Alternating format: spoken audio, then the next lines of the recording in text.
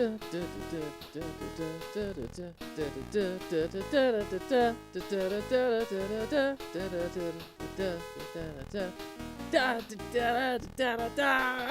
everybody. Welcome in. How are we doing today? It's so good to see you, a regular human. Thank you so much for the raid.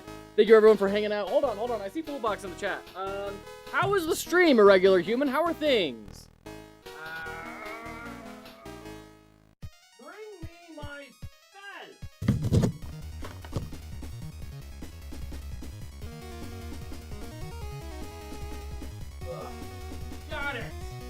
Got it. Oh. Good to see you all. Welcome in, Raiders. It's great to have you. Thanks for hanging out with us today. How are you today? How are we doing on this lovely Monday solar cycle?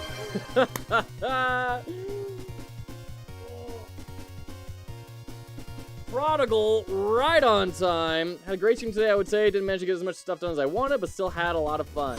We had a lot of fun as well, a lot of the times here. Welcome in. Endico Prince, thank you so much for the follow. Appreciate it. Hope you're doing well on this lovely Frabjous day. Drusep, thank you as well for the follow. Appreciate it. We shredded so much stuff. Why are you streaming so late? I need my sleep. I'm sorry, Jack. It happened out today. I needed to be with the family, and this was the earliest I could get to it. But we're going to be going, well, this isn't helpful for you, Jack, but we are going to be going for like the whole rest of the day. So we're locked in for a good long while.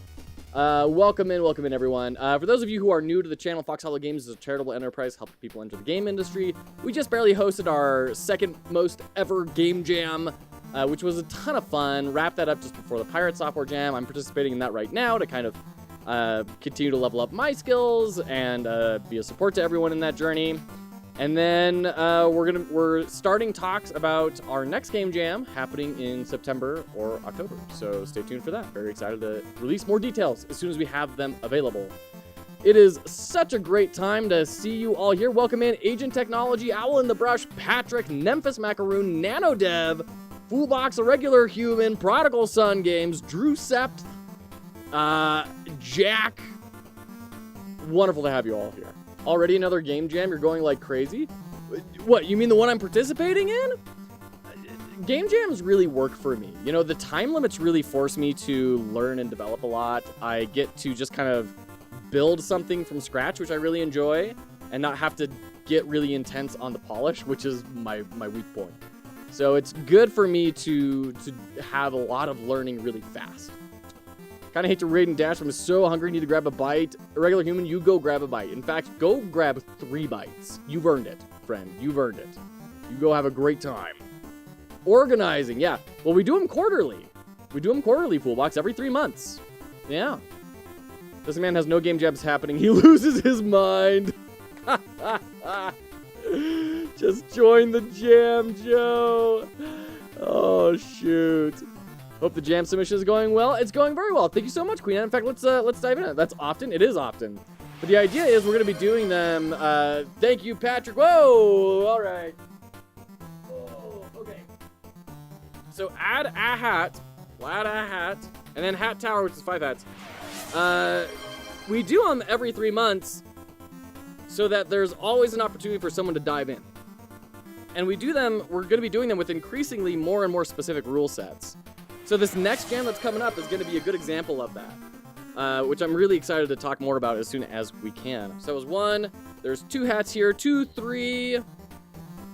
1, 2, 3, 4. Got the fez. And I have successfully run out of hats. Swap hats. Okay, Endico. So we've run out of hats. Y'all are ranunculus. We've run out of hats. So in comes the Witch King of Angmar to make his claim as the Supreme Hat. Oh, you've drawn the ire of the Witch King. Oh. It asserts its dominance. You doing GMTK? I am planning on it, yeah. I want to do GMTK, and I'm thinking about doing Brackies as well right after. We'll have to see.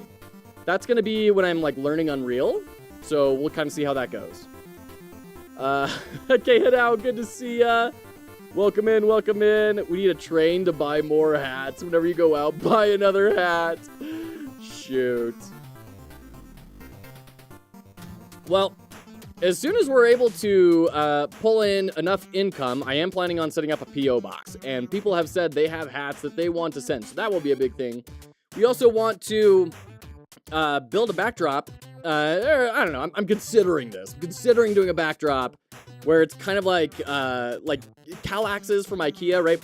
Squares that each hat is on a stand, and then we have LED lights behind them. Hook that up to a Raspberry Pi that hooks up to the Twitch API, and then when someone adds a hat, it will do a random selection with the LED lights before finally landing on a hat. I think that'd be fun. That'd be a fun project. We will send you hats. That's a big, like, down the line project, but I would love to do that. It sounds like a lot of fun to do, and we're coming up with a lot of ideas of, like, how do we make this background a lot more interesting? Because right now it's kind of just the room, so that's not all that exciting. We're looking for ways that when people are scrolling, they will see it and say, like, well, I need to see what's going on over there. So that's the idea. Hope you get a traffic cone. That'd be amazing. A traffic cone and a dunce hat. It's pretty cool. Twitch API a pain for me to figure out right now. Yeah, I fully plan on using Connie Dev's plugin because I remember watching Connie when he was building that, and they also commented on how much of a pain it was. Have you thought about adding balls? Foolbox, I genuinely actually have. In fact, I was in Jotson's stream today, and I saw all of his balls on the screen. I was like, man, these guys are doing such cool stuff. I want to have something cool like these guys do. like Jotson and Foolbox and all these other people. If you work with Raspberry Pi, you'll be using Linux. Yeah, which will be a new adventure as well. This will remind you to wear a hat if it keeps flashing until you pick it up. Oh, shoot. Hey, let's dive into the game jam here while you all are chatting. This is the submission as we have it so far. So you can see it here. You start off with just kind of the regular sword attack and dive in, slashing through guys, and then you kind of get your next upgrade. You're like, oh, okay, this is kind of cool and different. And then you pick up this one, you're like, whoa, now it's like really different. And you start blasting through, and then you start getting more things, and whoa, now you got blah, blah, blah. So that's where the game is right now. And oh, that's it doesn't have its mask set up correctly. So that's kind of where we're at. I'm working on building better level design on this before maybe implementing cooldowns, or maybe I'll just let you blast through everything as part of the game jam. I don't know. But that's the idea. That's where we're at right now. Just add cubes. Can't be sued like that. Remember, every time you turn a Linux on, a penguin gets its wings. Looks good. When does the submission due? It's due Wednesday morning my time, like 7 a.m. my time. So tomorrow is effectively the last day I'm going to be working on it. And Nemphis with the clear hat. Oh, man. Thank you, Nemphis. I can breathe. So we're doing a big push today. Big push today, and then just normal times tomorrow. So tomorrow will be kind of like the final wrap up, the export, the, you know, getting the documentation all ready and sending it all in. Nemphis, you betrayer. Swap hats, you got it. Okay. Here we go. If you like clear hats so much, make it cheaper. Oh, but that ruins the balance. That ruins the balance. Oh, another swap hats. Here we go. Wait, and then another swap hats by Patrick. Oh dear, okay. All right, there we go. Did we run out of hats? Why is the guy so small, but he swings over a large area? Don't worry about it. Okay.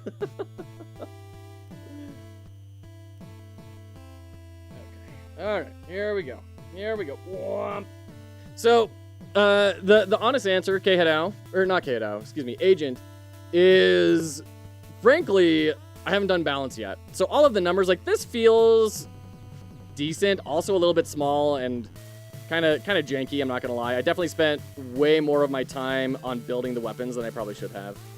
But like the like triple sword is way too big. If I get over here and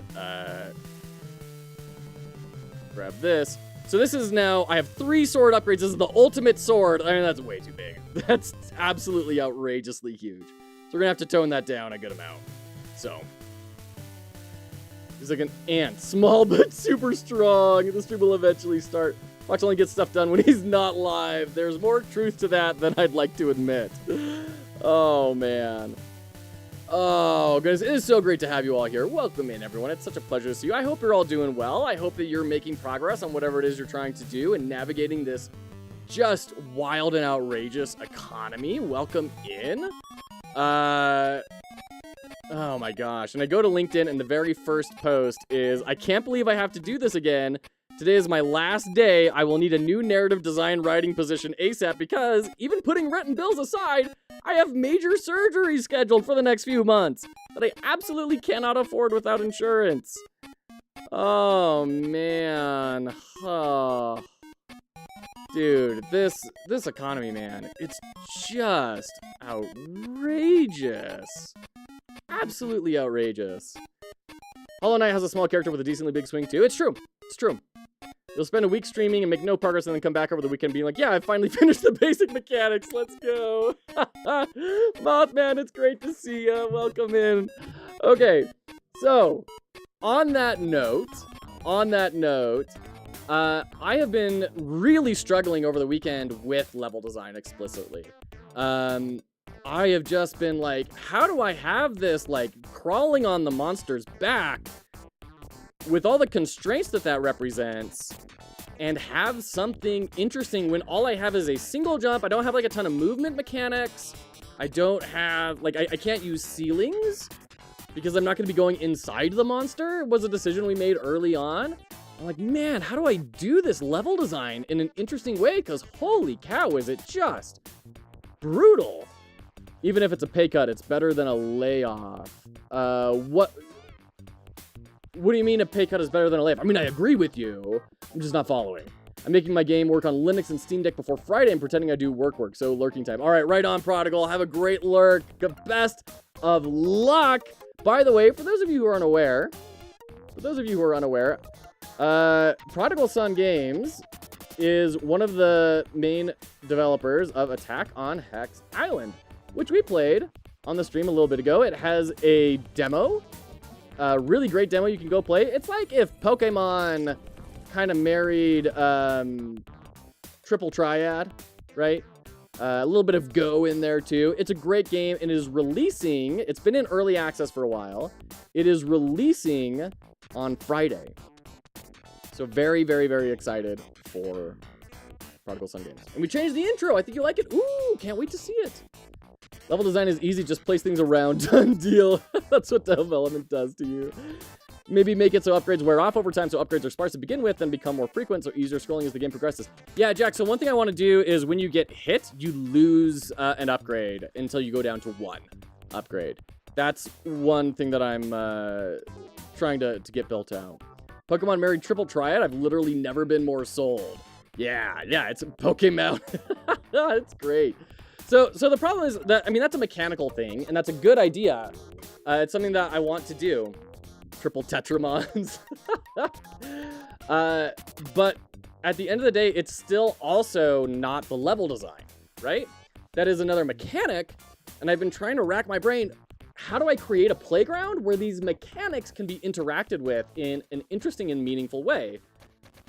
And boy, has it been really, really hard. I was so depressed over the weekend, and WifeQuest came over and said, hey, let's have a date night where we brainstorm a bunch of level design ideas, which is just the sweetest thing that anyone can ever do. Get yourselves a partner like that.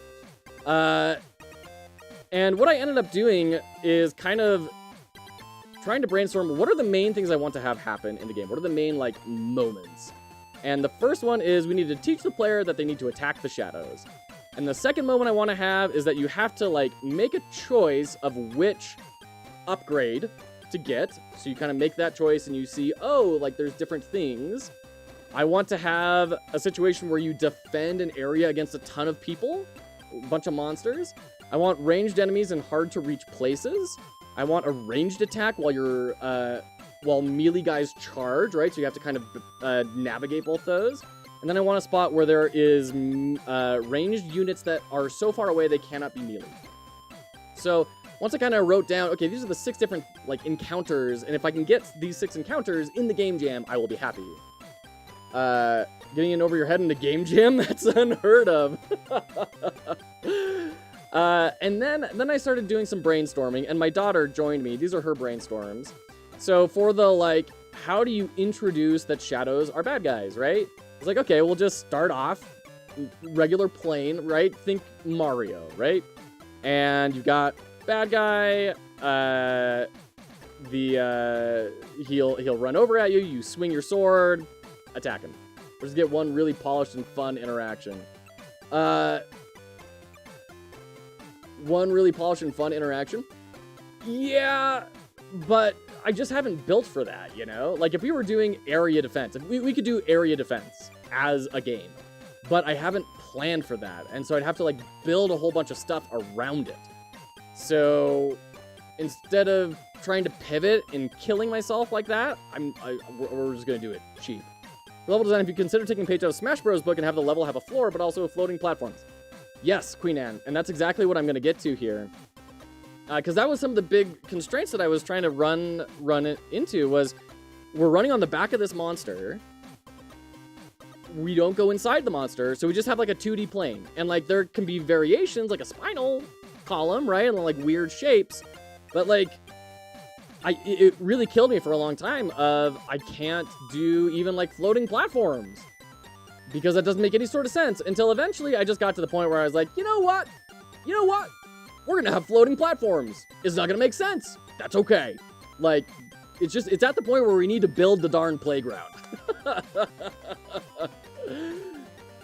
So I kind of came to this idea after sketching a bunch of different ideas. Okay, so we'll have a normal guy here, and then you move forward, and then there'll be like a cliff that you have to jump up to, and then there will be a ranged guy kind of shooting at you the whole time, so you can kind of maneuver and run around and get around it.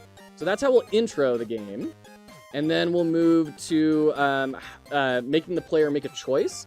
And I can't think of a great way to do this without building custom mechanics. I don't have time to do that right now. I have to do the level design and audio and the text triggers and everything today, so that tomorrow can just be like menus, export, done, right? So we got a ton of work I got to get done today. I don't have time to like say, once you reach this point, pan the camera over, there's now a wall, you cannot move behind or anything, right? So we're just not dealing with that. So we're going to create kind of an illusion of a choice. So having, you know, some sort of a drop, like, hey, you can keep going across or drop down and then keep going. We'll try and bring the player across with bad guys to incentivize them, and hopefully they will just not think to go across and then jump back down and get both power-ups, but whatever. At the end of the day, it's not going to matter. We'll deal with it. I think we're going to go with this option for the second part of the level. For the next part, defending against an area. I like this idea of like a hill. Glad to see we had a similar idea. Yeah, Queen Anne, absolutely. I like this idea of having a hill and then like a bunch of guys off the screen get their flags set to true and they start just chasing you, right? And then you have to just fight them all off. I thought, okay, we could do this, though, where we have just a big drop and there's a huge mass of bad guys down below. But I thought, if it's not, you know, you could probably just kill them from distance. You could just stand at the top and lob projectiles in there. And I thought, what if they're so far down that it's off camera? So you jump down and you're greeted with all this. And that could be an option. This is going to be our low effort option that we do, because it won't require any custom building of, like, on area entered, set all of this group of enemies to true. It's just something we can do and be done, but we'll see. This fries my brain. What fries your brain, Agent? What's frying it? Next up, ranged enemies that are in hard to reach places. 1 second.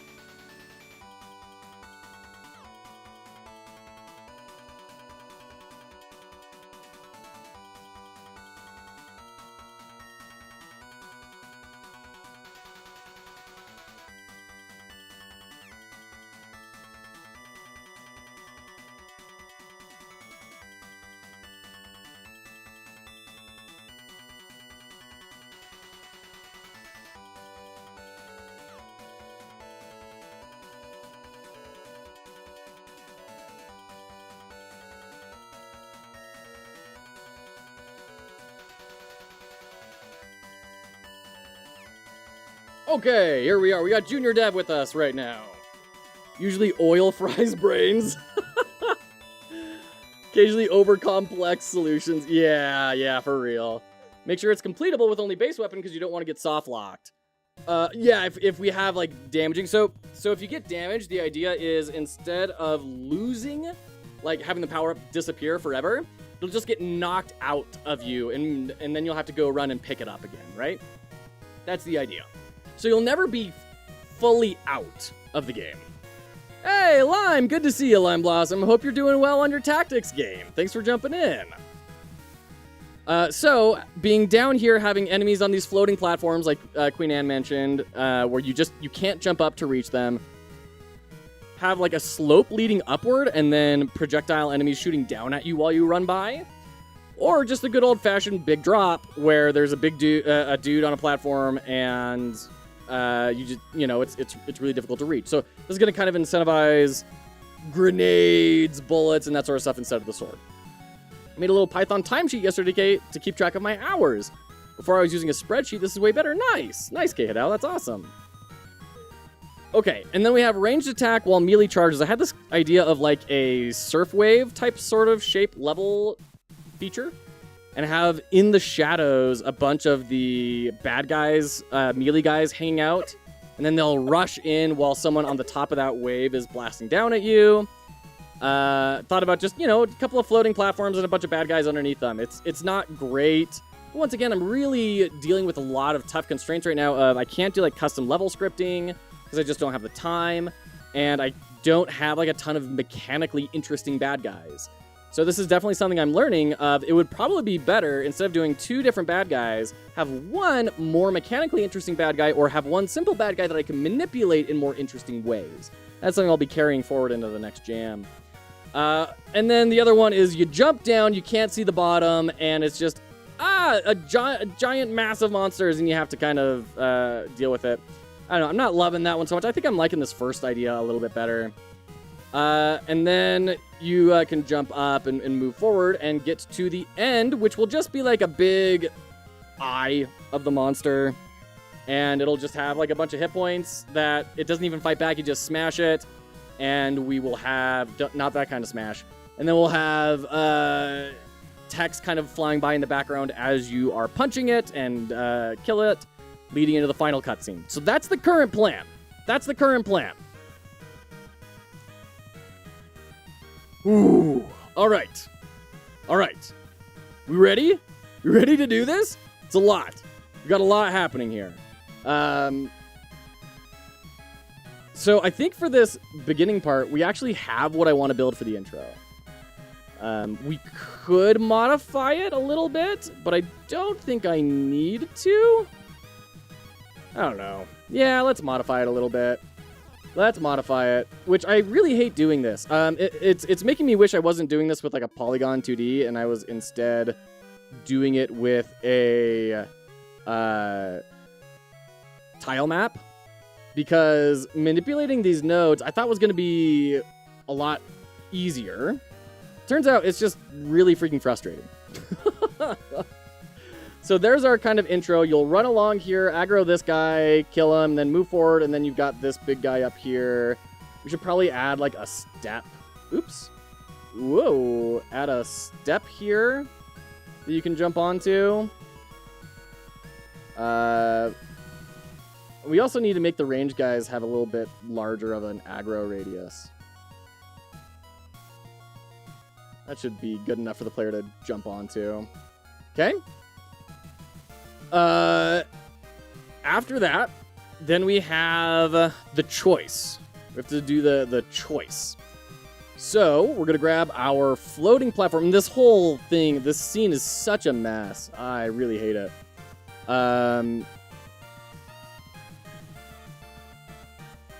I've been trying to just like build this all in such a fast and easy way, and I'm afraid that it has turned into just really messy. Really messy. Cryptic! Good to see you, friend! How are you? How are you doing today?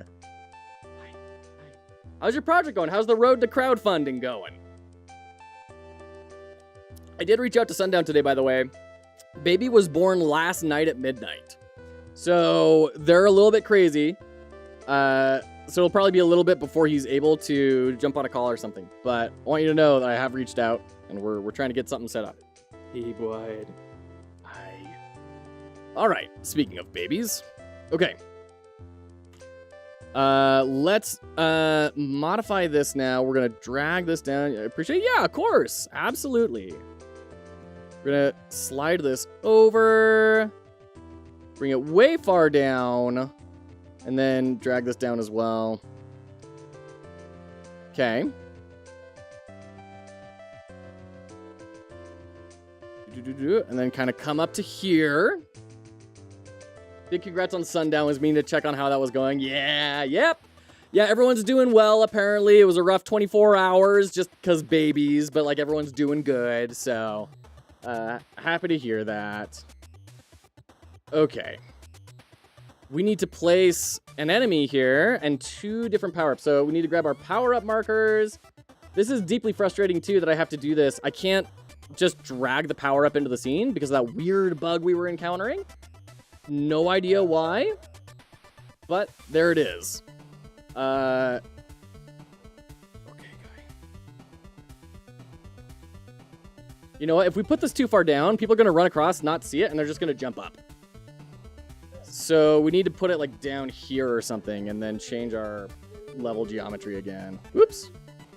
Just this one, thanks. Okay. The problem is, I don't want you to be able to jump back up. And this is not going to work because it's only one of the 3 polygons that I need to adjust. But, like, if I go all the way down here, yeah, we can reach that. So we need to go just a smidge lower, and then I think that'll probably be enough. Okay. And it looks like we are going into ads. So we'll take a quick break while ads get served and Bezos gluts himself. And we will be back.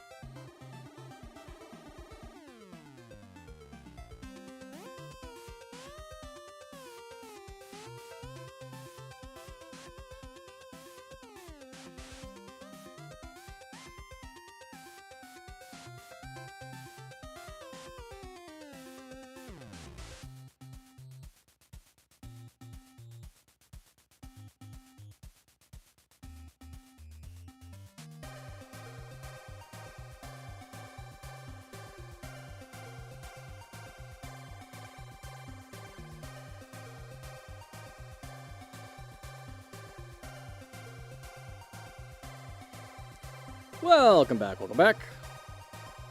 Let's go ahead and keep on diving in here. Okay. We need to put some bad guys in here. Enemy. Do an enemy range, because that's going to, like, draw the player forward, right? It's going to be an, oh, shoot, this thing's attacking me. I'm going to hopefully run forward and forget that I can just go drop down over here. Is the idea.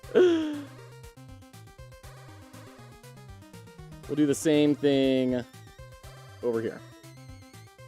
Okay. We'll grab this platform, and this is just, oh, this is so uglily built. My heavens. Okay. Just the organization is so atrocious on this. This is another thing I need to actually learn how to do is how do you organize a scene in Godot. Okay. We drag all this over. Oops. Polygon 2D. Okay. So we've got our split, where the player will see two different options. They'll have to make a choice, go run and grab it, and then get drawn forward and, you know, come out over here and have a grand old time.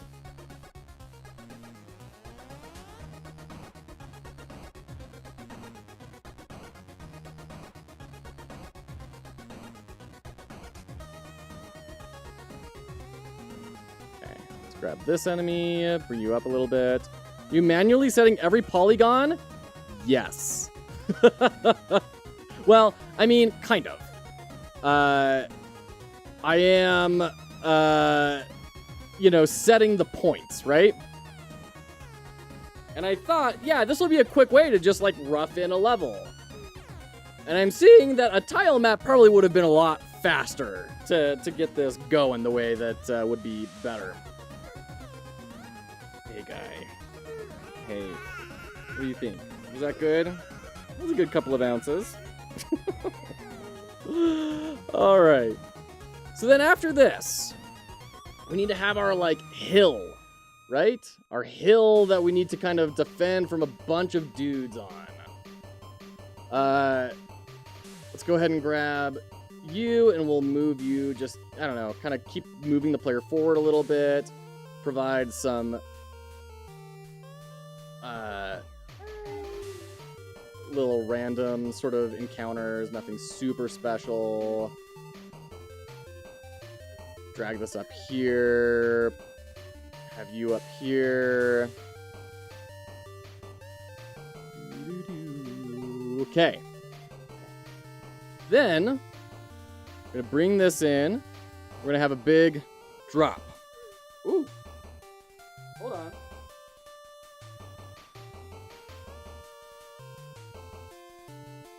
All right. Caught it. Caught it before he spat up all over me. Good job, bud.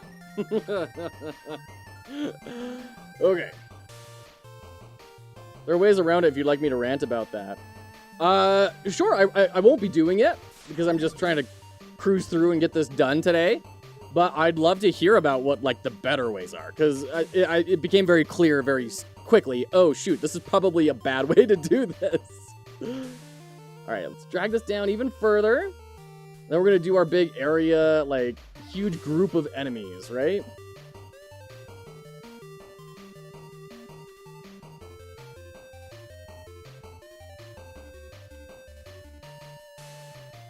Come on.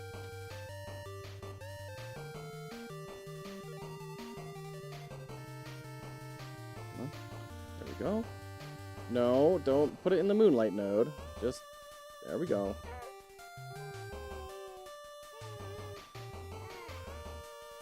All right. Just a bunch of dudes. All right. Okay. So that's our, like, big wave defense. I mean, not even wave defense, just like a big group of dudes. PVZ over on YouTube, thank you so much. Appreciate it. Hope you're doing well. Are you in the jam as well? Are you participating in Pirate Software's jam? Jam Biscuit with the raid. Hello, Jam Biscuit. How are you today? Welcome on in. Dev Jr., you know it, Cryptic. You know it. How was our stream, Jam? I hope your things are going well, and I hope you're able to go get some rest now that you're done. Marshmallow, welcome in. Go Pirate Jam. Yeah, are you in the Pirate Jam? Jam Biscuit? Also, it just dawned on me, is Jam Biscuit a reference to game jams as well? I never put two and two together for that. Okay. We're gonna go ahead and move this out of the way. It's not, okay. But you are participating in the jam, but it is not a reference to game jams. Okay, gotcha. I don't think I'm skilled enough in my respective engine, but I'd love to participate one day. Well, that's awesome, PVZ. For what it's worth, I am almost certainly less skilled than you are, and I'm participating by myself. So, in any case, glad to have you here, PVC. It's just tasty biscuits. Love it. Love it. Gotta get those jammy Dodgers. It is now. If you have the polygon you want to map out the level with, you still do that, but you use code to have the polygon property of the other set to the polygon you're shaping. Okay, I can see that, Queen Anne. And I believe that, yeah, I've just kind of shied away from that. Cryptic, thank you so much for the 200 bits. Wow. Thank you. Thank you so much. I've just been resorting to the, where's our level density here? So just grabbing this and then like copying the values and then pasting them in to the other ones. And like that does good enough. But yeah, it's definitely not the best for sure. So anyways. All right, take care, Jack. Get some good rest. I'm just me and an artist. Very cool, Jam Biscuit. That's awesome. Push, courtesy of Endo. Good to see you out here for the big push. I love it. Yes, absolutely. We're doing a big push. And making all sorts of horrible game jam mistakes. So welcome in. Oh, shoot. Okay. Whoa, hey, Junior Dev. What's up? Hold on. Let me rotate this. Okay, there we go. There we go. Great. Hey, what's going on? Hi. All right. Thought you were manually setting all three. No, I have done that in the past, though. And then someone pointed out you can copy and paste the things over. Making a tower defense game. Very cool, Jam Biscuit. Yeah, I've been in your stream a couple of times. All right, take care. Have a great rest. Thank you for the raid. Thank you, everyone, for coming over with Jam Biscuit Games. By the way, if you're not following Jam Biscuit Games, we've raided into Jam a couple of times, but doing all sorts of cool stuff, Jam Biscuit Games, making a tower defense game, and definitely go check them out. Thank you so much for the raid. You are making them mistakes, but don't listen to the one with 34 Jam games under his belt. Yeah, no, and it's fine. We're making all sorts of mistakes, but that's fine. It's just fine. We're gonna copy these and then paste and kind of bring them over here. Definitely need to increase the area checks on this. Oh my god.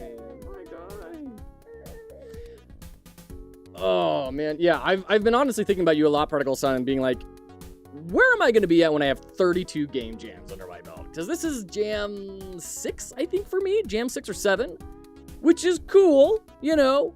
A year ago, I never thought I would participate in a game jam. So it's exciting to be here. And I'm excited to see where I'm at when I have more than triple the amount of experience that I already have. So that's really exciting. We'll probably need a platform here. So we can grab this, bring it over so that the player can kind of jump up to it. And kill everything, jump up, take care of the range guy. I'm doing it to make this into my live load. If it's a hobby, have fun. Yeah, absolutely. For me, it is what I want to do as a career. Absolutely, Prodigal, and I'm right there with you. I'm in the game space for the rest of my career at this point. I tried to fight it. I ran from it. I hid from it. I tried to fight it. I just kept coming back. So the problem is I don't have any development experience. I have a lot of design experience over a decade as a product designer, but no development experience. So I'm starting from so far behind, it feels like, everyone else, because it feels like most people that get into game dev are also software developers. So it's a little frustrating at times. I'm not gonna lie. It's kind of hard to try and be getting into the space when everyone else feels like they are so far ahead of you in their ability to create. Just like anything, there's diminishing returns. Enjoy the accelerated growth. Exactly, Lime. Exactly. Oh, man. Okay. Cool. So I think what we're going to do here, just as one last big hurrah, 7, 8, and 9. We'll grab these. We're going to bring them over here. Come on. Where are we? Oh, they're in Moonlight. That's why. Delete. Yeah. Paste. There we go. We're just going to get a whole bunch of dudes at the very end. And you'll be so strong with your, like, triple level weapon that you probably won't need to worry about this in the slightest. It'll just be, like, a satisfying, whoa, sort of ending, which is kind of what I'm hoping for. So a whole bunch of dudes. Let's add in a couple of ranged guys.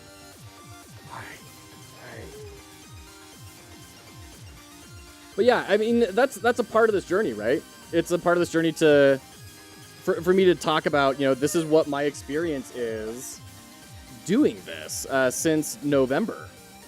And it is hard. And I have a whole lot of empathy now for people who try to get into it and decide, you know what, maybe not. Because it's very intimidating. If you're saying, I want to make this my job, I want to make a career out of this, I want to make something happen, it's very intimidating, especially if you don't come from the background that would necessarily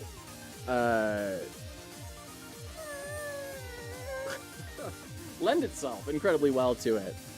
So it's tough. It's really hard not to compare yourself with the progress of others. Exactly. Especially when we keep entering ranked tournaments like this. Yes, absolutely.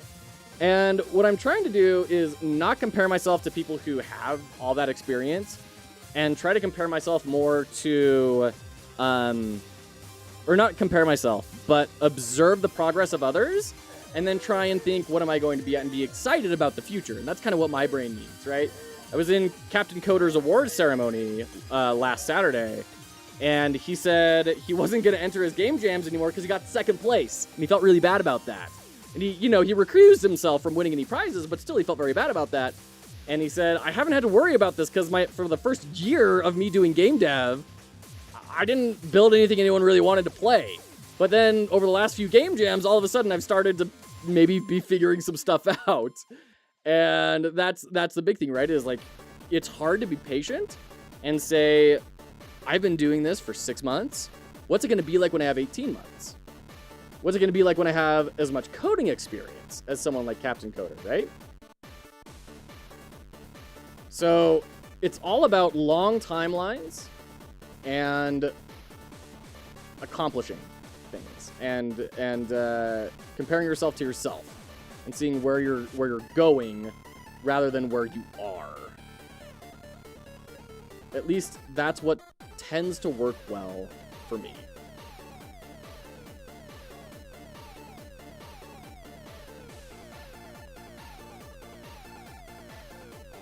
Okay, all right, just a big crazy ranunculus room over here. Let's check this out. Let's see where this kind of takes us. Run forward, slash, get rid of this guy. We do need to build in, like, hit reactions as well. Oh, and you know what? Oh, I actually think we're okay. Yeah, I did copy the level data over. Okay, let's check this out. Look at that background. You know what, Endo? I really appreciate everyone's help, but Endo, you helped a lot with the background. I had WifeQuest take a look at this the other day, and she loved the background. She was really impressed. She said, what asset pack did you use for the background? I said, no, I didn't use an asset pack. And she was really surprised that we built this all together on the stream and everything. So thank you very much. All right, we've got a problem here. Or at least I thought we did. Is it our light occluder? Maybe that isn't quite right. We have something here that isn't matching things the way that it should. It's this guy, this hitbox tracker. Okay, so let's go ahead and grab copy value. Paste this in. There we go. What asset pack? That's the biggest compliment. It felt good, I'm not gonna lie. It felt good to have an artist say, hey, that actually looks really good. Even though, of course, it's not great. It's like super low fidelity and there's infinite amounts of places to like polish it up. But it still is very rewarding that it's there, right? Okay, so moving this power up further to the side of the level, we're gonna grab this. Oh dear, okay. Huh. This is weird. Why am I, like, doing a combo strike or something? That's not the way that's supposed to happen. Alright. we need to move, there's something right here. Is that a power-up? 7, 8, 9. Okay, move you up. What are you? Moonlight. Okay. All right, so that's fine. We need to move power up 8, though, and put it, like, right here. The reflection was such a nice touch. I totally agree. Yeah, absolutely. Wasn't that your idea, Endo? The fire effect is awesome. Thank you. It was a dirt cheap and fast particle particle effect. I went looking for shaders on, like, how to make a fire shader. So I thought, this is something that I should be able to do, like, pretty quick, right? Alas, no, it was not. And so I just chickened out into a particle emitter. All right. Yeah, and we're definitely not, like, resetting things the way that we should. Ooh, and we gotta figure that out. We gotta figure out that animation thing, why that isn't working. Okay, this is broken. I'll just put you right there, I guess. That was all me? Oh, well, good job, me. All right, power up 6 needs to get moved. And we'll go ahead and, like, slide this over to here. What is this? Sword, grenade. Sword, grenade. Yeah, let's do sword, bullet. Let's just get some slash waves here. There we go. We're gonna move forward. Yeah, grenade, bullet. 2 grenades and a bullet is really strong. So we'll just blast through all this. Oh, this is the final part of the level. This is it. Ah! Oh, we need to add in iframes too, don't we? Oh my goodness. Oh my goodness, look at all the bullets. Ah! There's so many. And there's so many weird bugs with the animation and everything. And then we'll have the big eye right here that we just blast. You win! Congratulations. Not as big on doing game jams for an extended period of time, although I really enjoyed my time on FHGJ2. That is a tongue twister. It's not a sustainable path for me. However, a lot of people were really taken with what I built, including my team, so we decided that we're going to develop into a commercial release? Queen Anne, that's awesome! Congrats! That's a huge deal! Way to go! How do you feel about it? I mean, I'm stoked for you, and I know Sundown's going to be super thrilled. How do you feel about things? Okay. So we need to grab our enemy, and we need to kind of, like, duplicate this thing.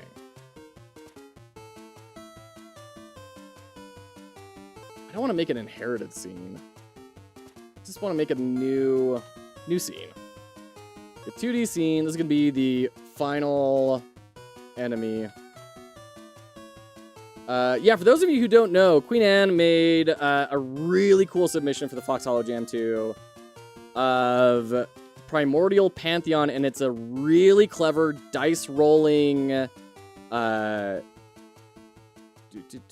trying to find it. There we go. Dice rolling score attack game in a way. It's not like a score attack in the sense you're trying to beat your high score, but it's you pick a character which have different dice and different abilities, and you go in and you try to roll the dice, which gets you symbols that you can spend on spells to get you points and more dice rerolls, which you then get to, get more mana from, spend on more spells, and win the game. So if I want, I can do the basic one here, which is I'm going to spend 3 water. I got 8 out of 16 points. I need 8 more points in order to win this round. I don't have any more stuff that I can spend this on, so I'm going to roll life again. I have now lost a life. If I go down to 0 lives and I have to take another life, I lose.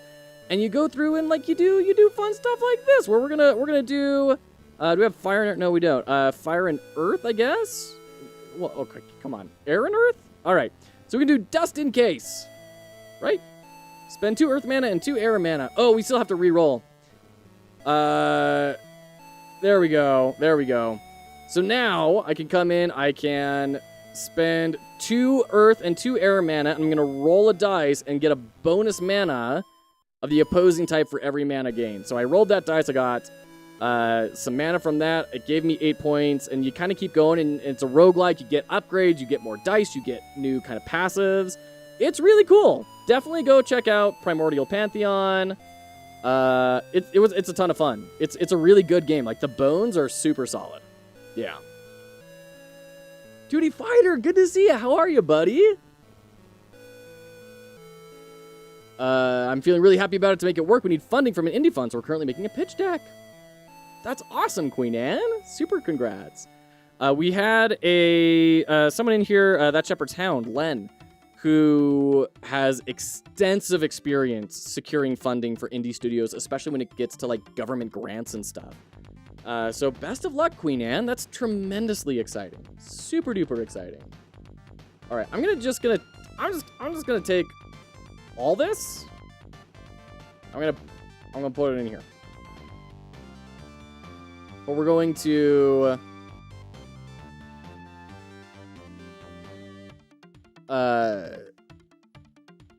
scale it up a bunch.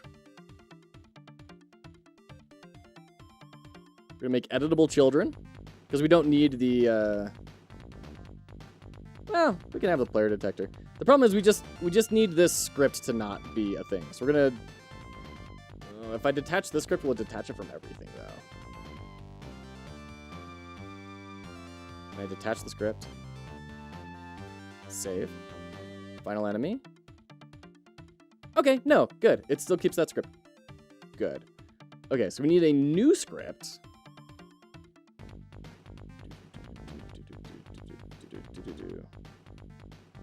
Scripts, and this is going to be final enemy. And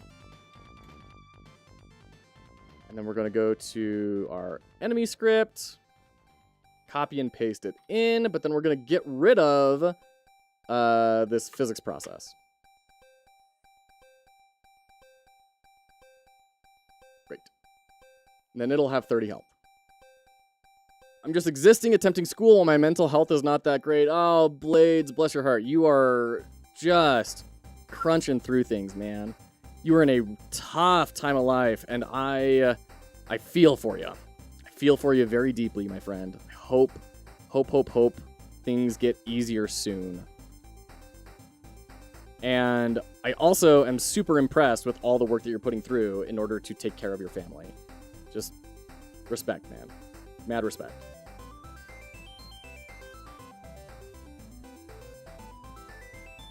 What you making? I'm making my Game Jam submission, 2D Fighter. So we're doing the level design for this. We're trying to get we got the encounters kind of built in. They kind of suck, but that's okay. We're trying to build this sort of final encounter right now. Man, these guys are having a lot of health. My goodness. Get wrecked, get wrecked. Oh gosh, oh gosh, oh gosh. Okay, there we go. And then, oh man, did I not put him in the level? Final enemy. Okay, where are you, bud? Come on over here. All right. And then we're going to put the level geometry to kind of come up and absorb into it a little bit.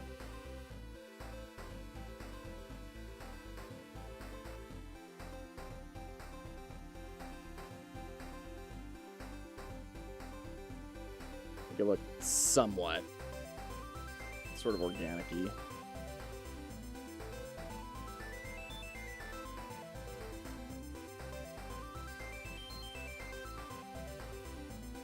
Let's see, what happens if we just make it look like a giant wall? Is that just going to be goofy?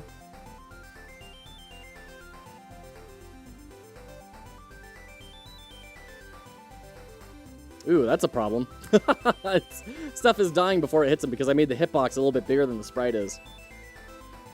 One day I'm a pixel. We love Katamari. I'm working on Rogue Elements now. Nice. How do you like making another platformer? Making this platformer is 8 trillion times more exciting and easier than making Rescue was, 2D Fighter. Rescue was constantly me struggling against the engine, and now I feel like I can just kind of go. and it's awesome. I love it.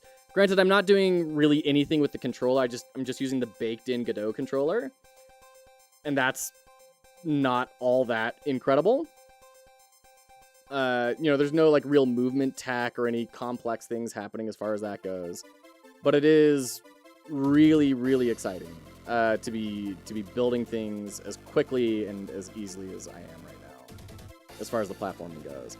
And it really has been making me consider, man, maybe I do want to work on Rescue. Like maybe on the downtime off from the streams, maybe I'll work on Rescue or do that on Saturday streams or something, because I really feel I could build it way faster now in Godot than I did 4 months ago in GameMaker, because I've got 4 months of experience and I have an engine that's better suited for platformers, or at least more suited for platformers for beginners that are trying to do slightly more intense stuff.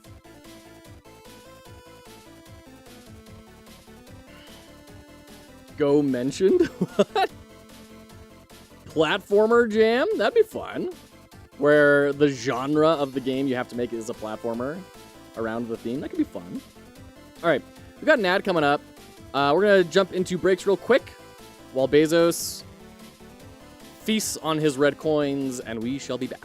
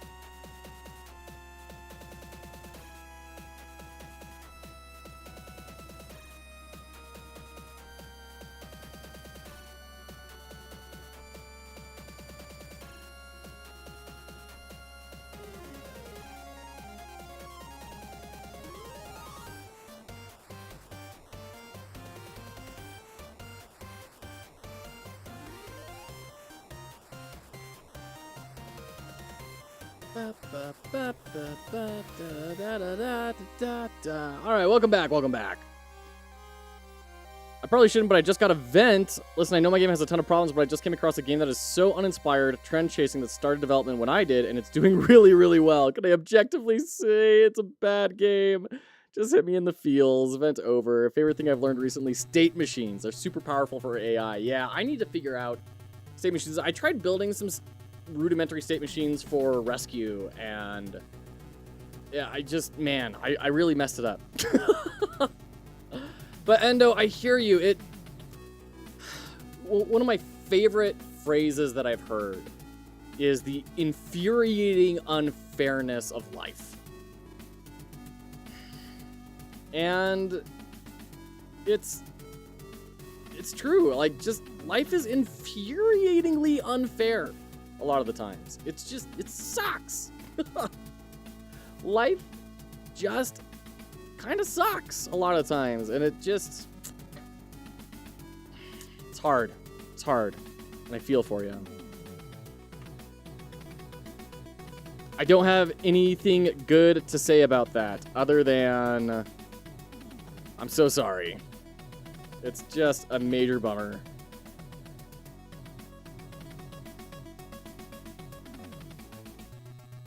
Appreciate that. Normally don't compare to others and focus on what I'm proud of. But it is hard. It's hard. For some reason, seeing that game, which I've never stated, but we'll say it's bad, do so much better. It hit me. You know, some people just hit the magic formula, and even then, the people that hit the magic formula, like, it's also random whether they're going to succeed or not. Some people take off from absolute nothing, and they just explode. And there's no real logical reason for it. And there's other people that struggle and strive for years and years, and it never happens. And I think the uncomfortable truth that we don't like to confront, especially in like Western ideologies, is just that randomness or luck or fate or whatever you want to call it plays a large role in our lives. And that's hard. It's a tough pill to swallow, you know? But I heard someone say something that, like, it can feel that...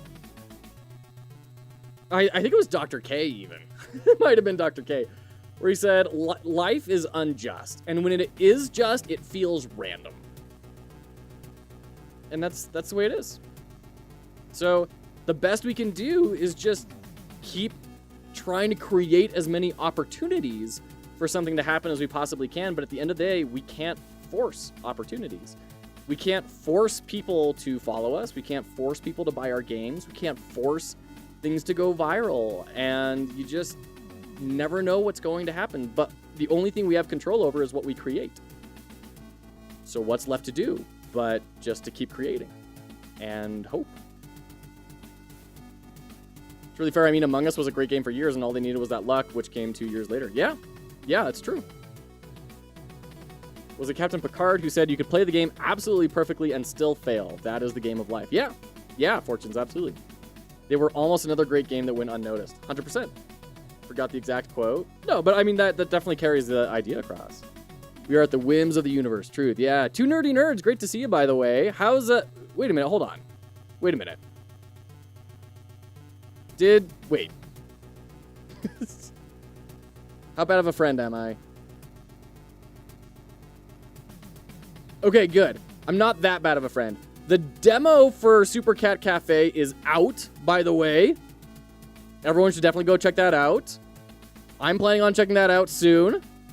All right, take care, Queen Anne. Best of luck with the pitch deck and everything and all your other projects that you're working on. Super excited for you.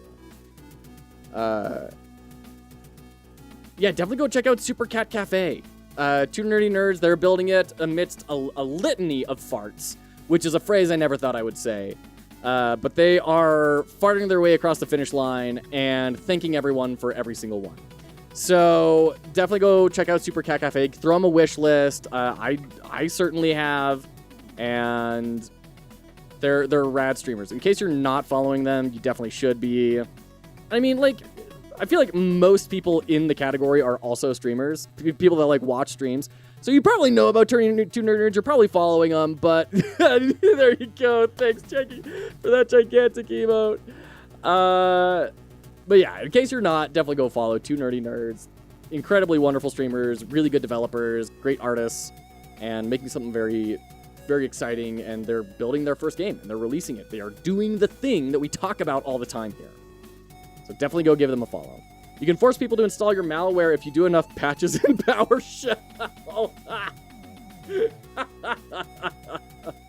Hilarious. We're propelling ourselves to success. That's the plan. Fart-powered success. Oh my gosh. Incredible. Genuinely, you guys are a big inspiration for me. I've been thinking over the past weekend, like, they have such a fun vibe on their stream, and it's so interactive, and people love being there. What can I do to try and build that out a little bit over here myself? Because I feel when I get started building stuff, it just, I don't know, it's missing something. It's missing something, and you guys have something, and I need to learn from it. When are you joining me in the dark side? I mean, Unreal Engine? 2D Fighter. Okay, so let's talk about plans. Hey, at least they didn't say best viewers. That's good. Thank you so much. No, thank you so much for being who you guys are and all that you do for the community and showing people that they can get out there and build things. Super grateful that I just happened to find your stream 6 months ago in the last Pirate Jam when you were working on your zombie game. I forget the name, but yeah. Thanks so much coming from you. Oh, wow. I'm glad. I'm glad. Appreciate you guys. So immediate plans for the future of the stream. Doing Pirate Jam today and tomorrow. Wednesday, it's done in the morning. I'm not gonna worry about it. Tuesday is when we submit. On Wednesday, we're going to start our Undertale playthrough, which was the stretch goal for our jam. We got 50 people signed up, so we're doing the full Undertale blind playthrough and analysis. That's going to be a ton of fun. I'm really looking forward to it. I'm prepping assets for it. It's going to be a great time. Once we finish with Undertale, then we're going to start learning Unreal together. I'm going to build a couple of projects in that, maybe do a game jam in it. I'm not totally sure. And then probably build some game in Godot. I don't know if it's going to be Rescue or if it's going to be the pseudo-incremental hot swapping game we did for Captain Coder's Jam or what. I don't know. But looking at building out an actual game that we can release and have on Steam. That's the goal. And then after that, we'll kind of see. Although one big goalpost for me to hit is building games with a team and releasing it on Steam. I have to go through that process, and I think I'm getting to a point where I can kind of help a team fumble through it and not be a huge blocker for things. So that's something we're going to be looking at doing as well. Do I like Fortnite? Just discovered Duckside, a Fortnite for ducks. What? Duckside? What do you mean? It's a, what? So it's a, it's the tagline. The description is, imagine DayZ or Rust, but you're a duck. Oh, it's from Tiny Build. Okay, gotcha. That makes sense. That's on brand for Tiny Duck. That's kind of cute. So you got like base building, but also you're a duck and you can fly around and stuff. That's kind of interesting. It's, these crafting multiplayer games are very like not natively my jam, but I can appreciate the work that goes into these and that there is a massive audience for them. Hey, LJ, good to see you. Speaking of streamers, definitely go follow LJ. He does his daily power hour working on his game, which is a Midnight Suns-esque hero card game. He's been doing like 3D modeling and animation. He's got a degree, I believe, in animation. I may be wrong about that, LJ. But yeah, definitely go check out Yo, It's LJ too. Yesterday I spent 2 hours trying to figure out why my fonts weren't loading on Windows. Oh no, that's awful. Would you like to make a Vampire Survivors type game with me in Unreal? I may, 2D Fighter, I may. We'll have to chat. Because that would be fun, and I would love to do a project with you. So yeah, let's chat. Let's chat some more, probably after... certainly after Undertale. After Undertale, let's start chatting. Because I also need to... Cryptic, thank you so much for the subscription, my goodness. I'm also starting to work with our sponsor for the next Game Jam and getting things put together for all that, and I need to, Fortune's favorite, you and I also need to talk about that and see what the plan is for everything. So The getting a feel for the entire process is super valuable. Yeah, I agree. Just got to keep that scope contained. Yes. Which I am really good at not doing. I'm tremendously qualified and skilled at blowing up scope. So I got that going for me. Game art and design. It doesn't matter. Well, I can't believe you remembered all that. Of course I did, LJ. Of course. My memory is terrible, but I deeply care, and I want to do everything I can to support people. So, and your story was interesting that you went to school for that and then realized, oh shoot, I don't actually want to be doing that. I want to be doing this other part of the process, and that stuck out to me. I switched compilers and it magically started working. I'm still investigating why, but I feel sad. Oh my gosh, get out. Yep, whatever. Cool. Thanks, Fortunes. Appreciate that. Will the next jam be this year? Yeah, it's gonna be September or October. We're still nailing down dates. Like how you spoke like you knew I was looking. Well, you said something earlier. You said the Picard quote, right?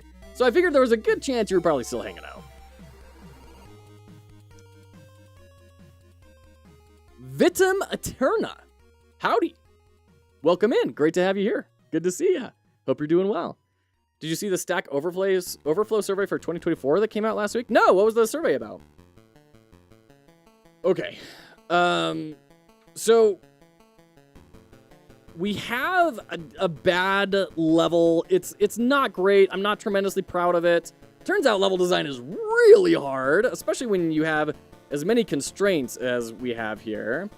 Oh dear, we have to flip those guys. There's this really annoying bug where they are shooting off to the side, and so if you're on the wrong side, they'll just like slam into the ground.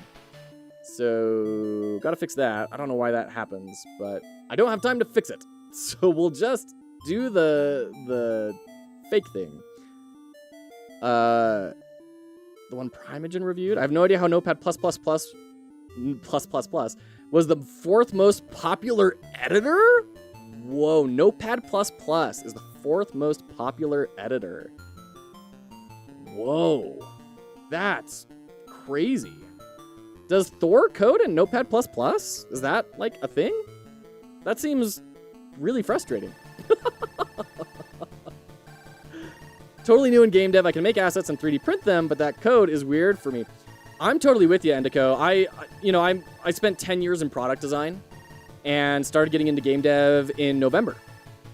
And I didn't have any real programming background before this. I had a couple of classes, and that was pretty much it. But it's a whole new world. It really is. This is the last jam I'm doing this year. Unless you do another, I want to get some assets together, enemies, tiles, and backgrounds, and chiptunes music. I want to break in the Sega synthesizer I have. That's awesome, 2D Fighter. Over on YouTube. Great. Is this a game jam? What are the restrictions? So yeah, this is a game jam. This is for the Pirate Software game jam. The theme is shadows and alchemy. So the idea is you are an alchemist climbing on top of a big shadow beast, and you kind of build your own weapon with these different alchemical regions that you find. So there's 19 different weapons based on the 3 different alchemical regions that you build. So this is our current weapon right now. It's like this big grenade that shoots out blast waves. But if I change up and now I have a grenade, a sword, and a bullet, now I have a big slash wave, and the slash wave is going to go out and detonate on whatever it finds. So that's kind of the idea for this this jam. I have a copy of Notepad++ that I first learned to code it and is still on my PC. Wow, there you go. So this is 2 bullets and a grenade. Doesn't uses all green colors. It's gross. What, does he just want to live in the Matrix? Is that like the reason for that? Or just wants to live in a simpler time? Oh gosh, oh gosh, oh gosh, oh gosh. So much happening. Oh geez. This is actually a pretty difficult game. Oh! Hey! Your sprite isn't showing. Why not? Shoot, I've had this problem before. Order... Oh, man. Oh, that's right. It's because of the stupid animation player bug that I couldn't figure out. All right, we'll talk about that in a minute. Good afternoon. I like the blast wave. That looks cool. Thanks so much, Mars. I appreciate that. Can I show you something? I posted the other day on Discord, but want to share here. Sure, Indico. Yeah, I mean, what is it? That's a little bit of a dangerous proposition. Can I share something with you? What is it? It's pretty cool. I feel I should learn a bit more fundamentals before I try my hand at a jam. I understand that, Vaidu. And you know, jams are different for everyone. Like, our good friend Courtesy of Endo hates jams. And Queen Anne said she doesn't normally participate much in jams. And that's totally fair, because it's a system that doesn't necessarily work for everyone.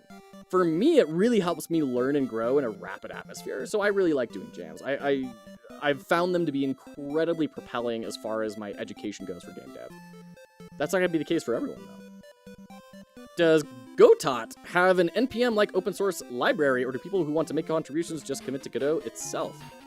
I don't know. This is not GameMaker. No, this is Godot. This is Godot. I don't know how people make contributions to Godot. I haven't delved into that world at all. Yeah. Looks stuck in the wall. So, okay, so here's what the problem is.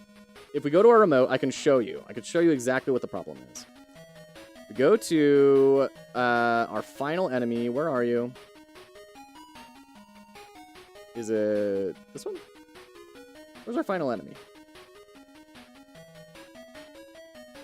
Where are you? Ah, final enemy. The problem is this guy, this animation player. Ugh, so frustrating. Because the animation player plays a shader where it alters a value, and that does our dissolve animation. The problem is, it's doing that for everyone. Wait a minute, I think I might have figured it out. I might have figured out why it is, because I think they're all probably using the same shader. That's probably what the problem is. They're all using the same shader material instead of making them unique. Oh, that's so dumb. Hold on. Pull the code, make your changes, and open a pull request, saying if you want to update the docs. Okay, cool.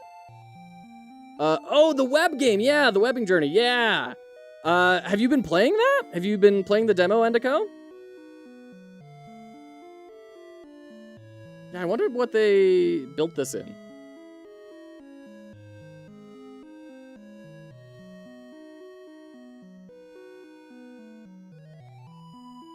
Let's see. A webbing journey engine.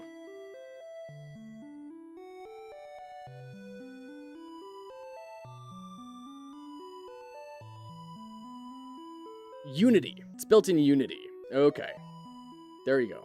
According to SteamDB, it's built in Unity. So there you go. Cryptic with 100 bits. Cryptic, thank you so much. We did it, chat. We solved it by saying nothing. Easy. Yeah, so let's take a quick look at this, because if I'm right, I'm going to be really mad at myself. So we have a material on our sprite. Make unique recursive? No, cancel. We're just going to make unique. Make unique. Hit play. Holy crap. It's always awesome when the solution hits and it's like a brain explosion. Yes. Because I've been doing this super annoying thing where, like, I've tried to, like, play the reset animation 30 times during the play session just to try and, like... Okay.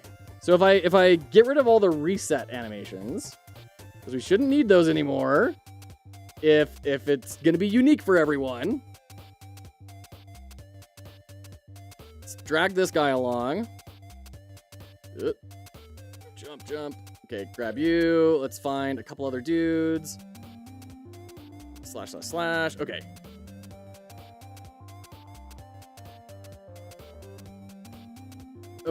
Okay. It's doing better. At the very least, like... let's run to the very last fight, and we'll see if that is working out.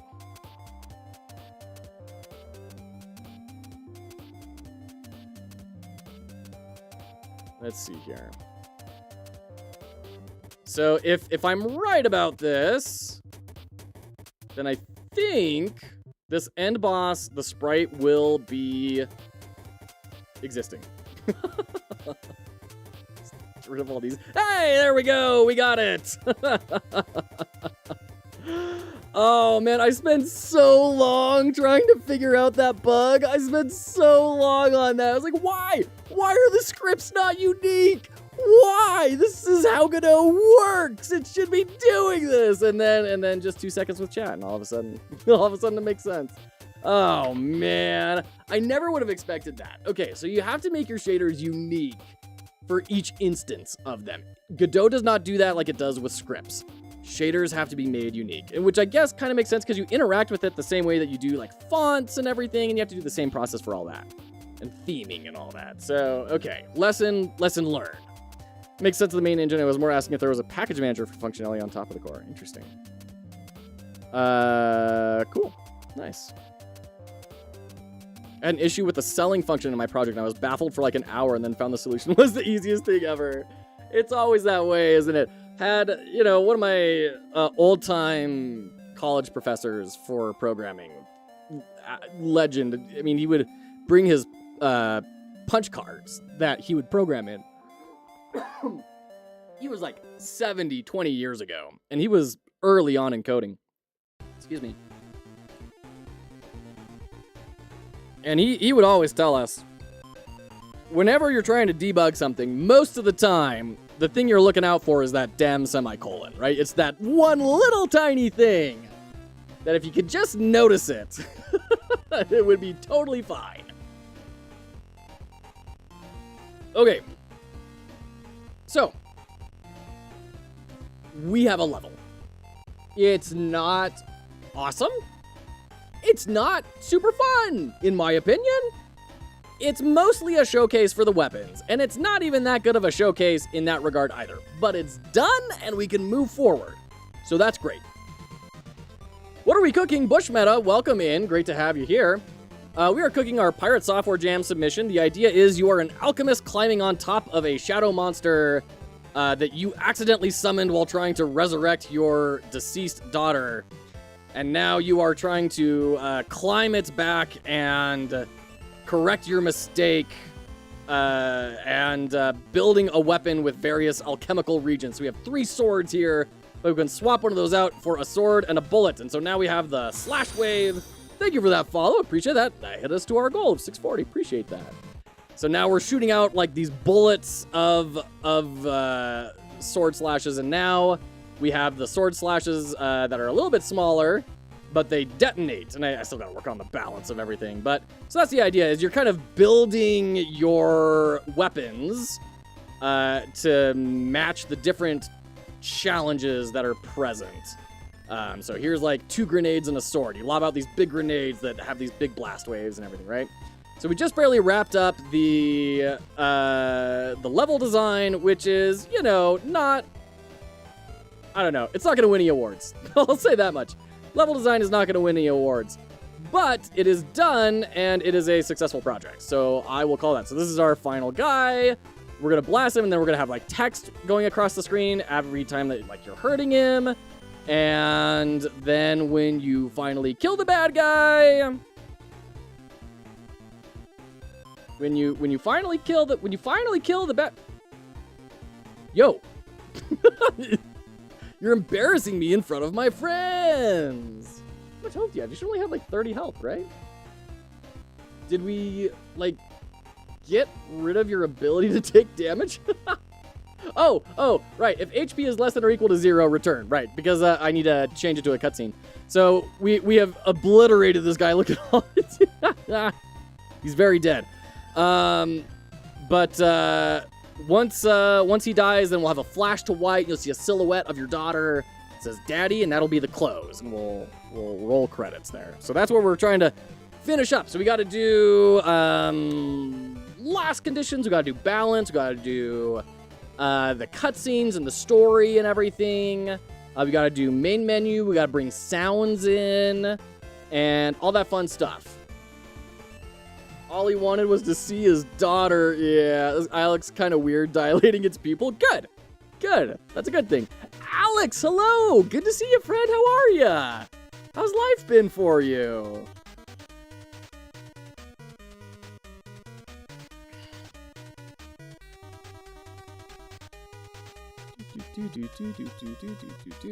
Okay.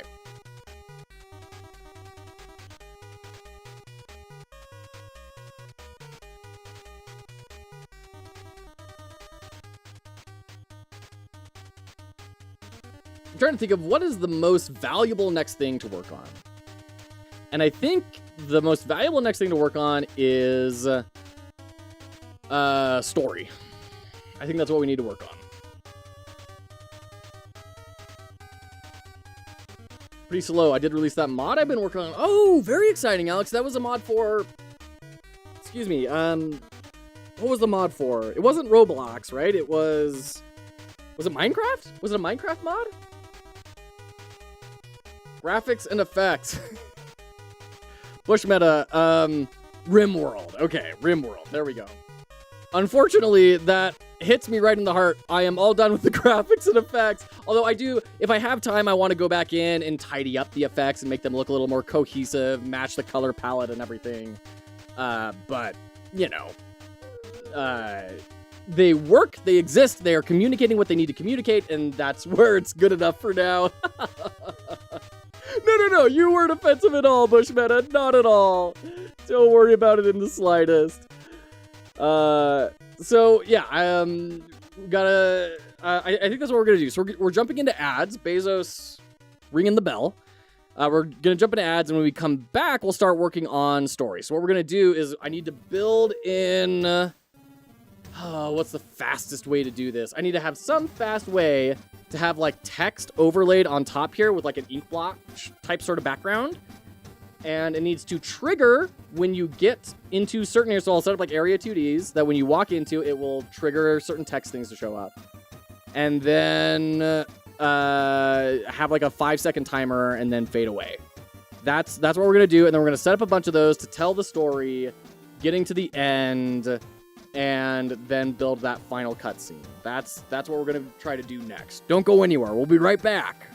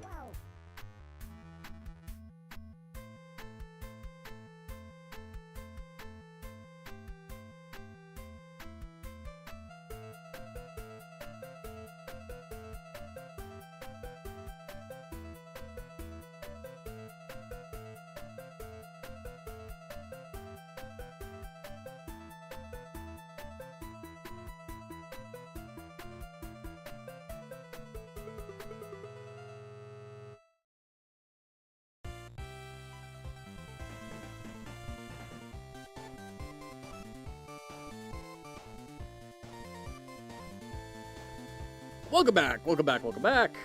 Pixelated, hey, great to see you, friend. How you doing today?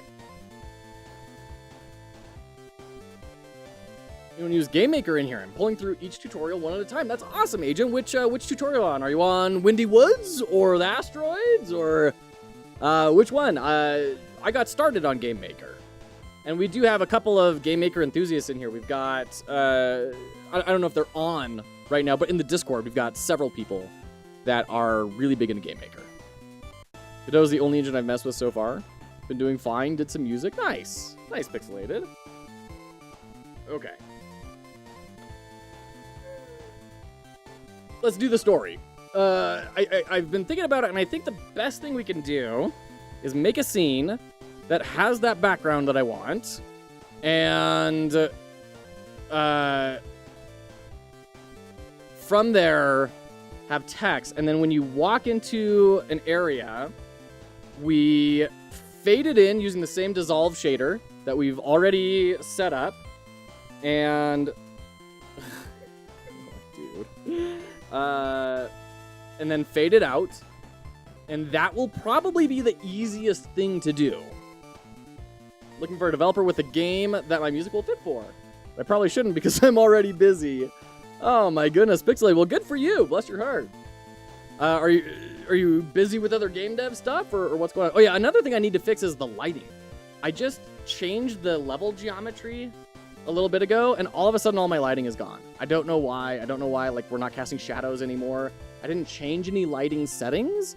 I just moved things and then changed the geometry of the level, and now all of a sudden it's all broken. I don't know why.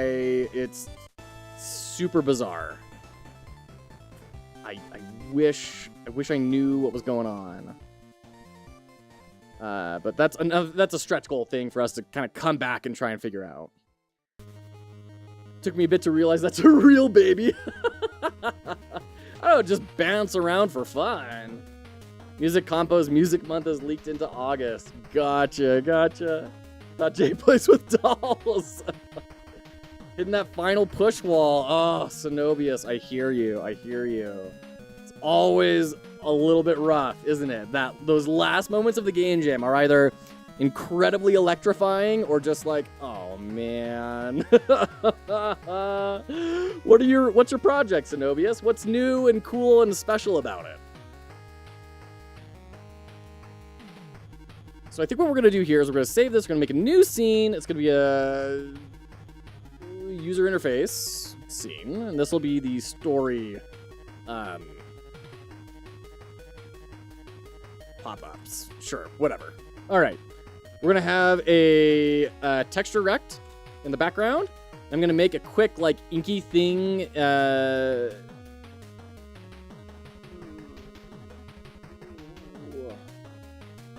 don't have Photoshop anymore. I had to cancel that subscription.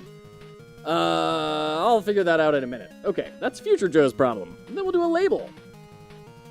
This is our background. We're going to have our text label. Kind of expand this out, grab our text label, oops, drag you into the center, sample story text here. I don't know why I title cased it.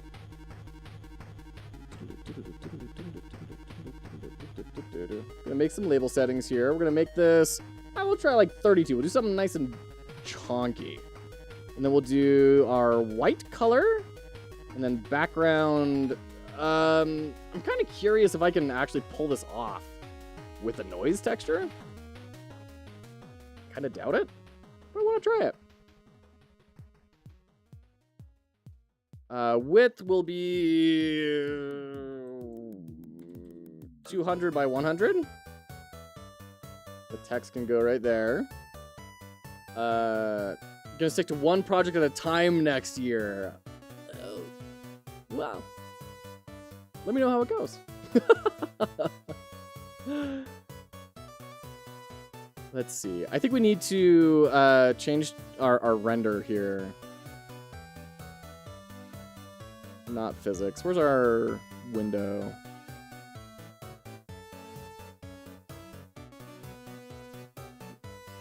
Here we go.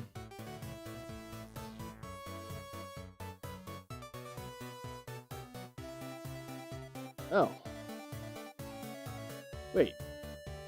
Where do we set the linear versus nearest?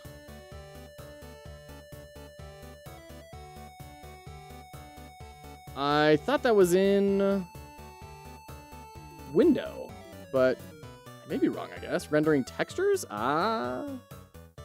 Oh, we are on nearest. Okay. All right. Well. Oh well. So what sort of noise do we want here? Try cellular. That could be kind of fun. Oh, hey, bud. What's going on? Looking for more food? It's an action puzzle platformer that uses instanced copies of the player's input sequences to perform farming and skill grinding loops to add an incremental element to the progression. That sounds crazy, Cenobius. So is it like you're making shadows? Or, I guess I should ask, are you doing the Pirate Jam? Are you making shadows that then go out and kind of copy what you're doing? Is that the idea?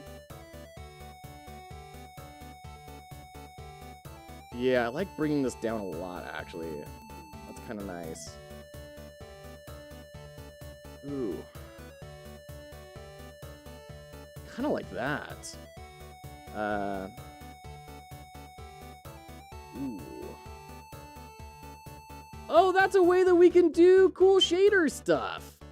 We can just change the offset and then it'll look like it's kind of like smoke fading around. That'll be cool. Okay.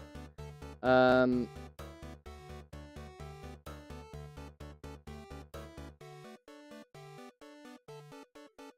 that's kind of cool, actually.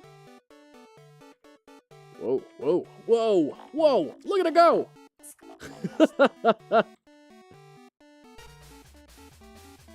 Alright, let's just leave that at 2.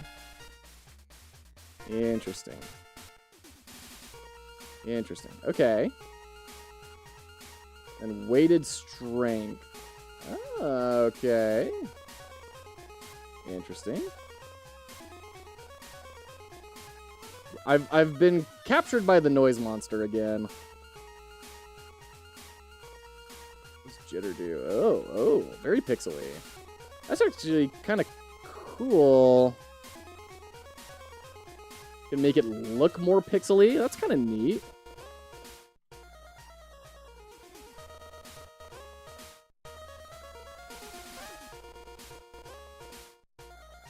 Kind of interesting. I don't know. Oh. Very interesting effect. Ooh. Okay. Okay. Just reset that. Rad. I do want to change the colors, though. Which we'd have to probably do with a shader, right? Shadow copies. Pirate jamming. Nice. Nice, Cenobius. That's awesome. I'm competing in small competitions, 5 to 7 competitors against experienced composers and still hitting 3rd place once in a while. That's tremendous, Pixelated. Congrats. That's awesome. Battle of the Bits. Chiptune competition hosting website. That's awesome. Wow, so it's like a full website exclusively for chiptune competitions. Wow. That's crazy. Look at that website. This is like major 1998 sort of vibes. Wow. There you go. I had no idea that existed, but like, I'm also not surprised that it exists. It's a fun thing to try with the noise texture. Yeah. Too many fun things. So we're gonna add in our color ramp here to do our coloring. Set this to our color here, and then here. And then swap?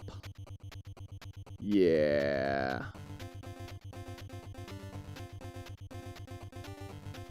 If we just set that to be transparent, that's probably a good idea. In 3D space. Seamless. As a normal map. I've been learning about normal maps recently. That's another thing I want to start trying to implement in things. It's from 2005. They host competitions every day with formats specific to specific softwares and hardwares. That sounds absolutely crazy. Oh, there's the passy. There you go. Die. What, is that not what you were wanting? Alright. So we need to keep on futzing around with this noise. We need it to be more dense. Oops. What if we swap this again? Is that gonna... No, not really.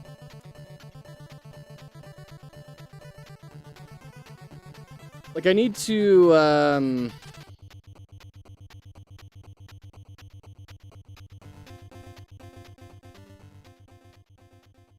increase the amount of black in it, right? So how do I do that? I like having the more octaves. Ridged? Ping pong. Ooh. Sounds fun. Because I don't want to, like... that doesn't feel like it's really doing what we need, though.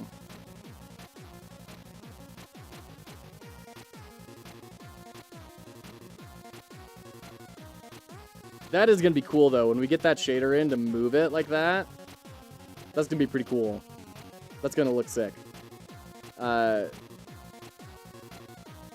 cool thing about it, there's an RPG leveling system to incentivize competing. That's crazy. Does the color you pick only change the positive space in the noise? So you define a gradient. So like I can make this, you know, like this, and then like that, right?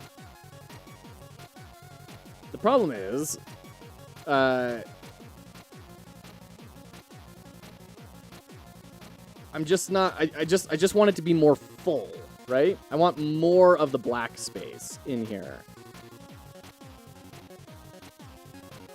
And I'm trying to think if there's a way to do that. Like, I'd love to kind of adjust how much noise there is, right? And it feels like there should be a way to do that if I were just smarter. Because frequency is kind of that a little bit, but also not really.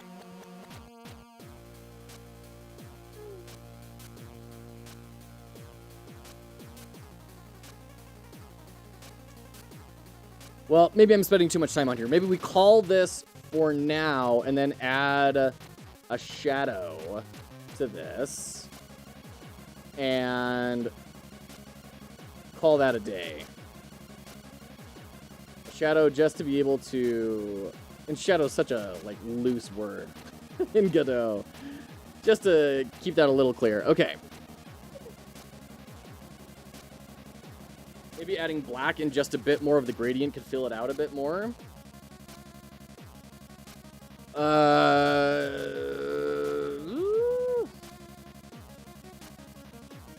guess that is a good point. We could theoretically add extra points on here, right? That's a good point that I hadn't really considered. Yeah. That's a good point. And then kind of, yeah, that's pretty cool.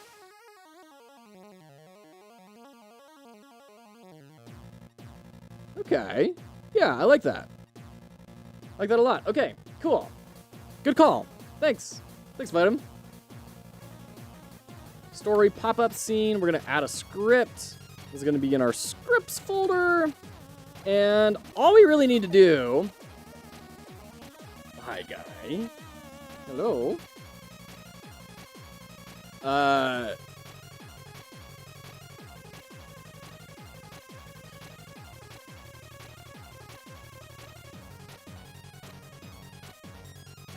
Actually, been wondering if we do that. I wonder if we do it with an animation player. And I know people are screaming at me already. Don't use an animation player. And I say, but I like it. All right. Oh, hey, bud. You wanting down? You're just getting kind of big, huh? And you're wanting to go explore the world. Oh. There you go. All right. Get out of world. Go explore over there. Okay. Animation player. New animation. Scrolling. I'm gonna add a track on the noises offset. Can I do that? Yes. Good. And we'll have this last for like 10 seconds.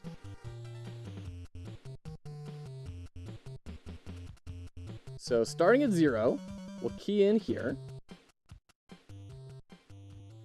And then moving up to 10, we'll slide it up to here. So what happens if I hit play?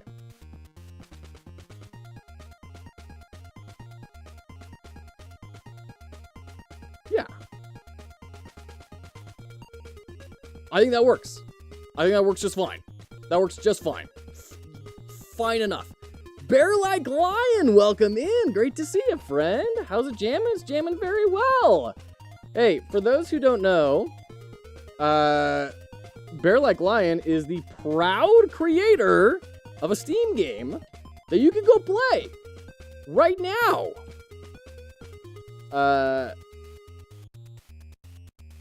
Oh dear, I'm typing in the name wrong. Oh, come on. I know the name of this. Survivalscape. I was calling it Survivorscape. I was calling it Survivorscape instead of Survivalscape. It's a really fun, cute little 2D Souls-like game. It's got 26 positive reviews. And it's $4. Go give it a shot. It's a lot of fun. Practical NPC was just playing it the other day. Checking it out. And Bear-like Lion has been pouring in a lot of work and effort. Both him and, I believe, did you say it's your partner that is doing the art for it or something? Anyways, definitely go check them out. Okay, and then we'll have to, you know, get more font in here at some point, but try 48. Okay. Center. Ooh, that's not good. But you shouldn't be so big. Okay.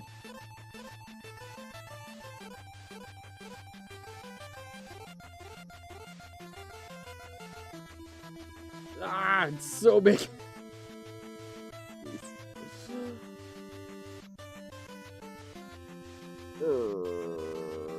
Okay. Yeah, that's not gonna be good. Whatever. We'll do it manual. We'll use the scale just to get it done fast because I don't have the time to figure out the right way. Okay.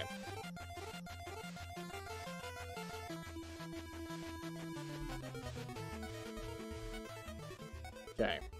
It's my wife and I working on the project. Very cool. Very cool Bear-like Lion. That's awesome. Okay. Alrighty. I do think I also want to move it on the Y just a tiny amount. Just a little bit. Let's try that.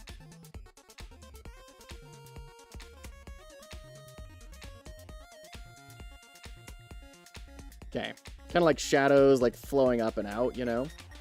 It's going to look a little weird because we have this harsh line on there, and I'd love to have a more gradiented sort of experience, but whatever.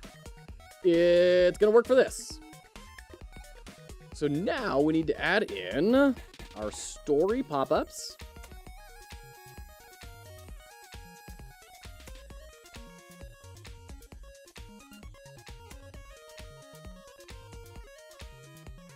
Why are you being so weird?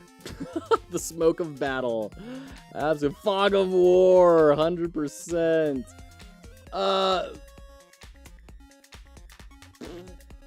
Why are you not right, though? You're being brought in as a square when you're not a square. What are you doing?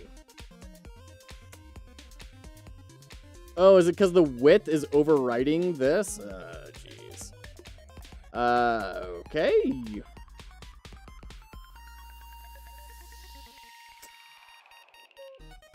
Yuckity yuck. Strategy games. Oh man, good old RTSs. Just go back in time and play Warcraft 2.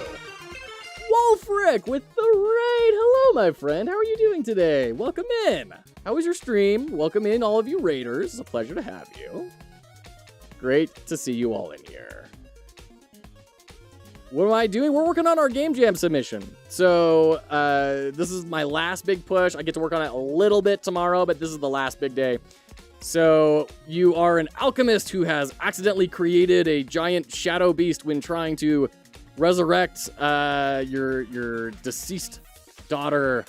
And the idea is you go around trying to climb on this beast, Shadow of the Colossus style, get to the end, beating up the things that are trying to stop you, and you assemble weapons with alchemical regents to change the way your weapons function.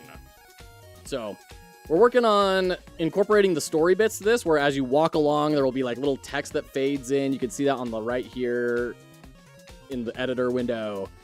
And little text bits kind of telling the story of what led to this point and what's going on inside this guy's head, who is he, and all that sort of stuff. So, where can I set my pitchfork down? Archer's Fall, we got pitchfork rest just right over there. It's right next to the backpacks and the coat rack. You can't miss it.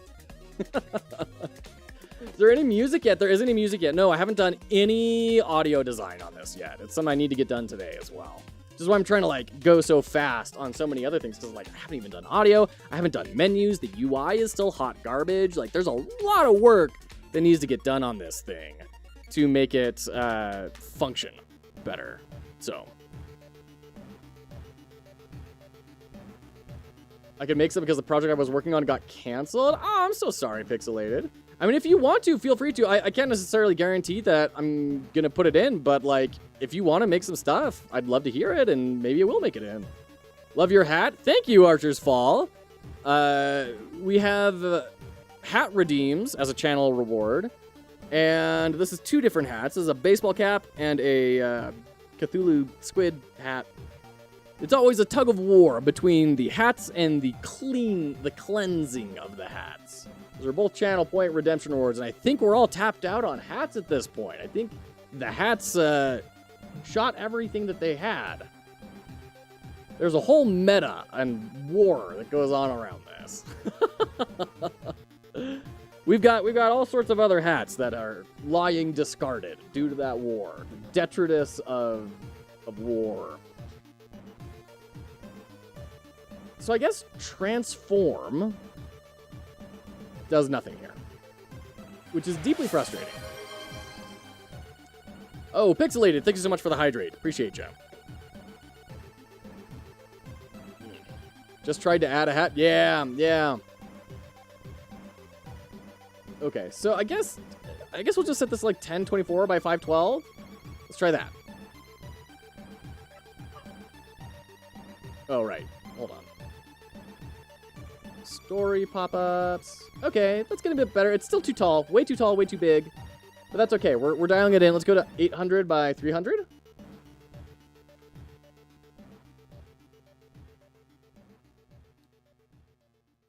No, that looks okay. That looks all right. The problem is we need to now tell it on ready to rather not on ready, but when it becomes enabled to start that animation. So really what we need to do is we need to do signal bus dot story show. Got my son behind me. He's a couple months old and he's just learning how to. Hi, you rolled over, dude. Nicely done. Are you so excited about that? You got a big smile on. Yeah. Mother 1. In relation to what, Pixelated? Okay. What am I doing here? What am I doing? The music. Oh, on the radio. Yeah. Yep. Field 1. Mother. Yeah. Good ear. Good ear. Oh, man, we have an ad starting in a minute. Okay. Hi. We're gonna connect to story show. We're gonna make a function for that. Func story show, and you're gonna take in a parameter, which is the text. And then we need to set label.text equals text. And then we need to do animation player dot play scrolling. And we can even, we can combo this where he's going crazy. We're gonna do so much late. We're gonna add a track. Gonna get this in before the ad. Come on. Come on. Create. Create new property. Yes. And then over here, we're gonna key it again, and you're gonna be this.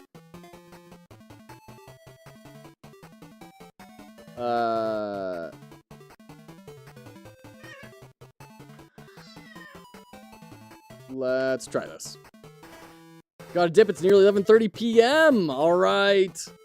Have a great, great evening, Wolfric. Get some good sleep in. Thank you so much for the raid. Appreciate you and appreciate all of you raiders coming in too. I'm a night shifter. I'm only awake right now because I spent some time trying to revive my motorcycle. There you go. Oh, and we're in ads. We'll be back. Darn it.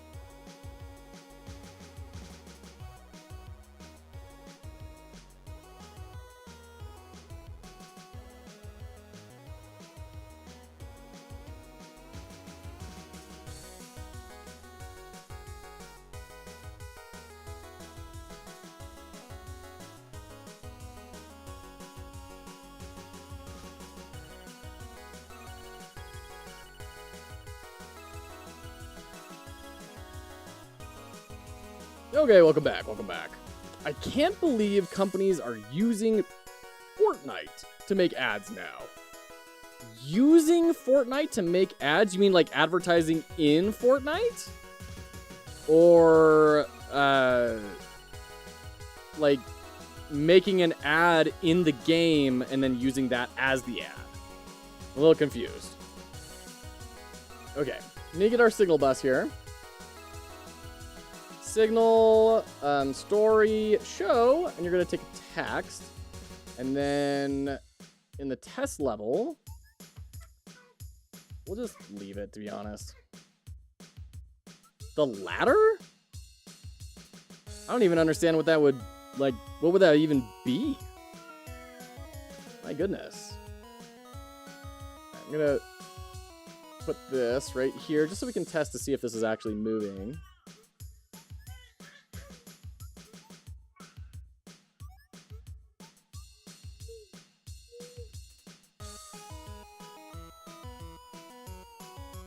Okay, so we're not doing self-modulate here. This is a bummer. I was hoping that would be enough. Let's try this over here.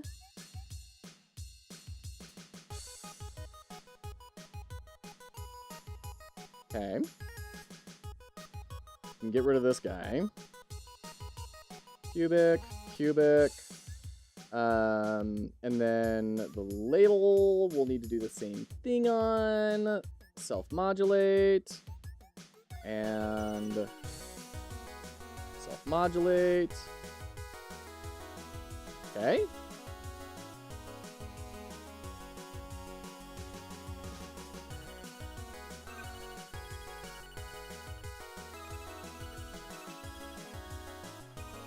Okay, I think the text actually needs to have a...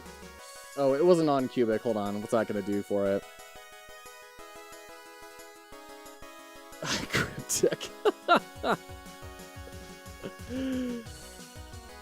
All right. Cool. Great. Okay, so that's working. I think the dog opened the door to check in on the baby. Hi. Yeah. Did you get some dog lovin's? Yeah. Hi, Artemis. You want to say hi to chat? Sure. Sure. Touch. Good girl. Yeah. Who's a good Artemis? Yeah, it's a good pop. Hi, Marvel. You too. Truly a neat moment. All right. So what we need to do is... Okay. All right. Let's head out. Head out. Good job. Good dog. We need to start off with this invisible. And then we need to set visibility or visible to true. All right. Now let's go ahead and add an area.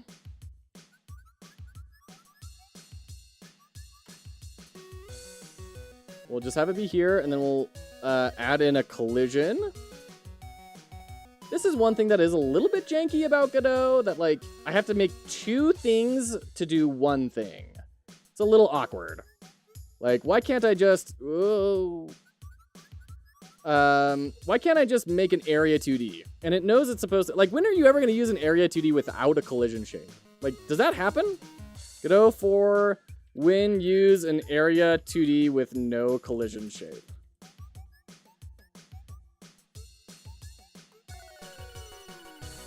Like, it just seems like you're always going to have a collision shape with an area 2D, right? I don't know. It seems weird to me. I guess maybe you can have a collision on something that isn't an area, maybe? I don't know. It's weird. It feels weird to me, is all I'm saying. Okay.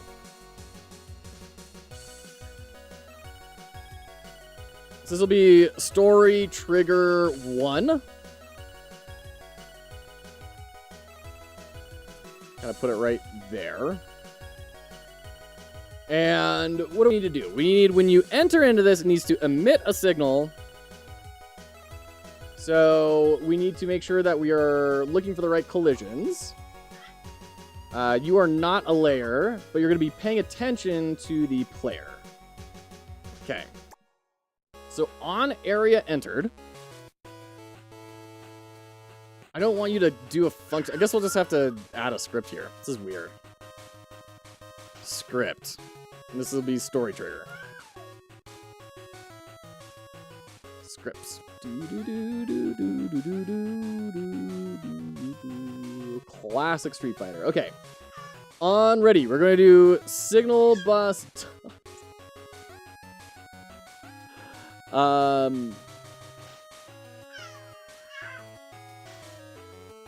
We're gonna do funk, send,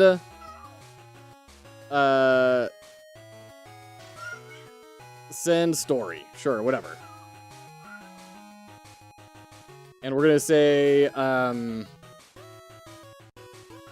signal bus dot emit, dot story show dot emit. And we're going to pass in text. We'll just do an export. Export var text as a string. What are you? You rolled over. Good job. You were trying to get my attention. Oh, you're so wiggly. You're so happy right now. Did you hear him barking at me like, hey, Dad, I did the thing. Say good job. Good job, buddy. Yeah, well done. Yes, you're a very good baby. Well done. Good baby. Here, have a toy. You okay? That kind of hit you in the face a little, huh? You okay? You're so excited. He is just freaking out. Thought it was a cat outside my door for a second making noises. Shoot, okay. Let's go back to our story trigger. We're gonna go into our text. This was all for her. I'm so sorry. Okay. Now, if I've done this correctly, nothing will be here. And I walk forward, and nothing happens. I have not done this correctly. Okay. Let's just throw a breakpoint in here real quick. Okay. So we're not hitting that. Are we... Story triggers. Are we hitting this? Oh, wait, no. No, we're not, because we haven't connected it yet. What am I doing?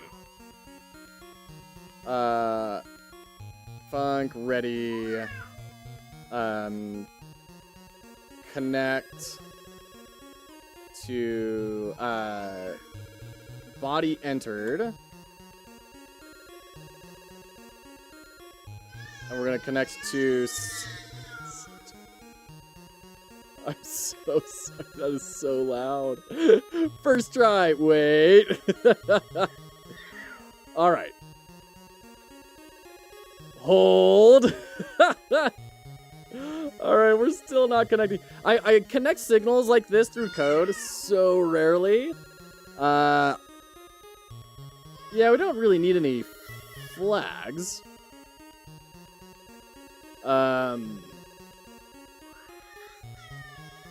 Connects a signal by a name to a callable.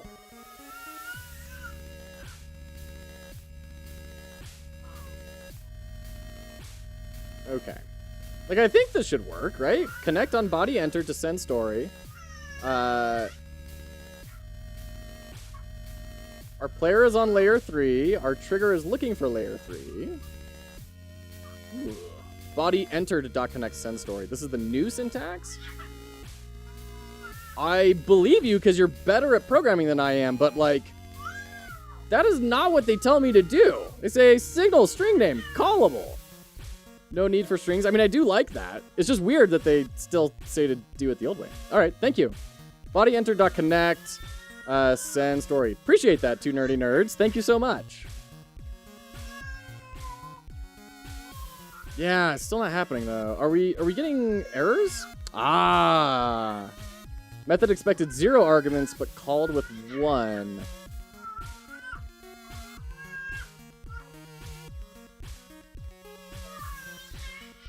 Okay, hold on. I gotta take care of this guy. Hey! What's the big screaming about? What's the big screaming about? Huh? Come here. Come here, dude. Let's hang out. Maybe you can do it both ways still? I guess so. Okay, hi. Yeah, hi. You want to laugh? You want to give chat some laughs? Should we do some tickles? Yeah, do you want some laughs? Yeah, those are laughs, I guess. You're so loud. Okay. Let me square this guy away real quick. I'll be right back.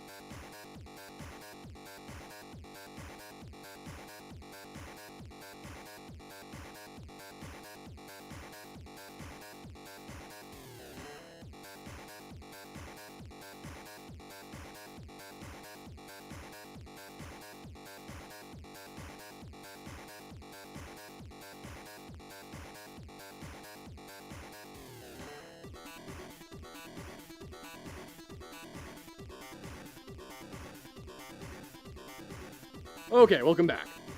Tasty hat. Pretty beginner at the coding in GD script. This is good to see how some things are done, as well as the trial and error and troubleshooting process. Yeah, I mean, that's like the whole reason that I stream game dev. If I wanted to make games, I wouldn't be streaming. But we've been doing it from day one of me learning all this to show people like, look, this is kind of the process that I went through, and I did it, and you could do it too, and, you know, just provide some support to people. I think your send story method in story.gd, it needs to accept a body parameter even if you don't use it. Oh, I know what you're saying. Yeah, no, I think you're totally right. You're absolutely right. So what Two Nerdy Nerds is saying there, for those who don't know, is we're using a signal called body entered. Body entered is great because it's going to let us detect when our character body enters this area 2D, which is lovely. The problem is body entered automatically sends a parameter, which is the body that entered it. And we're not accommodating for that here. So I'm going to have to add in the body as like an optional parameter here. Body entered calls the method with the body that entered. Yep, exactly. Yep. Okay. So, hey, are you done eating? Because I kind of need at least one hand. But I think that's you're right. That is the thing. Method expected 0 arguments, but called with 1. And these error signals are always so weird. Like, they don't quite tell you what you need to do. So, okay, can I, like, twist you so that the bottle is resting up against my chest, and then I can do body. And what I'm curious about is, does that need to be the second thing or the first thing? We're going to do body, and then let's try that. Very ambiguous errors. Yeah, basically, from my understanding, that error is only telling you you have a parameter mismatch. And it's not going to point you to where it is. And sometimes it's a little bit off. Like, I'm hoping this time it is. Okay. So it's still giving me this. Error calling from signal body entered to callable area 2D story trigger.gd. Send story. Method expected 0 arguments, but called with 1. I mean, method definitely doesn't expect 0 arguments.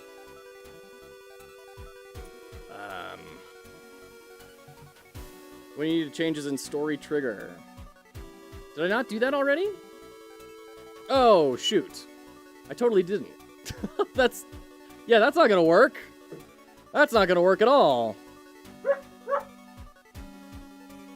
Text and story.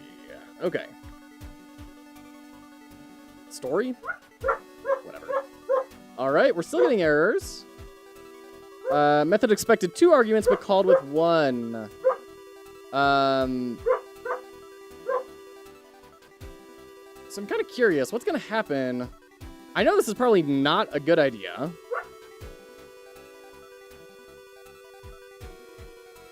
But I'm kind of curious.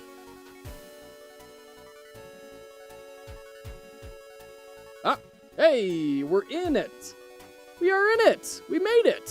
Okay. It'll only get the body, though? I don't know.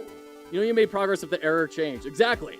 We're on a full crash now instead of an error. That's good progress. Okay, girl. Okay. You wanna go ahead?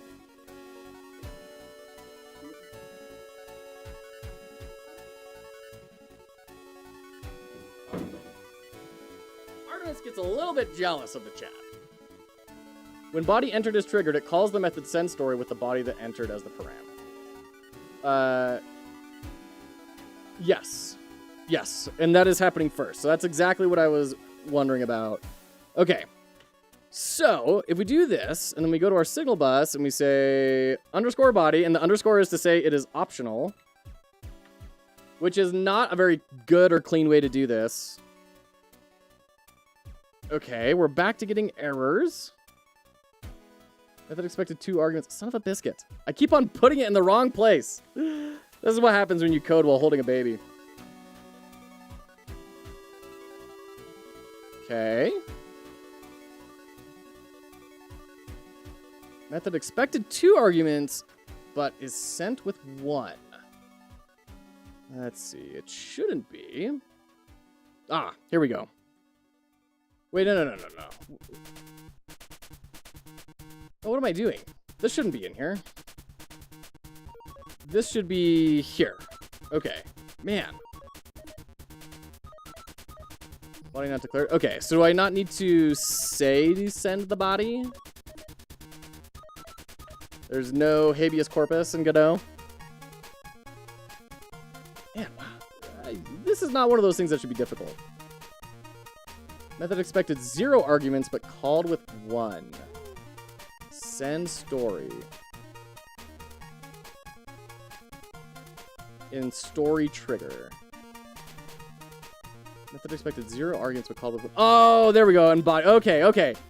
Two nerdy nerds has got to have an aneurysm at this point. Just put it right there. Thank you, two nerdy nerds. Saft, it's so great to see you. Welcome in. How you doing? How's your game jam going? I've got it loaded up. I've been waiting to play it when you came in. Method expected 2 arguments. Sending 1. Okay. So, body... Suck. One-handed typing. All right.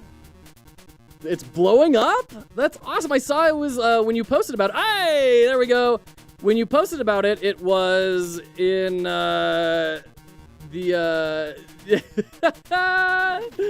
Thanks so much for that gigantic hello, nerds. Actually, I have a tip, as this has happened to me many times before. Yeah, I saw it was in 3rd place when you posted about it on the Discord. It's super exciting. You have a dev junior there. Teach him to type and just tell him what to type. All right. Type. Funk. No. Funk. Okay, so this is a keyboard. Sorry, these are your hands. You can use your hands to do things. It's really cool. You're gonna want to learn how to use hands. Number 2 most rated? Zaft! And that's not like a small jam either. That had like, what, 330 submissions or something like that? That was crazy. Missed the start of your stream because of the amount of notifications from Itch.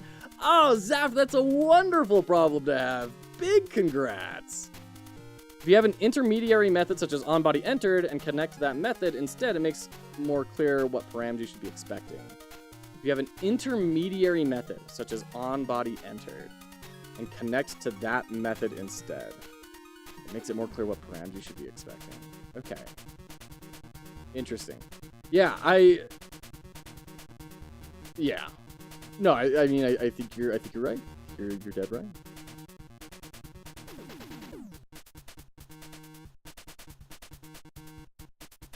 Wait, can't we get rid of this and then go to our signal bus and then get rid of this here? Like, we don't need this anymore, right? Am I wrong on that? I don't think we need any of that.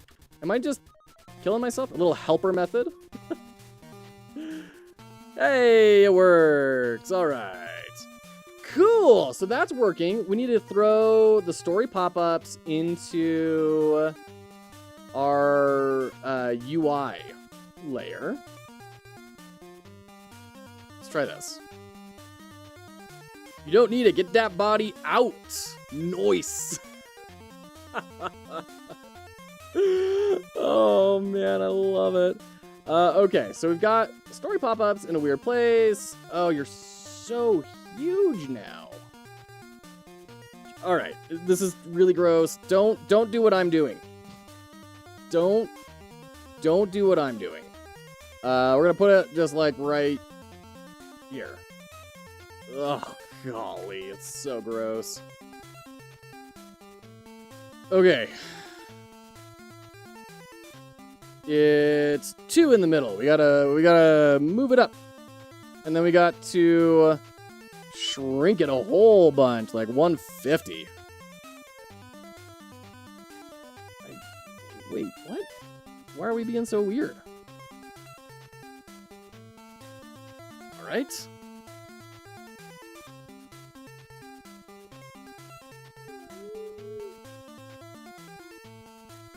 Okay, still way too big. Way too big. Why is all of a sudden scaling working here, but it didn't work before? That doesn't feel fair. Alright, let's try that. Love co-working here. Time for bed over on this side of the pond. Thanks for the stream and the company. 2 nerdy nerds, thank you for everything that you do. For the community, for Twitch, for game dev aspirants all over the globe. Thank you, appreciate you. Have a great, great rest. You deserve it. Okay, that's looking okay. Taking it's a little long. We could probably tighten that up a little bit. But you know what? We'll do that later if we have time. Do that later. We're gonna turn this off. So now, do this, yeah? And then we can let it disappear, and then theoretically, if I walk backwards, it should reset, right? Polygon Pilgrimage! Welcome in, friend! How's it going, sir? It's going very well. Thank you so much for your resubscription. Deeply appreciate that. We're working on the Game Jam project for the Pirate Software Jam and hurling around the junior dev. So, hi, you have big smiles. Big smiles, yeah. You want to laugh for chat? I'm going to give him some laughs. So good to see you, Polygon. Welcome in. Okay. We have ads starting in a few minutes. I'm going to go take care of this guy so that he can be handed off to Mom, and Mom's going to take him for the rest of the night. And then when I get back, we're going to play Zaf's Game Jam game, which I'm really excited about because apparently, like, everyone just loves it, and he's going to make $1 billion. So, Junior Dev looks like he's not carrying their weight, more like you're carrying theirs. Welcome to parenthood. All right, we'll be right back. We'll be right back. If you want to check out Zaf's game, which we're going to be doing right after these ad breaks, you can find it right there. You can get a little sneaky peeky, and we'll jump right in right after the breaks. Thanks so much for hanging out. Appreciate you. Thank you for your patience during this extended ad break. We will catch you in a little bit.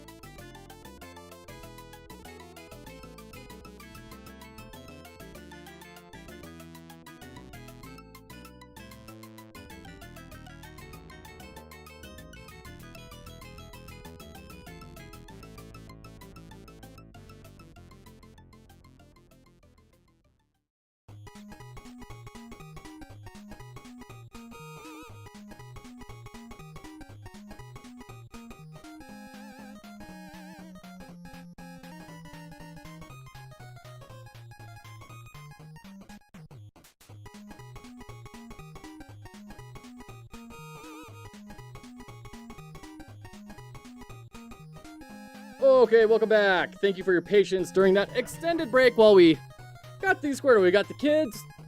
Hand it off to mom. They are off to a museum. It's just you and me, chat. All right. Let's do this thing. Junior Dev has retired. Okay. Let's do this. So, we are off ads, right? Yeah, okay, great. We're gonna turn off music as we always do when we play a game. All right. Here we go. Zaft. This is a Polymars. Ah, hilarious. Oh, this is feeling familiar. Zaft, I feel like you've got a system. All right. Oh, nice.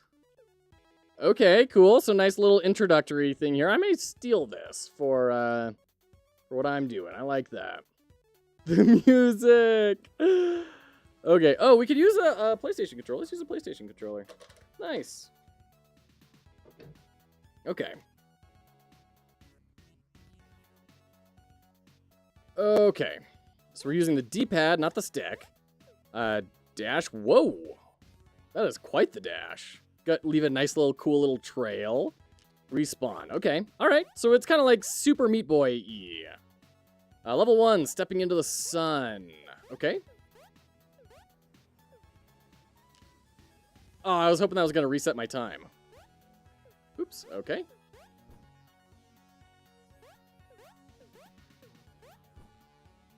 What is this? Ah! Ah! Oh, it's a checkpoint. Oh, okay. Cool. Checkpoint. Great. And I believe there's like this overheating mechanic, which you can see in the top left. That every time you dash, you're overheating because you're actually an ice cube. You are an ice cube trying to get to the end of the level. Whoa. Okay. Playing with fire. And if we stand next to fire or other heat sources, our heat goes up. And I think if it gets too high, then we just straight up lose, right? Icons are from Kenny. The theme is overheat. That's all I'm going to say. There you go. There you go. All right, so we got like some planting of what we're supposed to be doing. Okay.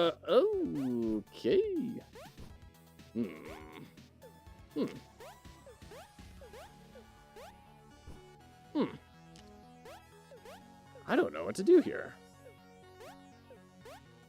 Yeah, it seems like I can't... I don't have a double jump. Oh, we have down to also do dash. That's interesting. But I am, like, stuck here. Oops. Wall jump. Oh, man. Is this a wall jump game? No, I don't think... I'm not seeing a way to wall jump. Leaderboard has times for full completion ranging from 1:30 to 11. Wow.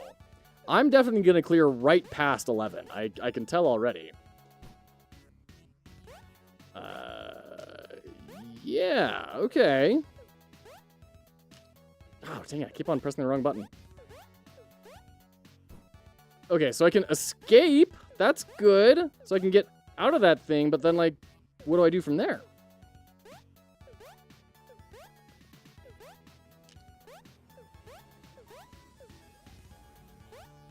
Like, I can't... Huh.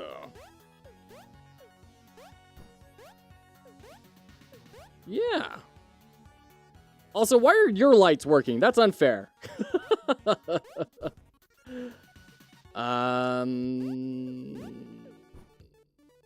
Playing with fire. I mean, can I, like, do something with the fire to, like, charge up a jump or something? Like, if I stay on here for long enough, will I get a super jump? Can I hold it in? Can I... No, down is dash. I can't dash in a direction. It looks like you can double jump as long as you dash midair first. Okay, there we go. Weird. Cool. I didn't expect that as a mechanic, as you might have noticed. But I'm probably one of the weird ones on that.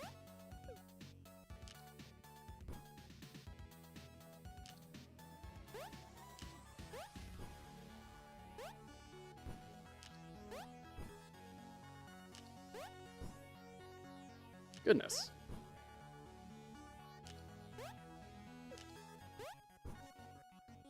Okay. Ah! Ah! Jeez. Where's Tiny Devil Games? He enjoys these sorts of things. Okay.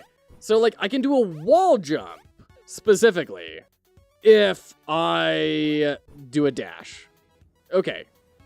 Not sure I'm following this. Oh, I thought these were just, like, random, like, TV things that had fake text on them. But no, that's, like, the map of the level. Okay, got it. Got it. Okay. I am missing this is where you are starting sort of situation. Okay. So it's interesting that they're kind of like open-ended. It's not like a Super Meat Boy get to the end of this level sort of thing. I understand that I am right here. I don't necessarily know where I'm trying to get to. I guess I'm up here, and I guess that means I can like go up here all the way over and over, or I can try and get all the way over and then climb up and then, or let's try the tower.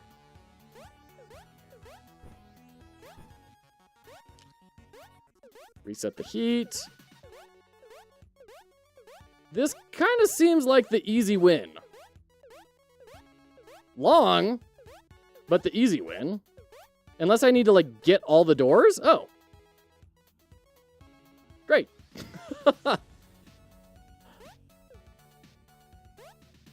Okay.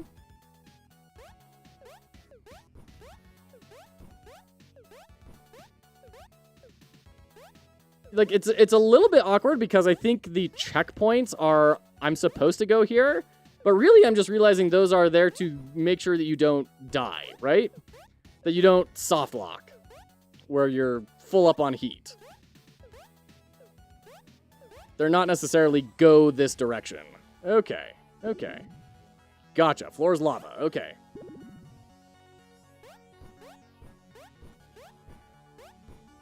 Okay. Well, I can do that, but that's not going to help me.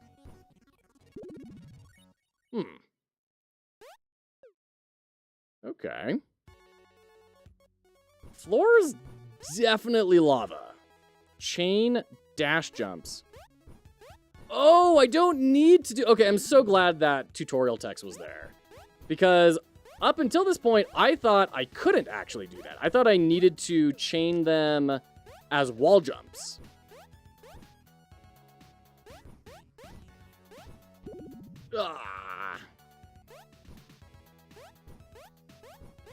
Ah. There we go. Now you're thinking with fridges. Okay. Okay, gotcha. Okay. This is getting cute.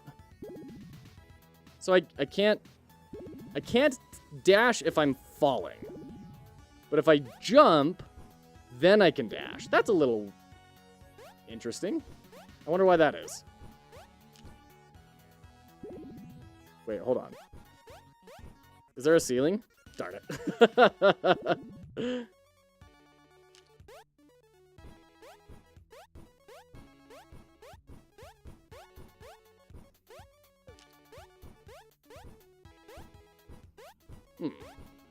Aha! Well.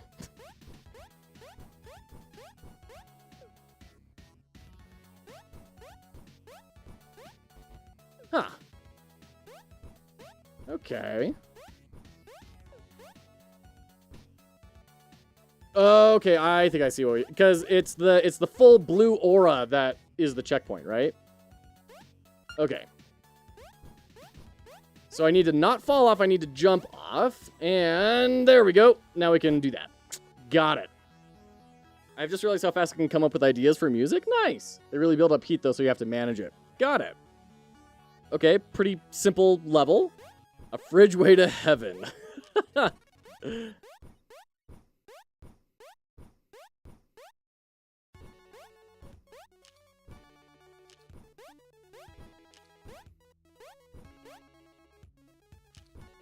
Oops. Ah.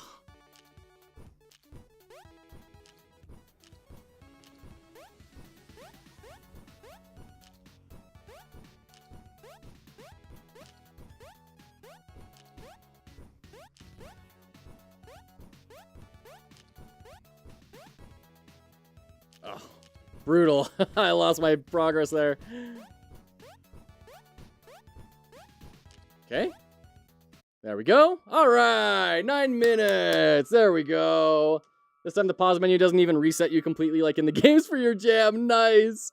The second theme of the jam is speedrunning. Nice. That's very cool, Zaft. I like it. Yeah, the dash jumping was interesting and kind of chaining into the different checkpoints was fun. Made it to the ship and started the great ice delivery to prevent the planet from overheating. Cute. Foxhollow Games. Best online time, 1 minute, 17 seconds.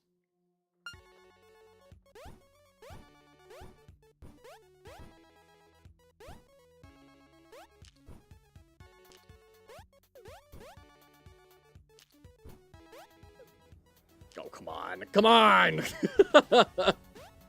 I have to beat a random person on the internet. Why are we not jumping? Oh, jeez.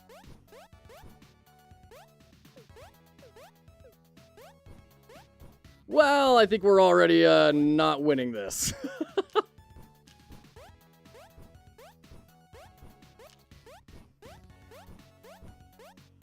Come on, come on, come on. Let's go.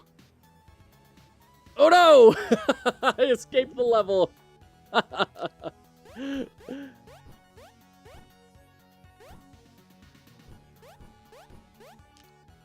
Huh. I don't even remember where the exit is here. Oh, it was just right over there.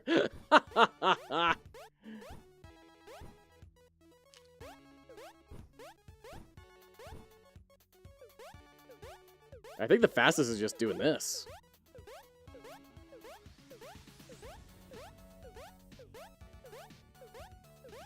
Come on. Let's go. Let's go. There we go. Sick. Gosh, where's the exit on this one? That's the hardest thing for me, is just remembering where the heck am I supposed to go? Now that I understand the mechanics. There we go. Floor's lava. Okay. Okay. I was thinking maybe we could take a bit of a speedrun shortcut there. There we go.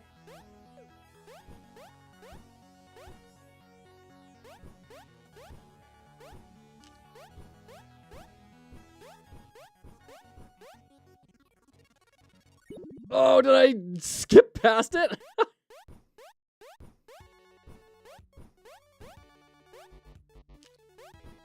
Man, where's the exit for this one? Pickle almost beat your record? Nice. Ah, that's right. You gotta jump. Oh, give me a break.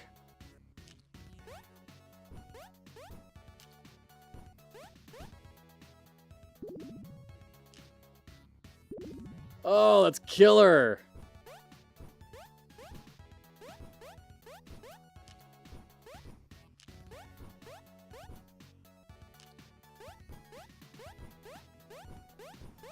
Okay. And then, no, come on. That, yeah, the falling off the ledge, not triggering your dash, kills me.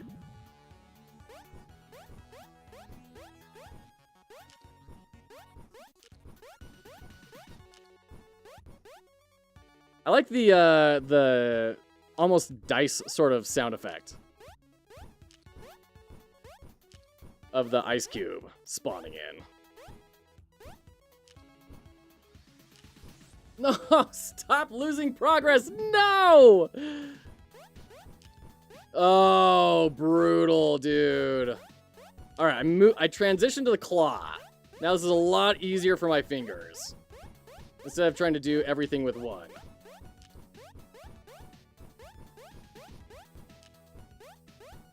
Okay, 340. We can do this faster. We can do this faster. Woo. I moved from the normal controller to now claw, and that's gonna make this a lot better. All right. Start.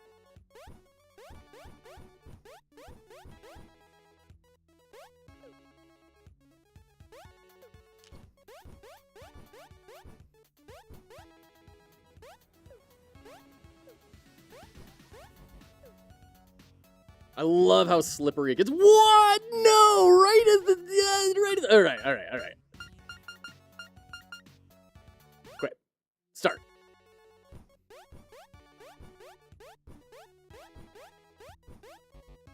Okay. I need a quick... Come on. When I hit the start button, it's like hitting it multiple times. I need a quick restart along with the clock. Okay, good. Feeling good about this. No! Alright, fine.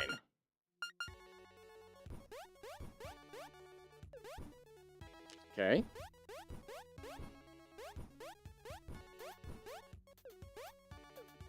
Come on. No! Brutal!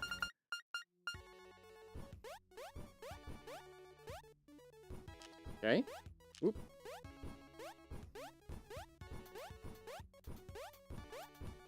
Okay.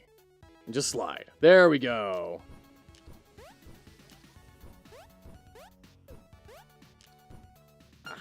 Ah. There we go.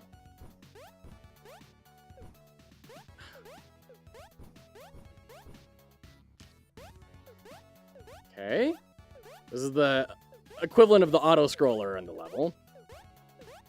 Been worrying about not liking the art or being good at it for my project, then this game is just blue cube, go fast, and it looks like a lot of fun. Yeah. Yeah, turns out that's all you need a lot of the times. Shoot, where does this level want me to go?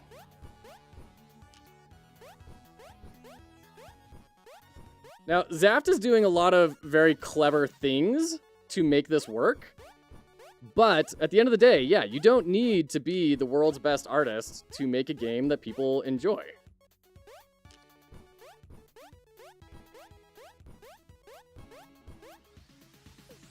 Got it? Oh, gosh. No! Oh, no.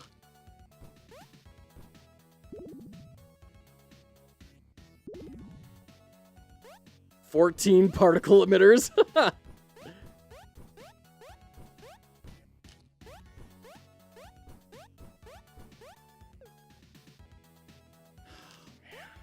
That bug kills me. All right. There we go. Oops.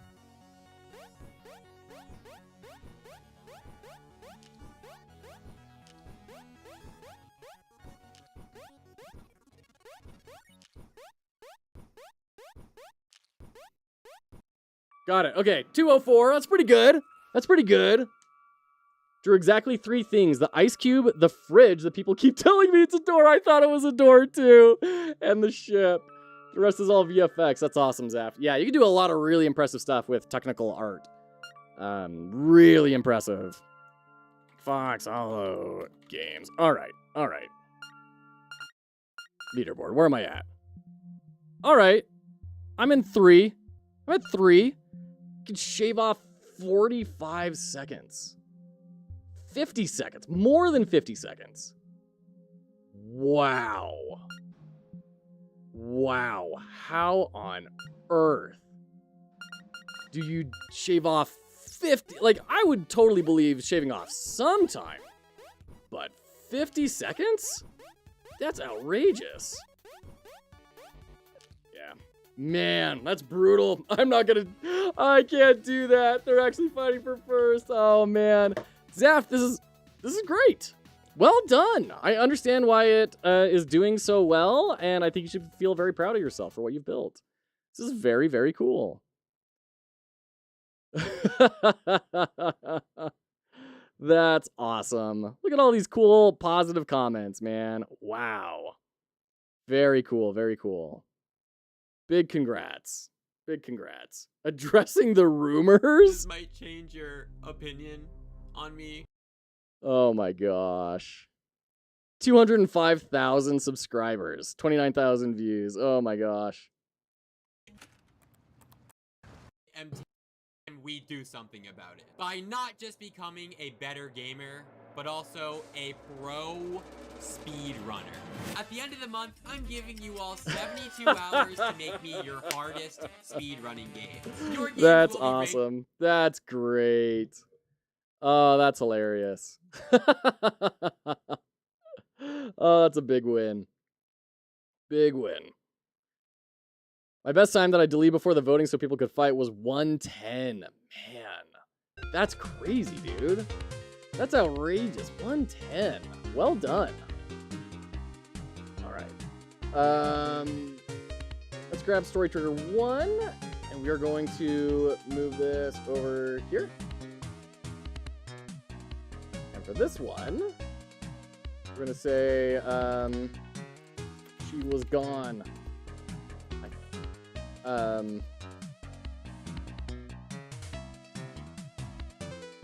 You knew I could never accept that.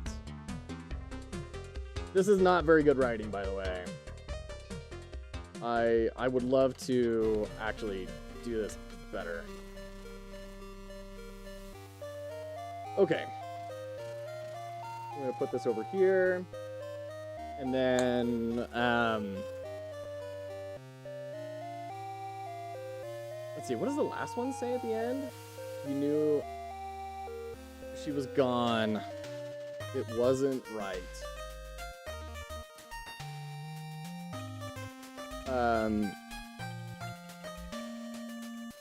You knew I could never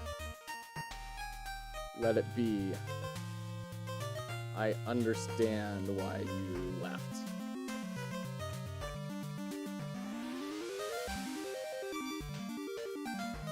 No, not set text. I'm copying here. Godot. All right. Oh dear. Most happy that I actually removed all words that explain the mechanics after having a conversation with someone and it still worked out. Probably for the best. That's awesome. There you go. Yeah, that's huge. I really liked that. I really liked that you didn't. I mean, granted, I did also kind of need that like chain dash jumps together because I was still a little fuzzy about how the mechanic worked. But that was way more interesting than after you dash, you have a small window to do a jump. Be careful, you know, like it was just, I preferred to uncover it this way.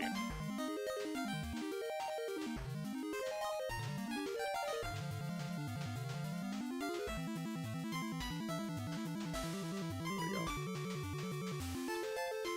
go. This webcam, man. Why do you keep resetting? Stop it. Oh dear. Like it better that way. Learn the mechanics on your own feels better that way. I agree. Yeah. If you were stuck there still after 1 minute, a second ship was going to come pick you up. Really? The lava level with the tutorial message? That's hilarious. That's super funny. Oh, that's incredibly funny.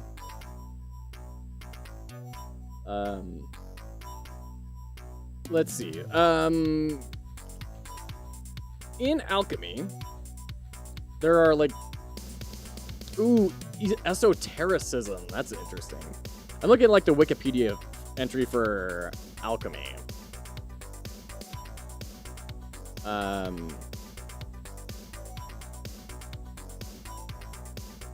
Ooh, alchemia. That's nice.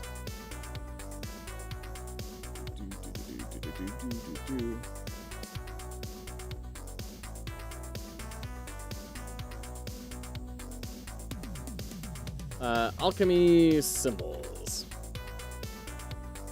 All right, we are jumping into ads. I'm going to keep doing some research on alchemy here so I can write some more obscure, not like directly stating, just like, alchemy told me I could bring her back. You know, we want to tell the story in a sideways way that allows people to feel clever for understanding what it says instead of just directly telling them, right? So I'm going to do some more research on this. We'll be right back after the ads. And thanks for hanging out. It's great being here with all of you. You're awesome.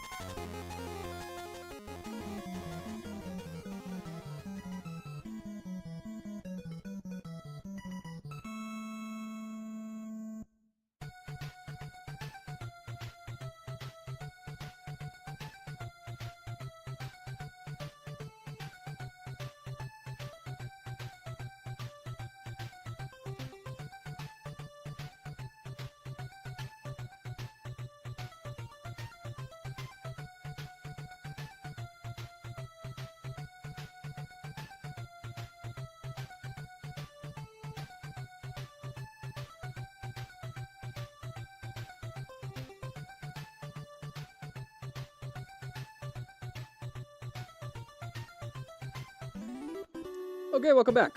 Welcome back. Yeah, Zaft, I was thinking when I was playing this feels like a Zaft-made game, right?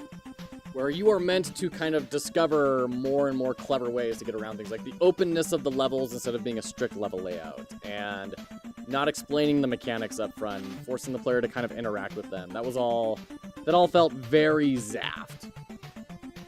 Okay.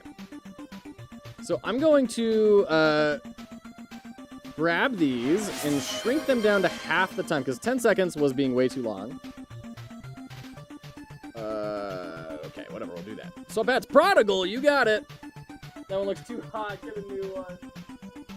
Oh, we'll go Fedora. Good old Fedora. Fedora cap. All right. Welcome in. Great to see you, Prodigal. All right, so we got our first story bit, and then...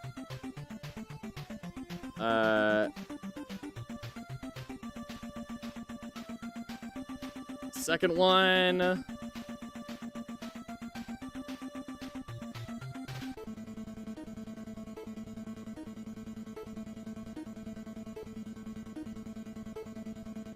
The 3 primes, sulfur, mercury, and salt. I think. Let's see, where's that? That's 4. Okay. Detonate all those. They promised another way. I don't know if that's necessarily reading as well as I would hope to. Also, I want it to fade out more quickly. We need to fine tune this a little bit. Let's add an extra key here. Insert key, insert key, insert key. Why are you all being so weird? Whatever. All right. Put this one right here. And your value is full alpha, and oh, we don't actually need one on there. Yeah, that's gonna feel better. That's gonna feel a lot better. Only way to wear a fedora is with a cap. Full Omega. Displaying my dominance on all the nerds. Alright, that's feeling better. There's a lot we could do to fine-tune that. Like a lot we could do to fine-tune it. But that's alright. Okay, hold on. Okay, everyone get away from me. Get away, get away, get away.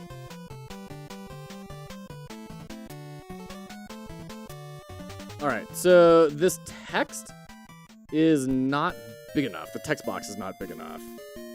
And a pinch of salt. Oh, shoot. Okay.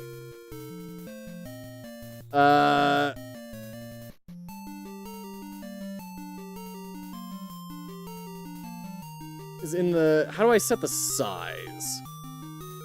Like, I have word wrap on, and that's good. But then how do I set how wide the line of text should be?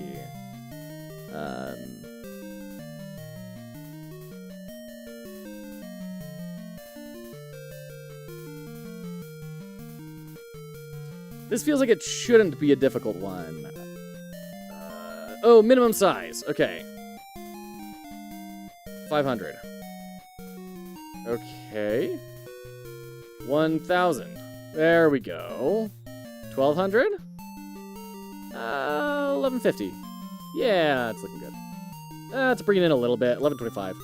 Give it a little bit of padding. Okay, let's try this.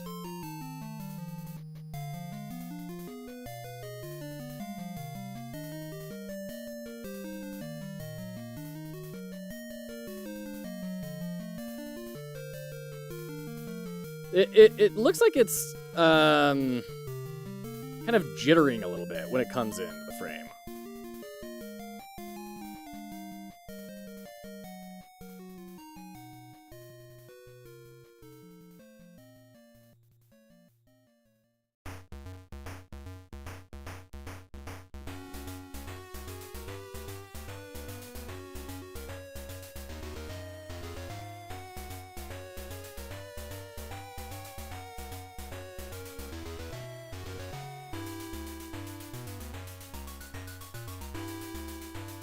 Ah, typo there.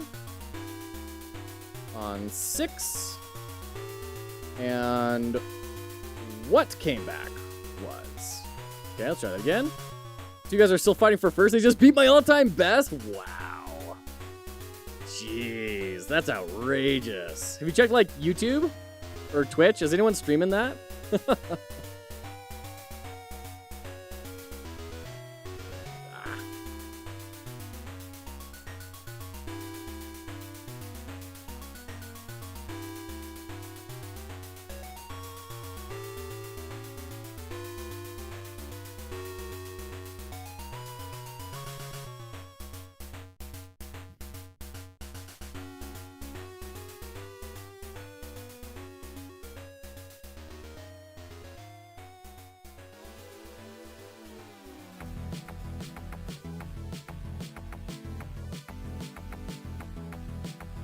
I definitely need to increase everyone's like sight radius a bunch.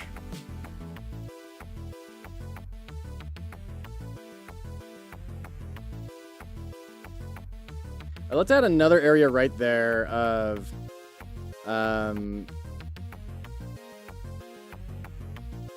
right here.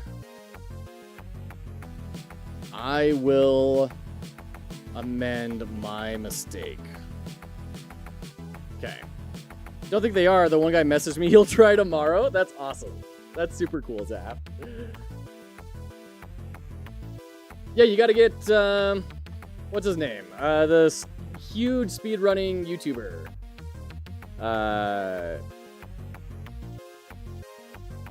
What's his name? Easy Speezy. You gotta get Easy Speezy to do a run of it.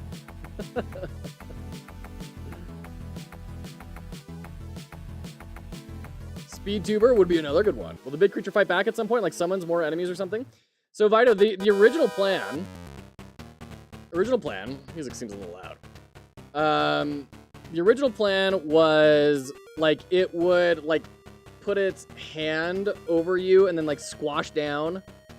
And as it put its hand over you, it would create shadow. And the original plan was if something is in shadow, it will spawn these guys out to come chase you down. Ended up not going with that idea just for scope. For, you know, I couldn't quite figure out how to do it quickly enough. So I had to cut all that. But that was the original idea. Yeah. Just making stuff up. If they exist, I was lucky. Isn't SpeedTuber a challenge? Or a challenge? A channel? SpeedTuber? Alright, there's SpeedTuber 1046, and they have 6 subscribers. So you were technically correct. It's weird that that's not a channel name, you know? That feels like a speedrunning channel just waiting to happen. Maybe that's me. Maybe I'm trying to get subs. Sneaky, sneaky.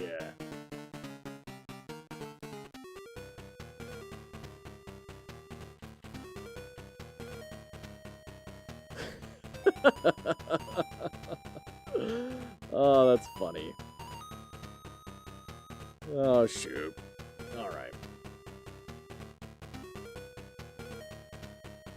Kids are asking for the pool. Right on. Go have a great time at the pool, Prodigal. Have a good time with the kids. Hey, Programmer Jeff. Good to see ya. How's OpenGL going? Don't blame them when it's 106. Later, Tate. All right, take care, Prodigal. Have a great time with the fam. Okay. So when the final enemy dies, what we need to do is fade the entire screen to white and have the silhouette of the daughter there with the text for like 10 seconds, which is a long time, but that's okay. So jump to white, slowly fade in the daughter, and then slowly fade in the text. And then return to the main menu. Yeah. Yeah, that works. Okay. So the quick, dirty, easy way to do this is I'm going to grab another canvas layer. Yeah, if anyone ever wants to learn OpenGL, I cannot recommend Programmer Jeff's streams enough.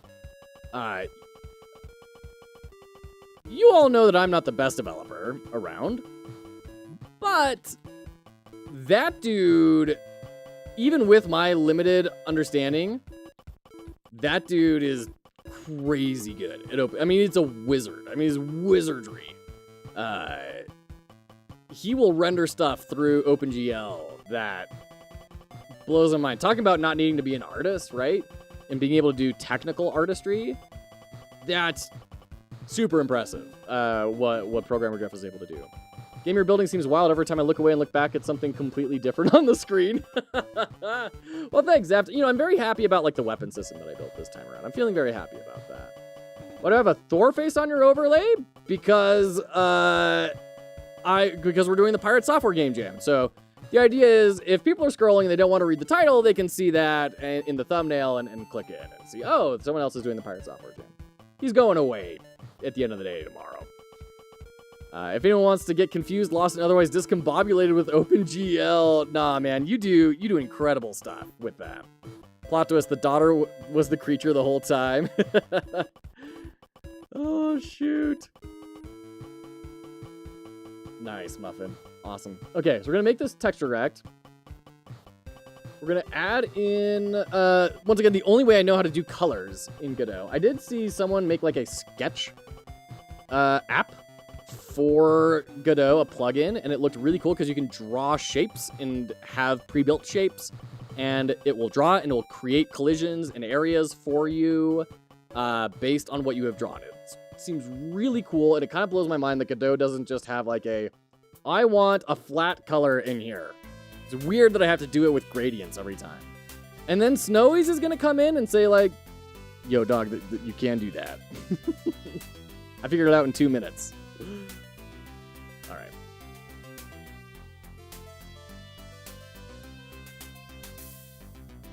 I'm wondering if we should do a full white or off-white, or if we should do it as a radial, and then the middle is like true white.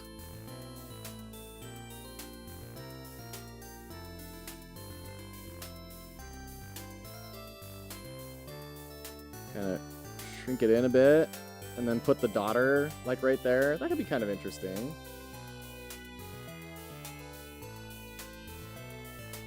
Kind of subtle, hopefully. Add-on is amazing. Potentially super complex to use. I believe it. I believe it. Flashbang everyone who got used to all the black on the screen? Yeah, well, you know.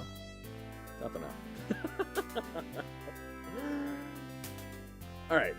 So we have an asset that I used for the dad, and I need to credit in the game. We're going to bring in girl. We're going to add in here a sprite 2D. Put her right here.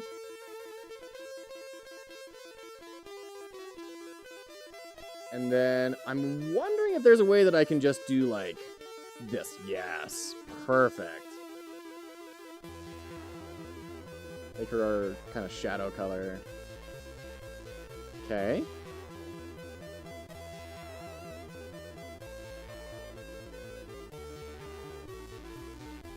Perfect. Okay. We need to add in a label. It says Daddy.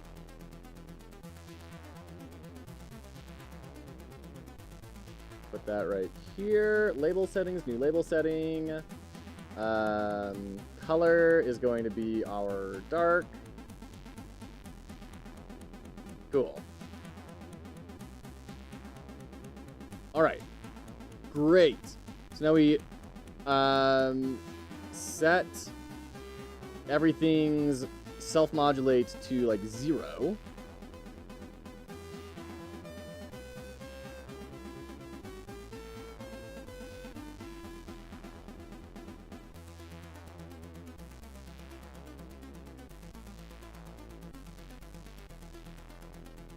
We're going to add an animation player. Not an animation tree. Gosh, dang it. Godot. Animation player. All right. New animation. This is the final cutscene. Okay. We're gonna add track here. Create. We're gonna make this 10 seconds long. So, whoa. You can make negative keyframes. I didn't know that. So, half a second, we want the white to come screaming in. Womp. Keyframe. We're gonna cubic. Cool. Womp. Great. Now, at like 2.5, let people kind of sit with it. We'll play like an ear ringing sound, hopefully, like a sort of a thing, right? And then we will add in a key here and fade in the daughter over a second.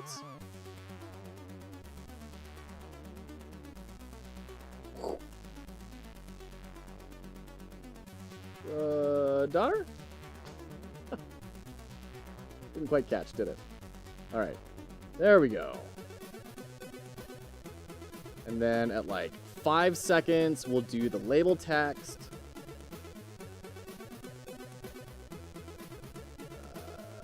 Okay. Key. Yes, create new track. Like, not very long. We don't want like a crazy long duration on this.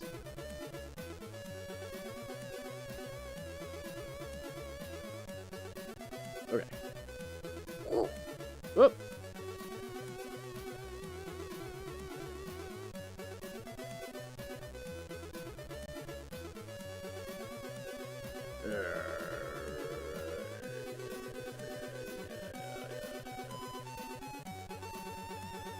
Key. Wait, no. Stop. Delete this key. Go to the label. Change this key. Now, is this going to be one of those, like, it stays no matter what sort of things? That's frustrating. All right. So we're going to have to delete that whole track. Grab this, and we're going to have to do the self-modulate, which is, like, fine. It's just annoying that we have to do that. Yes. And then self-modulate is 0. Okay. All right. Add a key. Self-modulate. 0. You are also 0.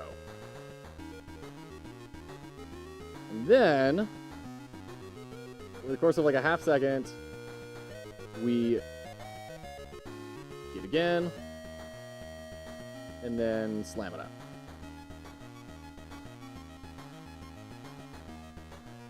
Okay. That fade to white is way too slow. We need that further in. Let's go to 0.25.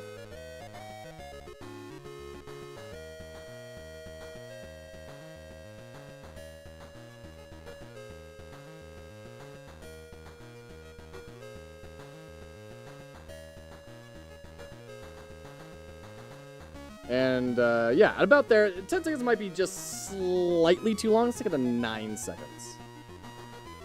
Okay. Cubic. Okay. Oh, man.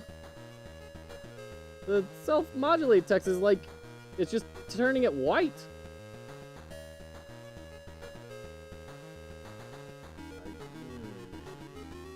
Okay. This is me getting really gross. But, like, we gotta do it. We gotta just move.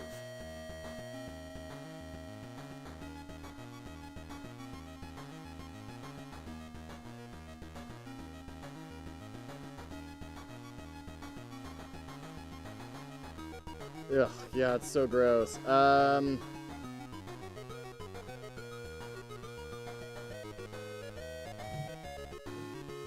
So, modulate is okay, but not self-modulate? That's weird. Okay, let's get rid of these. We'll do this yet again. Key. Yes. And then cubic. Half a second. Slide it up. Key.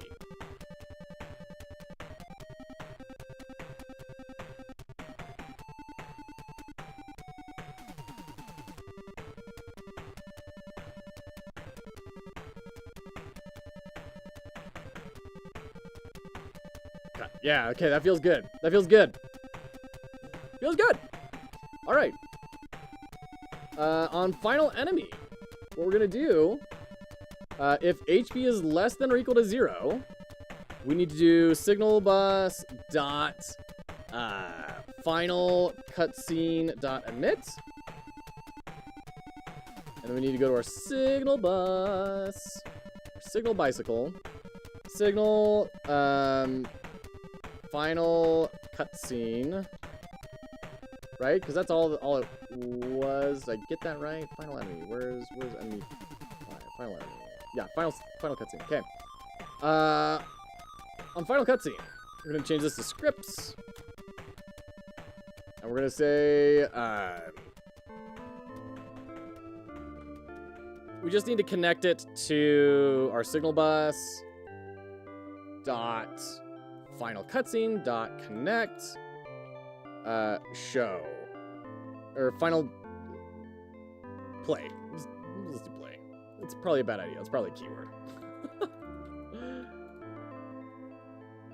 Okay, play, and it's gonna be visible equals true, and animation player dot play final cutscene.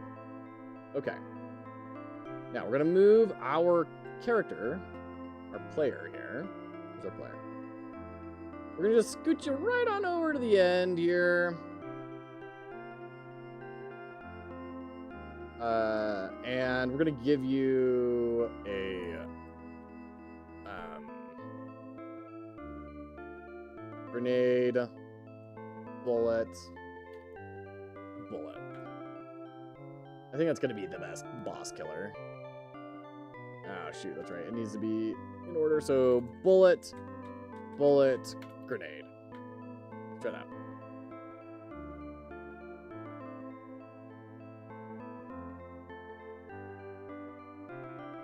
Okay, invalid access, property or key, final cutscene on a base object of type node, signal bus.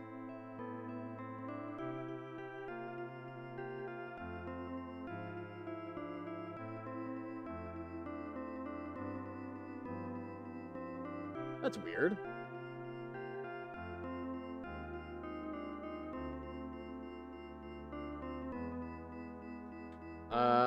Okay. Signal bus dot final cutscene dot emit. I mean, that should be it. That should be all that's going on there. There we go. Nice. Right on. Okay. Cool. Let's go ahead and on the background, let's do the same thing. Just gonna copy all this. You're going to add a script to our background. Oh no, not to the background, excuse me, the UI. UI is what we need to do. Okay. So we just need to grab this signal connection and then dot hide. And then func hide, and we'll just do visible equals false. And that should hide the UI when this cutscene is playing.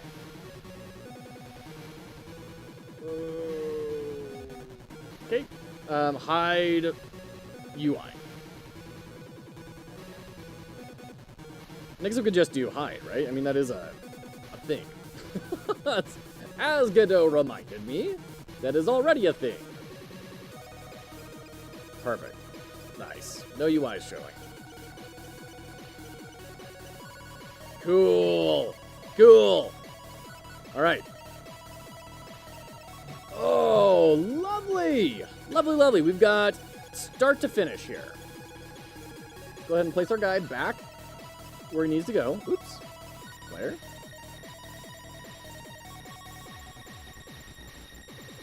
You need to start right here. And let's just set up an invisible wall. It hurts my soul to do this, but I kind of think it's a good idea. So let's add in an area 2. We don't even need an area 2D. Let's just do a collision 2D. And you will be a rectangle. And you will go all the way down. Okay.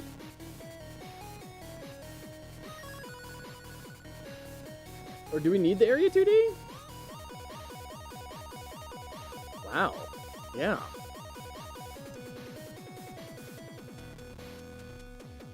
Okay. Let's just make it a static body.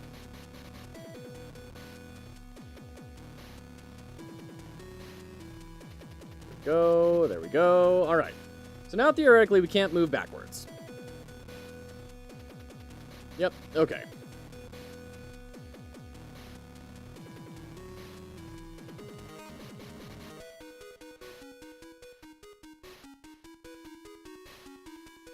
Okay.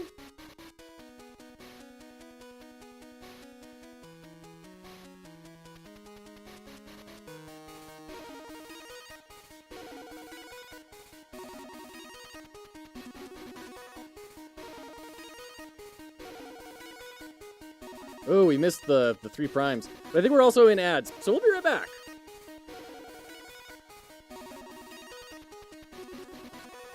Whoa, we blew right past those ads. We have 15 seconds left. Oh, dear. We'll just come right back. Dare Mo, welcome in with the raid. Thank you so much for the raid. How are you doing today, Dare Mo? Welcome in. Were you working on the game jam? All right, ad break ended. Doing good. I'm glad you were able to hear that. Wonderful. You were working on the game jam. What's your project? What were you up to? Also, big end sprint. Love it. Love it. Love it. All right. I'm just realizing I haven't been noticing our aim marker recently. Oh no, it is still there. Okay, I've just become blind to it. Okay. There you go. Okay. Cool. My entire jam has been a big sprint since I was only able to start a weekend. Great timing on a trip. I hear you. I hear. I've done that my fair share of times where it's, oh, there's a jam going on right now that I want to participate in. Okay, let's find something low scope to do. Oh shoot.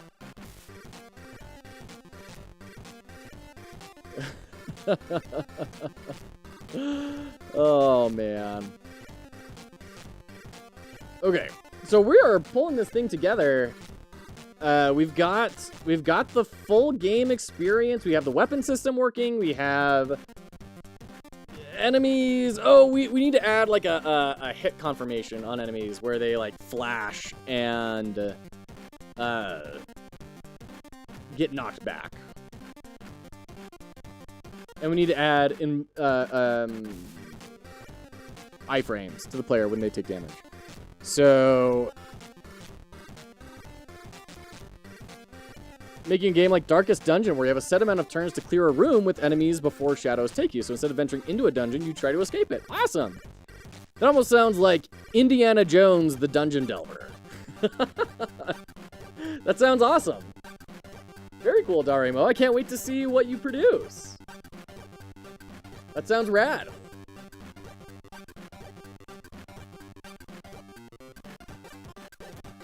Okay.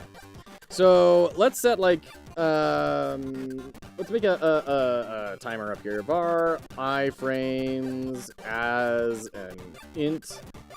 And then when you take damage, we're going to set iframes equal to 30. It'll be like half a second. And then,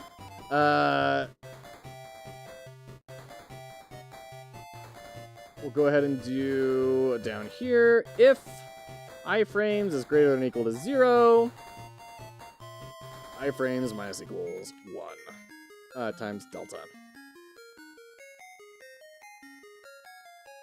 Now, we also need to do if iframes is greater than or equal to 0, return. Don't need that semicolon. Thanks for the follow. Oh, absolutely. You're probably new here. Foxhollow Games exists to help people enter the game industry. This is not about me trying to build my own games. It is about trying to help and support people in their endeavors to make things that bring joy to people. So I'm all about that and all about kind of sharing with everyone. So thank you for hanging out. If I had more than enough time, I would have done an intro sequence with getting to the MacGuffin was easy. This quest is easy money. No traps, no monsters. Let's grab the thing. Why is the dungeon dark now? Love it. Love it, love it, love it. Okay.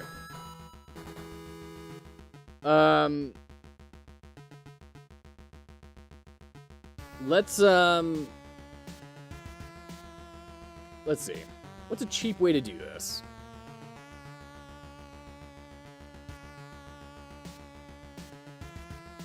I'd like to do... You know what? Okay. Let's just do it really gross. We're just going to do $ sprite, player sprite dot modulate equals color dot white. And then else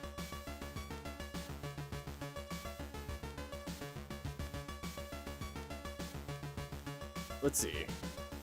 This isn't really gonna work though, is it? Because the player sprite is white. So we need to like set a different color. So instead of being color dot white, it's gonna be color dot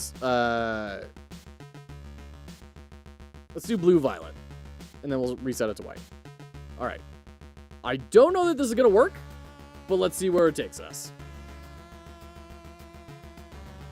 2 a.m. We're streaming for 12 hours. Brain is fried. Absolutely, Darimo. You go get some rest. Take care. And best of luck with your submission the rest of the day tomorrow. Can't wait to see what you make. Okay. So we're doing stuff. That's good.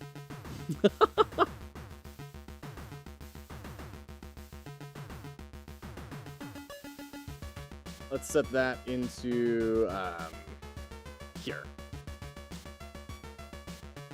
Much respect that y'all can keep pushing at something for this long. I hear ya. So we get hit. But we're not taking damage. Is Maripon, good to see you. Hold on, my water's empty. Let me go grab some more. How you doing, Maripon?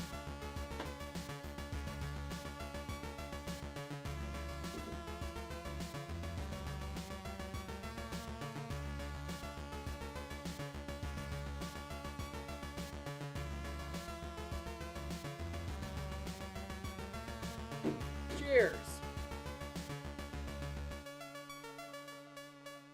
First time seeing the game. Sometimes out of spite towards the IDE. Hilarious. GameMaker has some stupid ways of doing stuff. GameMaker is definitely its own creature. Yeah. Well, welcome in, Ameripon. We've been crashing through on this thing. Trying to make something presentable. And we're kind of getting there. Kind of getting there. Darimo, thank you so much for the follow. Appreciate ya. Okay, so we're not losing health anymore. High frames. Oh, greater than or equal to 0. We don't want that. We want greater than 0. I'm off sleeping more stream tomorrow as soon as I wake and have breakfast. Best of luck, Darimo. Take care of yourself. And when you submit, don't forget to come back in and let me know how it goes. I can't wait to see what you built. All right. There we go. It took damage, but we're not resetting. All right, hold on. I need to find like a big collection of goobers. 3, okay.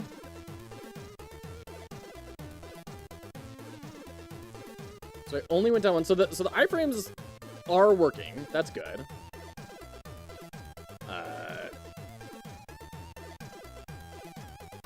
But it's not resetting. This modulate color is not.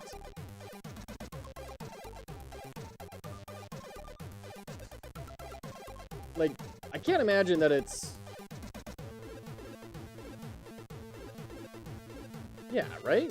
Like, it's definitely running every frame.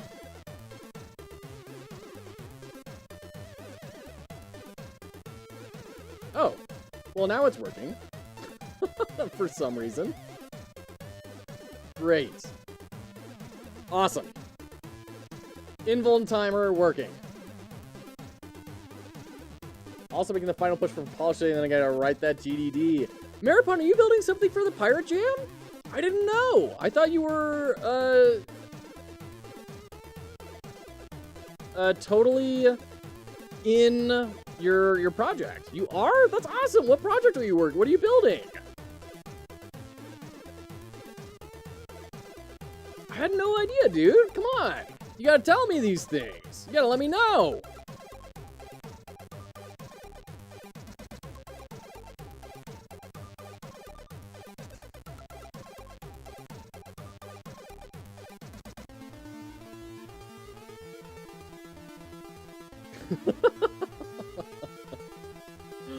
All right.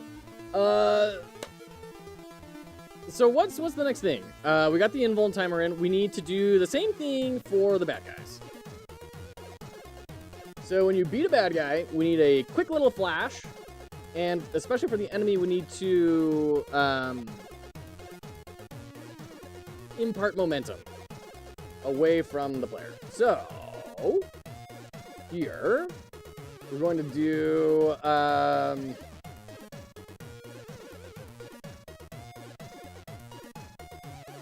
we're gonna do it in the same way. It's really gross. It's not a great way to do this. I'm gonna do it this way though. So there you go. Flash timer equals 10, and we're gonna set self.modulate equals color dot Alice blue. And then in our physics process, we will do flash timer minus equals 1 times delta. And we'll do if flash timer is less than or equal to 0, then self.modulate equals color.white. Let's try that out.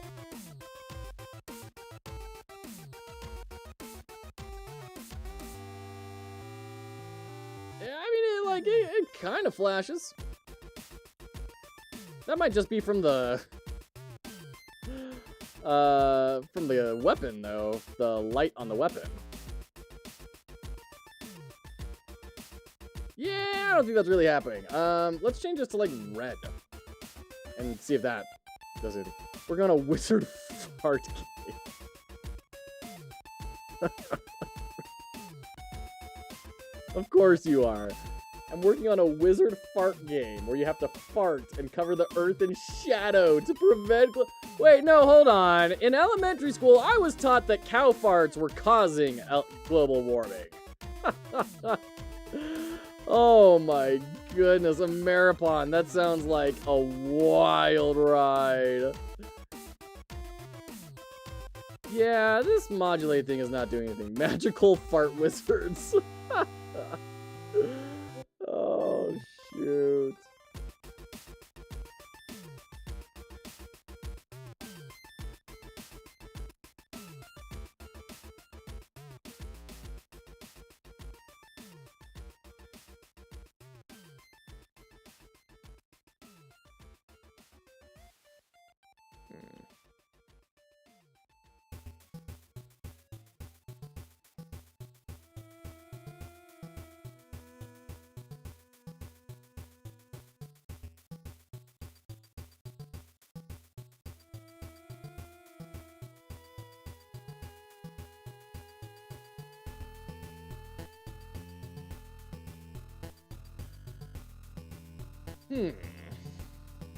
That's weird.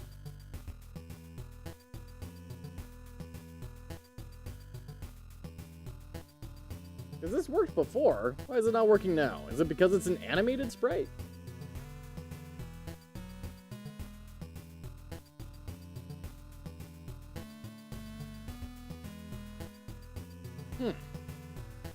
That's weird. Oh boy. Not cheap viewers takes out pitchforks. How's progress been? Progress has been very good. We're getting the last little things kind of tidied up a little bit. Where, by the way, I saw Scholar of the Arcane Arts just got a big update. So big congrats on that, Endo. Which I didn't say earlier. I'm so sorry. It was a big update. What the crap? You gotta be advertising that more, man. Zenobius edition. That's hilarious. You added in like a whole new element. Like that's huge. And like new bosses and stuff. Come on, man. How many more mini games did you add? Oh shoot. Time to put my head down and polish this turd of mine. Catch it. All right, take care, Maripon. Best of luck. Share your submission with us when you finish it. I want to see it.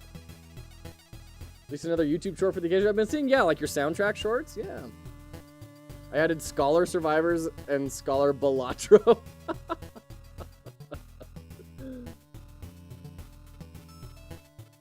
Okay. So, why is this not changing its color? It feels like it should be, right? Godot for modulate animated sprite.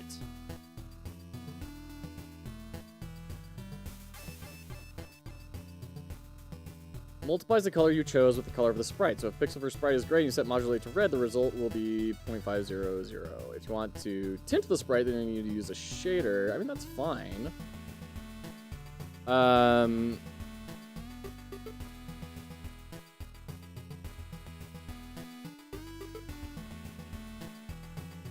All right. Okay.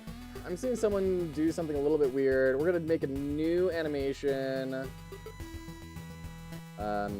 Animation new. This is hit flash. What do they do? There we are. Decorating the room with cozy plants. We don't need to get into that drama. We don't need to get into that drama here, Zaft. we can let Kenny and the other guy, like, they can go work things out. They've worked things out. It's over. It's done. Wow, we are getting slammed with bots today. My goodness. Oh, an actual combo short? Oh, I haven't seen that one. Oh, there it is. Nice. All right, everyone go check that out. Go check it out.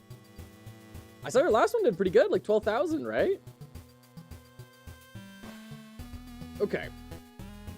What are we working on right now? We're trying to get a hit flash on these guys. So when you hit them, flash a bright color, done. That's all we're trying to do. So if I go to our animation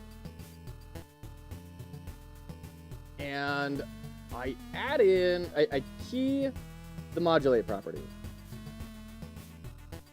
Great. And we're going to make this just 0.1.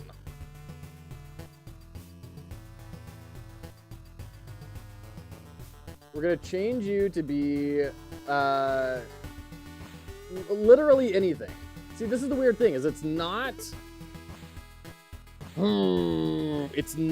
affecting anything.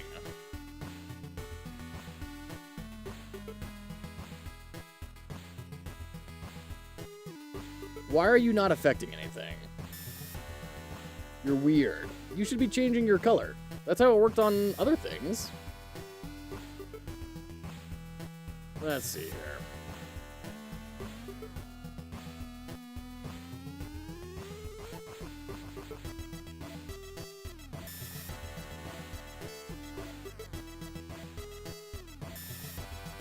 Interesting. There are problems with reset. That if it has keyframes,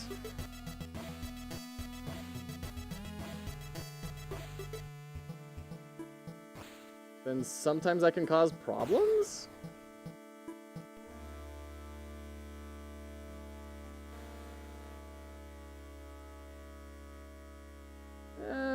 Yeah, that's not doing nothing.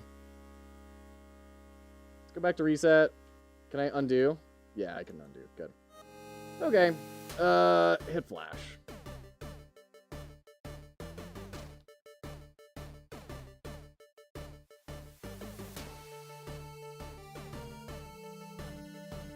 This is strange, because, like, people are saying that this should be working just fine. And that's my interpretation as well.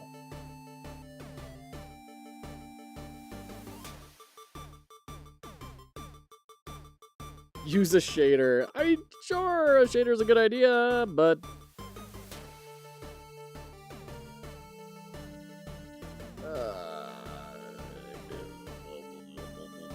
I don't want to use a shader. I don't want to deal with having another. Like, I don't even know how to have multiple shaders on one thing. You probably can't, right? You probably have like all of the effects compiled into one. Ugh. That's getting to a whole new territory.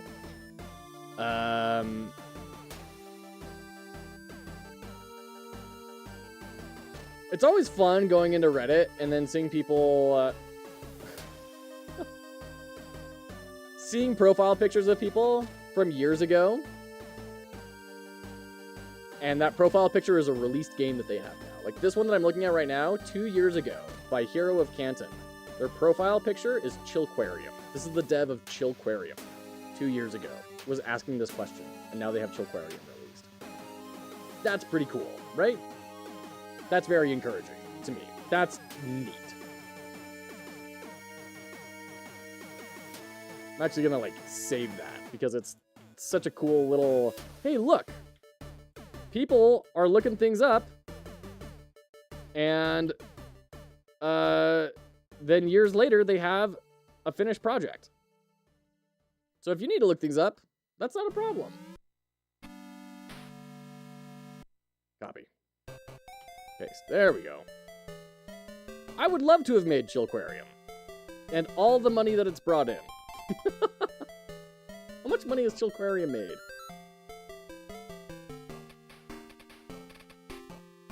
Chillquarium. $681,000 gross revenue. 156,000 units sold.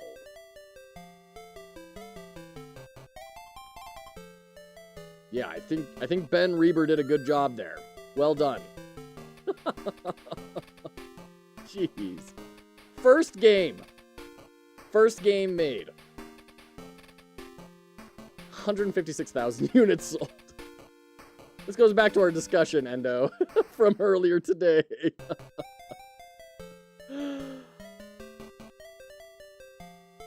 $4,870 very positive reviews. It's an idle game where you open packs of fish, and they float around, and they give you money. That is the whole game. You can decorate. You can feed them. That is the whole game. Why did I mess with magic? I should have done a fish game! Yeah, animals?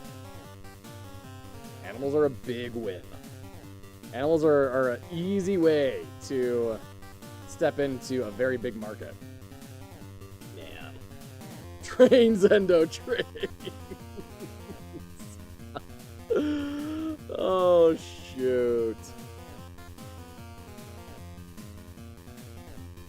Okay. A zoo on a train. Yes, like Monster Train, but zoo train. There you go.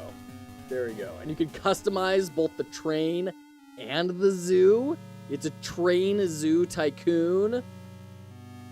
A train tyzoon. I'm trying to think of how to combine tycoon and train. Okay. Yeah, this isn't wanting to do the thing. That's annoying. Is there a way I can cheat this? I could add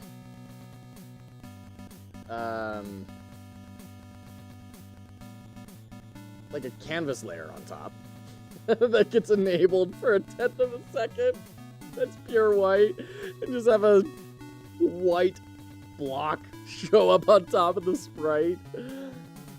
Oh man, this is where I do need to get better at shaders, because we could have done this 5 times over if I was just better at shaders.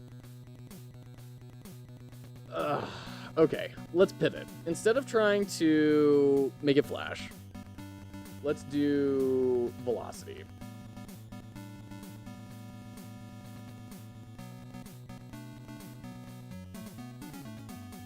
So we could do like impart velocity or force, right? There's a way to like move things in Godot. Impart force.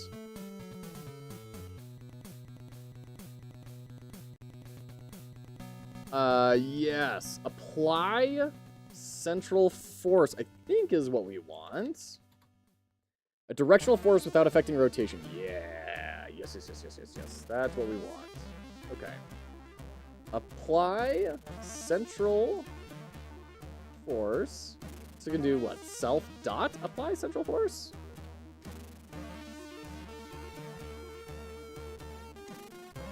Oh, that doesn't exist in a character body. It only exists in a rigid body. Oh. Man, that's disappointing.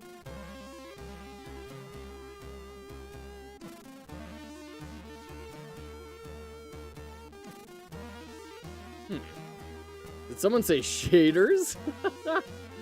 Force is applied every frame. Impulse is just one big push. Impulse. Because that's what we would want, is we'd essentially want apply central impulse, but I don't know that that's going to work, because it's a character body.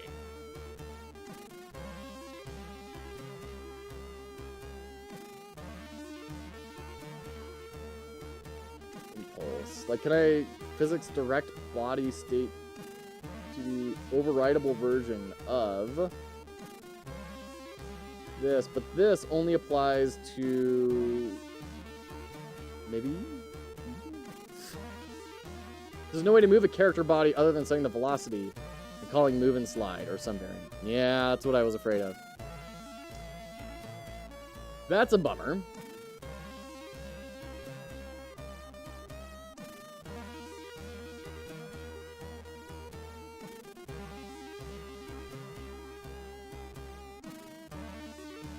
I mean, I guess what I could do is say if flash timer, and then overwrite it, equals negative this.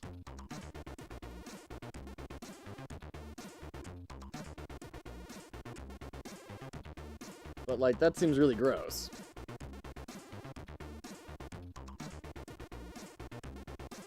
Well, I mean, it worked.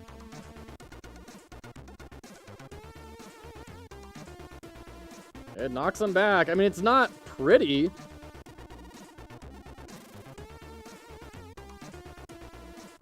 But it's doing it.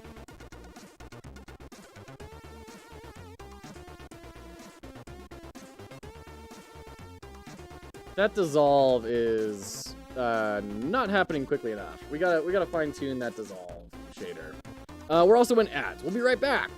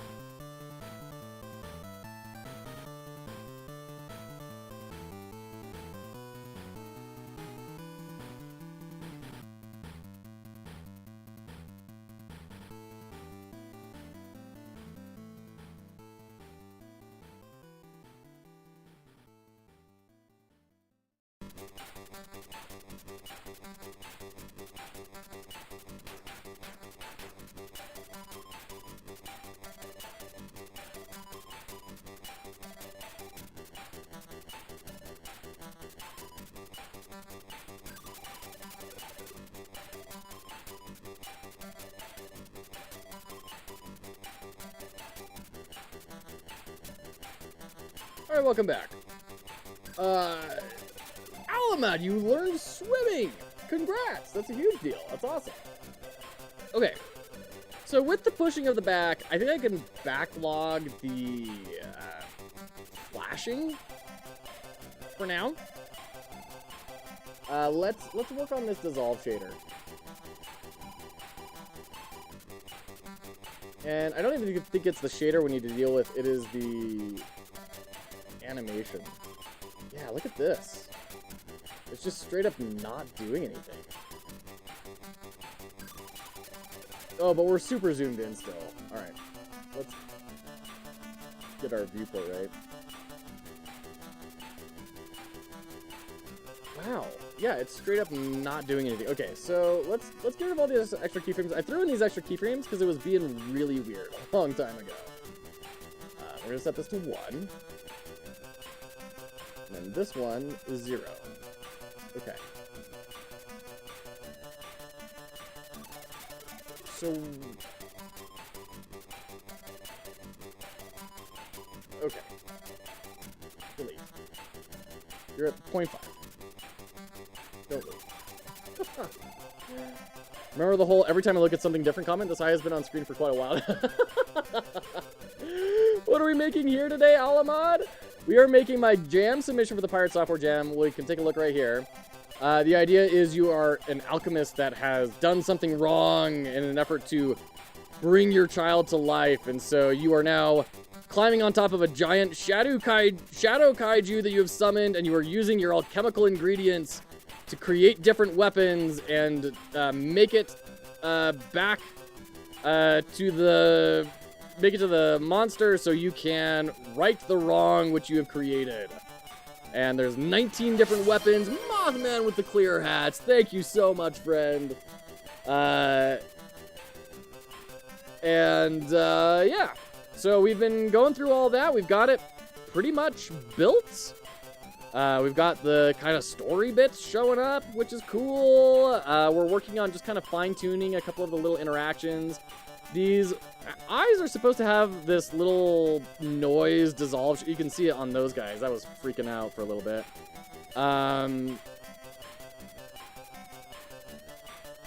Yeah. So we're trying to tighten up that dissolve animation. 19? Yeah. There's 19 different weapons. 19 different combos. There's just sword, just grenade, grenade bullet, and then there's every 2 combos of those.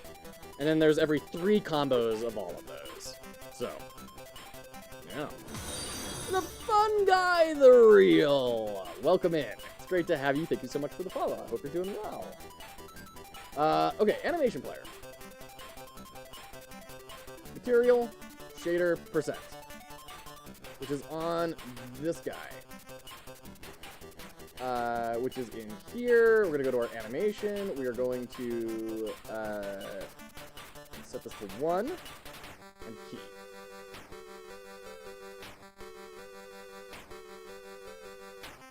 Okay. It's going a little slow, or it's cutting out a little fast completely. Let's see what happens here. What's the theme? Shadows and alchemy is the theme. Yeah, see, like, it just... Man. Making art while watching game dev. Nice! Very cool. Art just for fun? Or for a project? Or...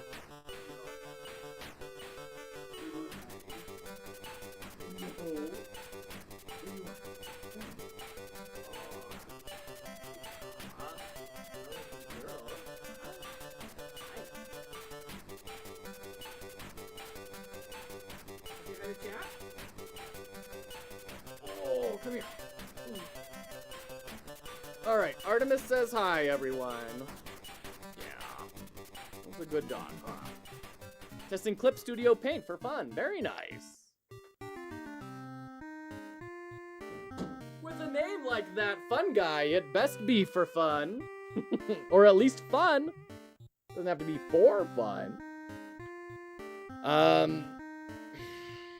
Yeah, so my struggle is, like, it's just, this dissolve is so, like, it's happening in a heartbeat. See that? It's, like, not even doing anything. Mothman with the Artemis emote, I love it, thank you.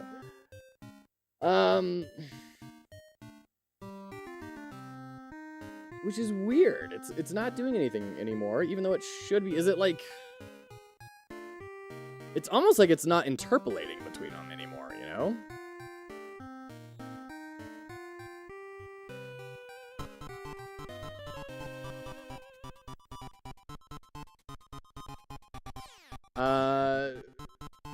I am realizing we...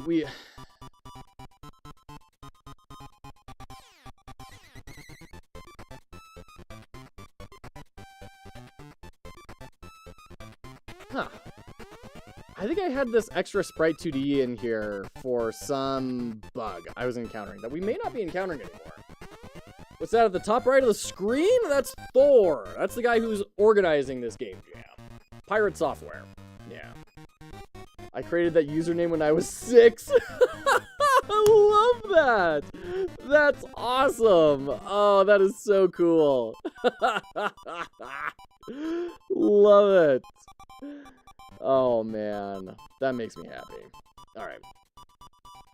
Let's do our key on here, too. Yeah. And then here, we're going to set it to 1 and key.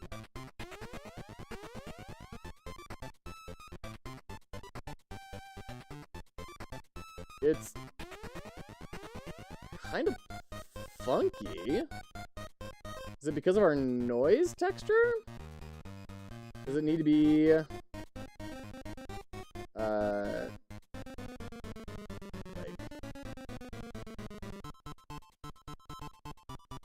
is it because of the particle emitter? So like maybe on death we need to do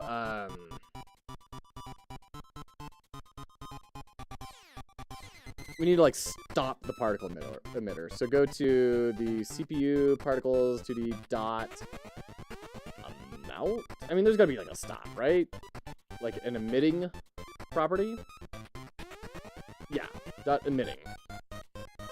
Yeah. Equals false. Working on a game for the Hoodin Olive Game Jam. I just started. What is the Hoodin Olive Game Jam? Okay, that's reading better. Now that we're cutting out the particles, that's looking a lot better, actually. That might be enough. Oh, no. Okay. Make unique. Let's try it again. Do you use Arch Linux, by the way? No, I've never used Linux. I mean, like, I think I used Linux on my brother's computer when I was, like, 10. But I'm pretty much on Windows. Okay, so we blew up those guys. Yeah, everything is gone. We can make that unique, too.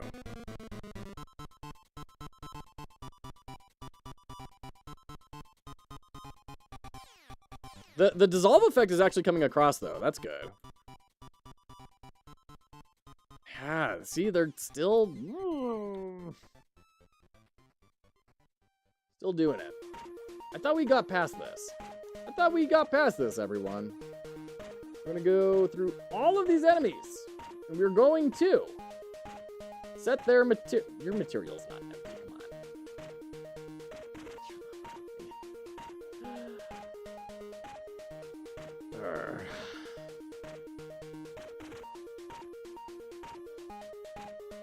So the problem is, we need to make them unique. Because if they're not unique, when I kill one of them, everything is going to play that animation.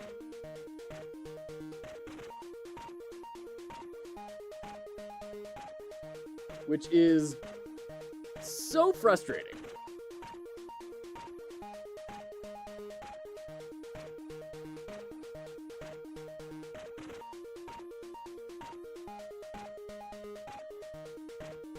What does make unique recursive do? Like, just everything? Select everything?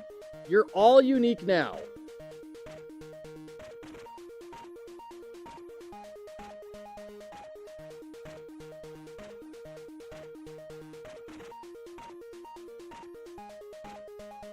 Yeah, no, it's still doing the annoying thing.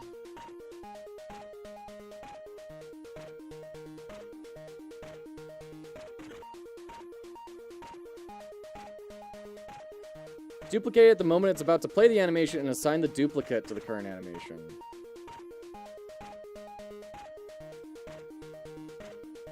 Could. But that, so, I don't think that would solve the problem, though. We'd have to, like, create an extra empty thing, right? It'd have to be like a spawn in this sprite with this animation and delete the enemy. And so the animation is not tied to the enemy at all. But that also feels dumb. Like, we shouldn't have to do that, right? We should be able to say, this one enemy, play your animation.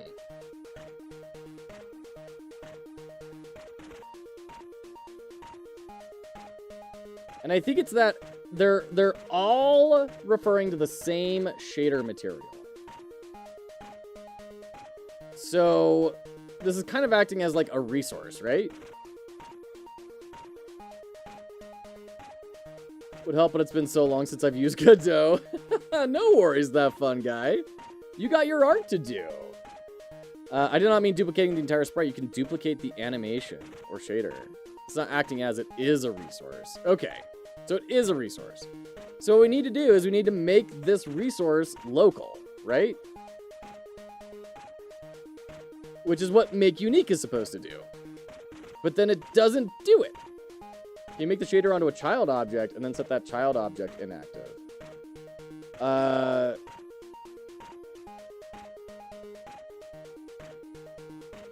Make unique and local to scene are two different things. Well, I can't make it local to scene, though. Like, there's no option for that. How do I do that? I don't see that in the drop-down list. I see make unique. I do not see make local. Oh! Not gonna make it work. Expand resource? Please don't tell me it's gonna be this simple. I mean, I'd love it if it were this simple, but I'd also be deeply embarrassed if I just didn't see that for ages. Shut up.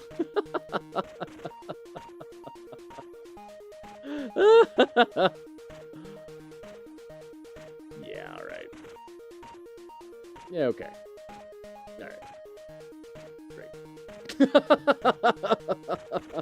I'm very happy and upset. How dare I be that dumb? Okay. Great. Thank you, Zaft. Appreciate you. Gonna make that local to scene as well. Oh boy. Okay. So we're gonna go to this one's dissolve. And yeah, okay, there we go. That should now work. Okay, let's check this out.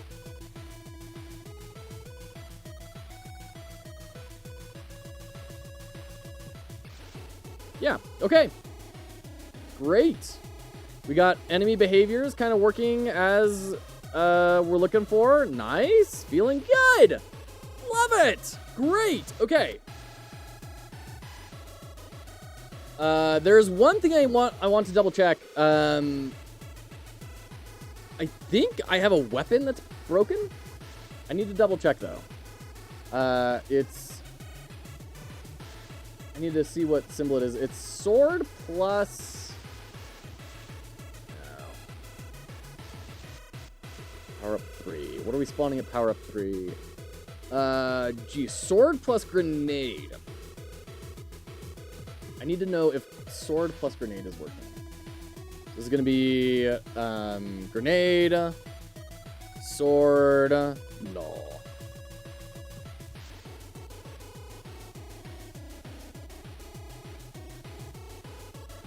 Because it seems like the explosions aren't happening for sword plus grenade.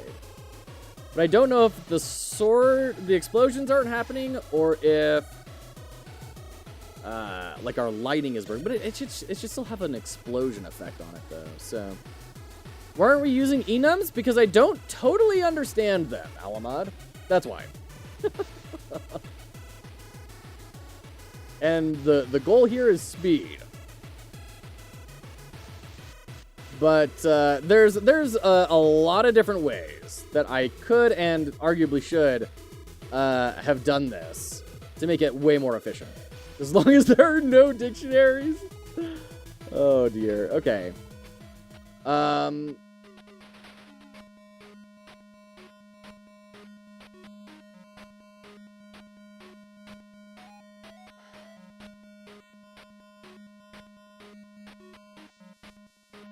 Let's go to our explosion scene. Doop. Explosion. And we've got like scripts in files that shouldn't have scripts and stuff. There's a lot of stuff in here. There we go. This is what I'm looking for. Okay.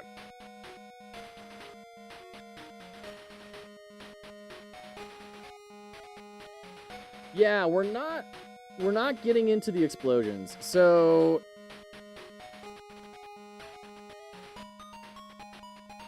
print enemies hit. Are we detecting the things that we're hitting? No. No, we're not.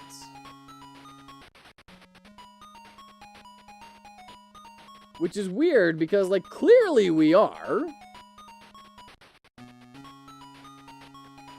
Let's turn on visible collision shapes. See if that'll give us a better hint as to what's going on here.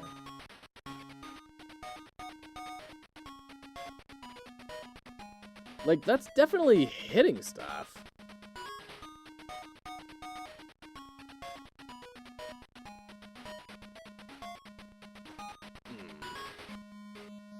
Oh, because we're swinging the sword. And then... And that, like, does that... Sword swings.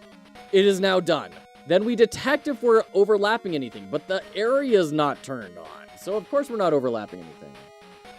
So we need to move this into the sword swing.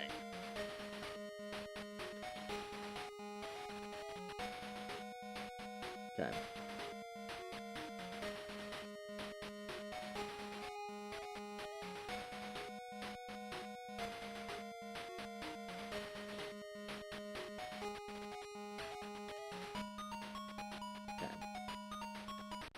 Let's try that.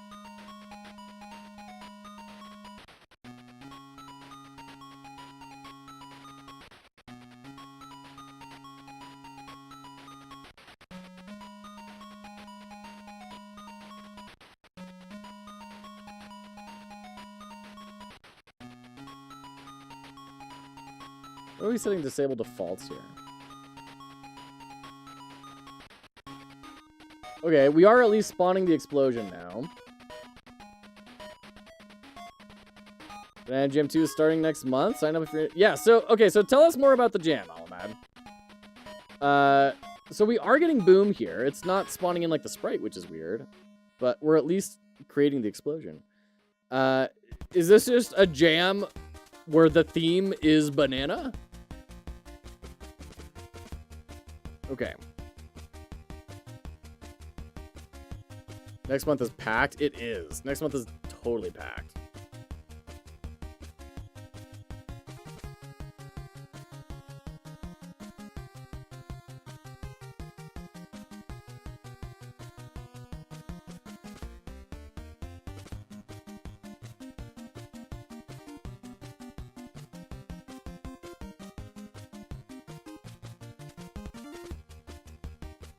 So the weird thing is, in our explosion...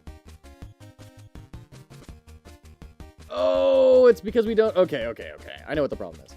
We are creating the explosion, but we are also instantly deleting the explosion. Because I have, like, different lengths of explosion time based on which weapon that you have. So we need to create a new timer here for grenade swords. All right. Yeah, GMTK is next month, and there's a lot of good jams happening. There we go. Love it. All right, cool. I'm glad I went back and double-checked this. There we go. And that one works just fine. There we go. Okay.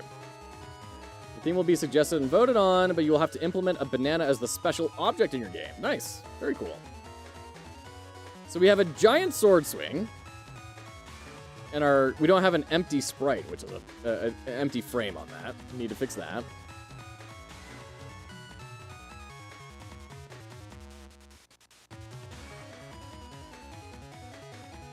So on SGB. All right, I think I'm gonna delete this because we need to reset our sword swing size. Right now, it is not resetting. Like, if I have 3 swords, like, this is huge. Shouldn't be this big.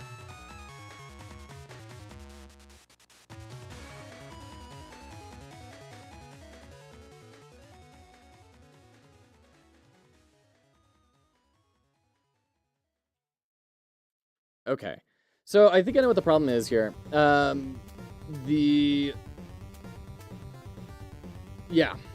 0.209 and 0.18.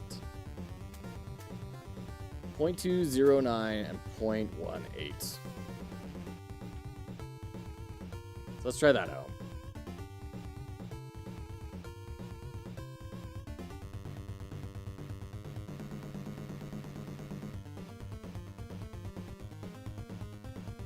Grab the other sword. Okay.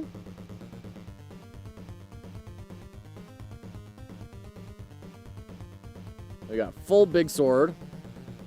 And then if we grab this, this is what? Bullet sword sword?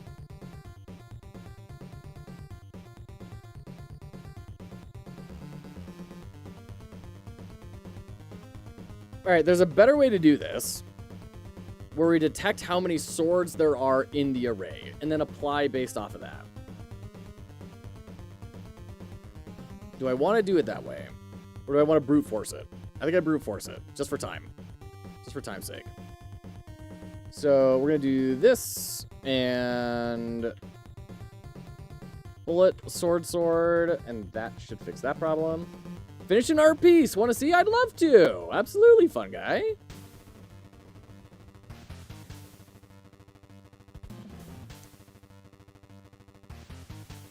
I do feel like I need to make this a little bit bigger. The default needs to be a little bit bigger.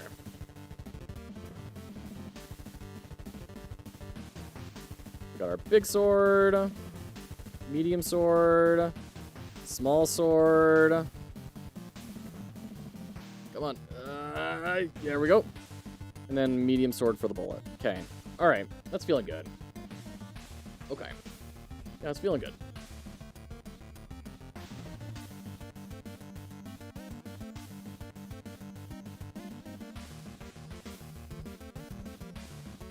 Okay. I think that might be that. Yeah, that might be that. I think we might be moving on to UI refinement. And then menus.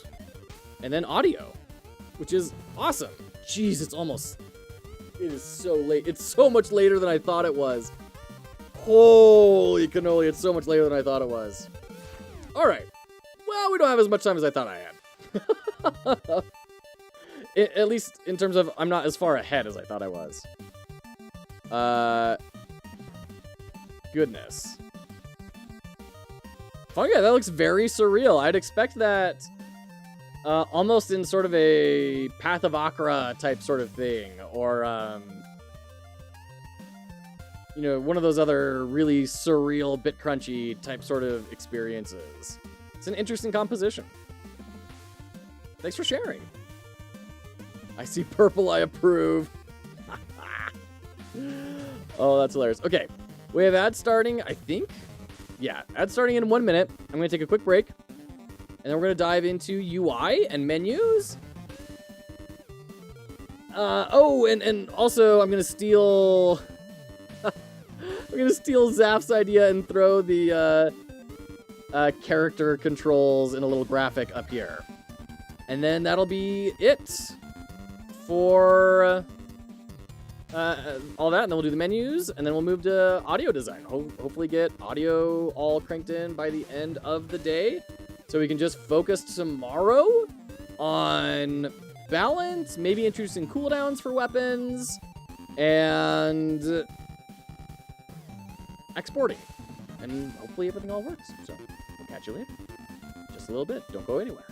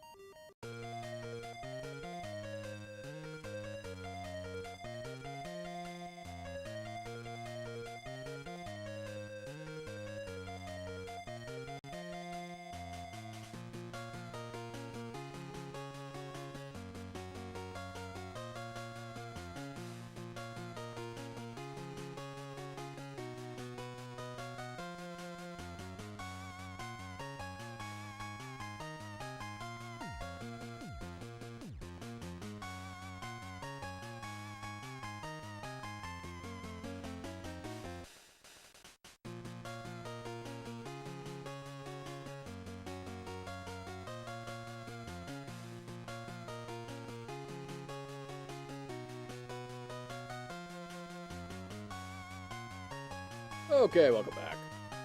Zaf, thank you for sharing that. Yeah. I was contemplating whether I should do it that way or not, and then I thought, you know what? It's done. Let's just do that. So I'm in Figma now, and I'm gonna bring this all in. Extract. Bring all this in. Wave figures the text not Apple, just warp. That's crazy. Yeah, that's crazy, fun guy. I could tell you're having a lot of fun with those effects.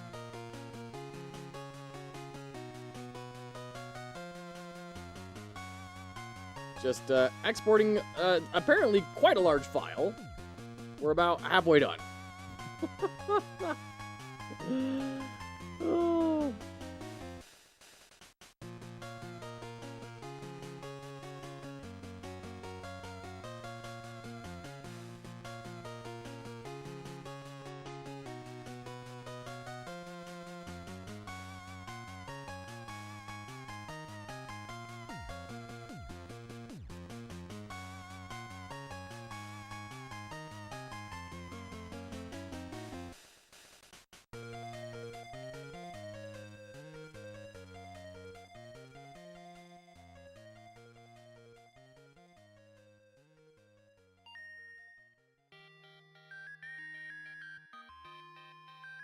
Okay.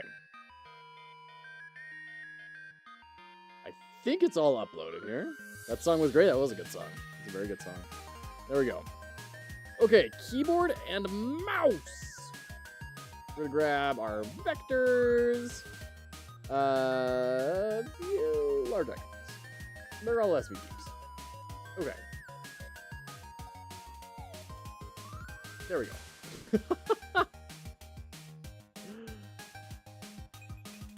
Okay.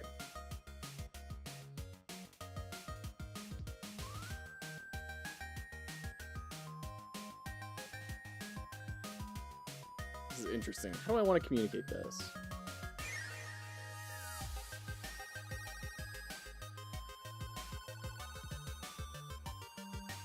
These are all organized in really weird ways.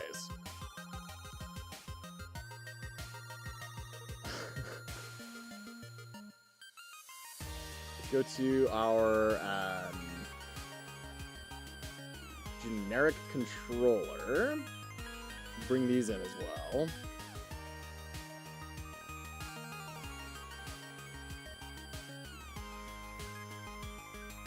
Okay. So here's W. We have left mouse click.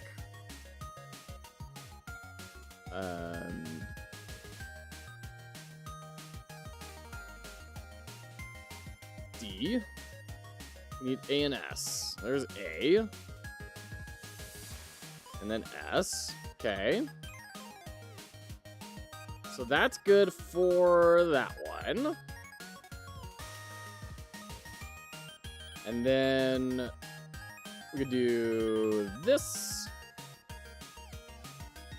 Nah, let's use this one. And then what? How did I map this actually? Go to our input map. Right trigger. Okay. What's this? Trigger C? All right. Okay.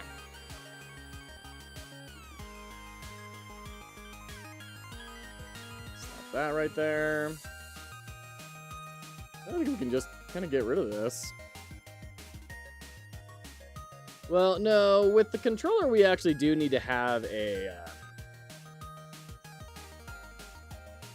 directional indicator. We need a, because it's twin stick, right? So, how do people communicate twin stick shooters? Tutorial.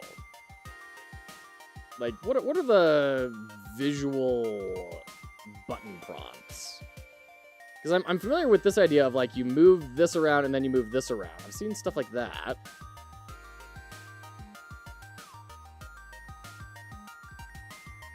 Like, I want to avoid having left stick and right stick written down somewhere, but maybe that's not really gonna happen.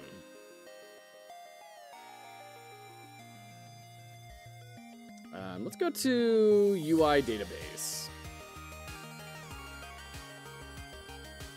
Game UI database. Twin stick.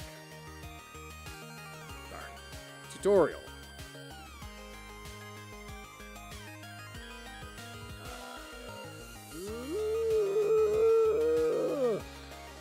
Group.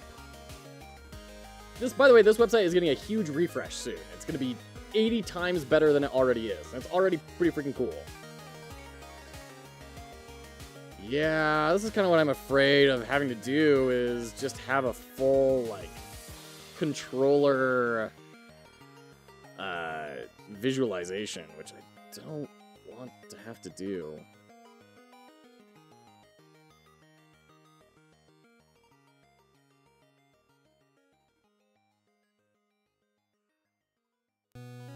So put an L or R on top. Yeah, I like that. I think that means we're going to be doing this instead of this one, though. I can go with that. Let's do that. L. And then R. Okay. So let's go ahead and export all these.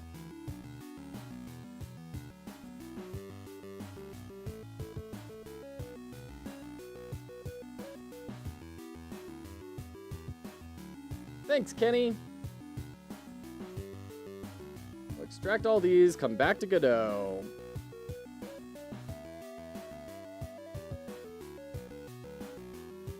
We're going to... don't put them in scenes, Joe. Put them in assets. We're going to make a new folder here. This will be... tutorial.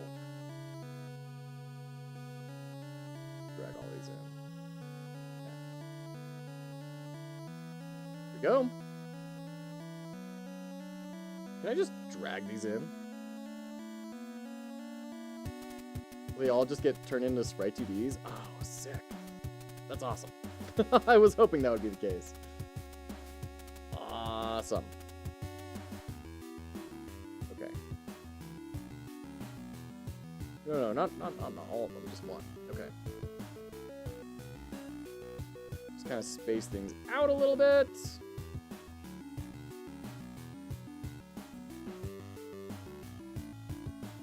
Left. Okay. So let's throw W A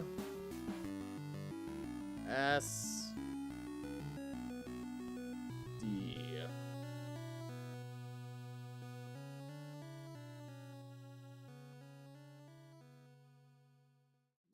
Just a little. Okay.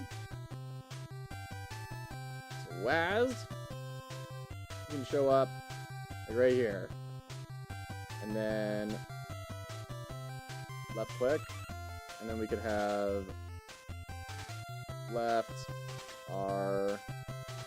And this is not an incredible tutorial, of course. But I'm hoping it will be enough. That's what we're looking for in like all instances of the jam right now. And we're hoping for enough. You'll also see that this is slightly lower than these. This is another important thing as a designer to do. You align the visual weight more than you do to absolute things. So, like, if I really what I want to line up is the top and the bottom of each and make it feel like it's centered.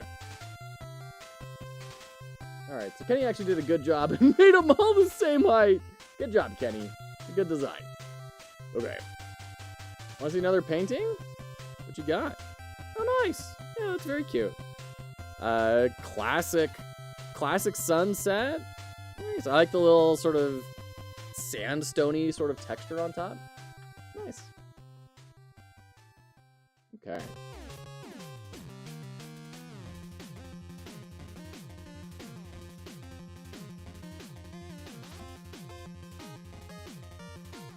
Okay. So let's redo these into our color palette. Oh dear, they look so gray in here. Looks so gray. Do I have my color palette built in here? I do. Okay.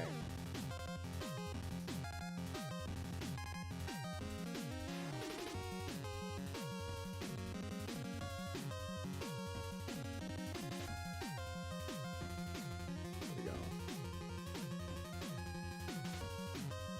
And you will be... what can we make them? Make them that one, right? Okay. Do that, but then add second fill? That's not gonna work. We need something behind each of these.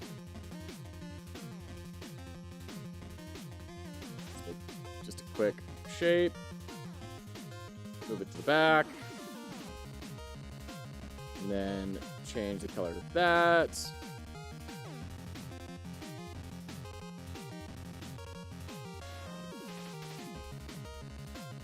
Okay.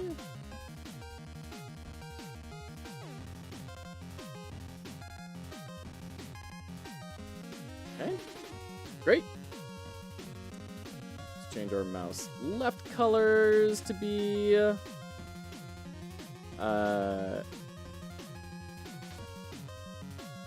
I don't know if that's going to call enough attention to it. We'll bring it in. We'll see. Love UI UX design. Thanks.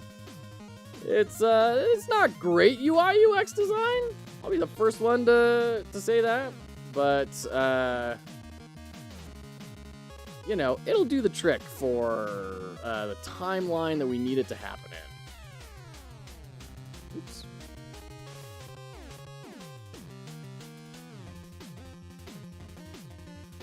This is full UX design, definitely no UI design. Or full UI design, no UX design. But that's okay. Alright, let's go ahead and export these again. I have spent 10 years as a product, or as some would call it, UX UI designer. And I can tell you, this is not really what the job is. But that's okay.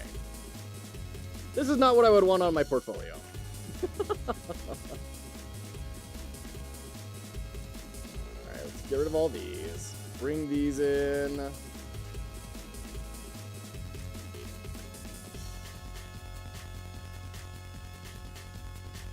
looks so off. Why do they look so great? Like doing it, but good work, man.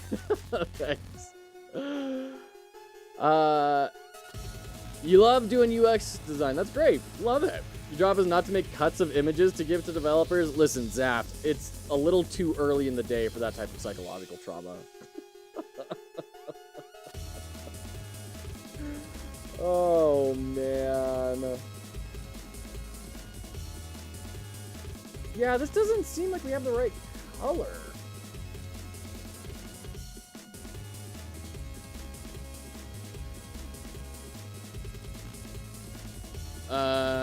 Hold on. Let me see something. Suck, it is the right color. I brought in the color on top, and it's totally the right color.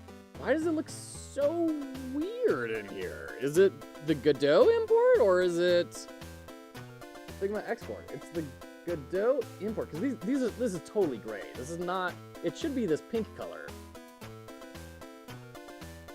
Those are the same color. Oh, no, they're not. They're not the same color. It should be... Is that white? Did I just throw in white in the background there and just hope no one would notice? It should be this color. This is what color it should be. That is totally wrong.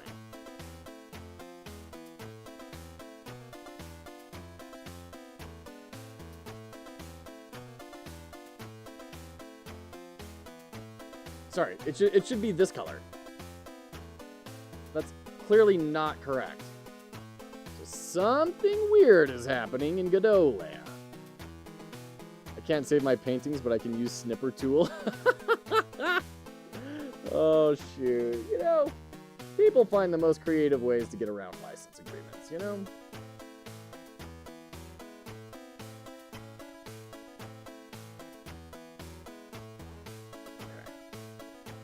Hey, this guy New Zealand, how you doing? Jam and the fam are going great. Show you what we've got so far. The family is out at a event. They're at a children's museum, and I am getting a lot of time to push forward on this game jam build. So it's coming along. You know, we've got 19 different weapon combinations. We've got some very basic visual effects and everything built in. We've got all sorts of rad stuff. We've got an ending. The game ends now. Hooray. There's some story that's kind of told a little bit.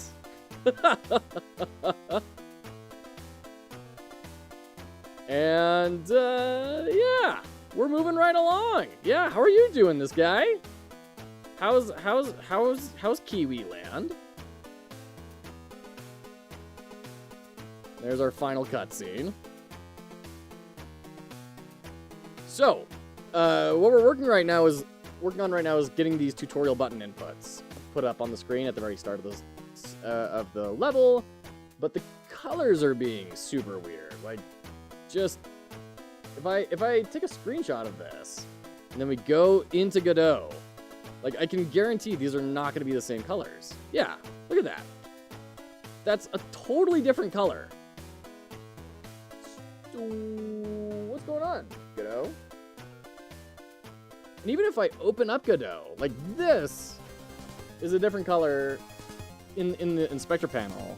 If we bring it in here, yeah, that's the right color. But as soon as it gets brought into the world, it's broken. Is it a lighting thing? Do we need to, like, turn off lighting masks?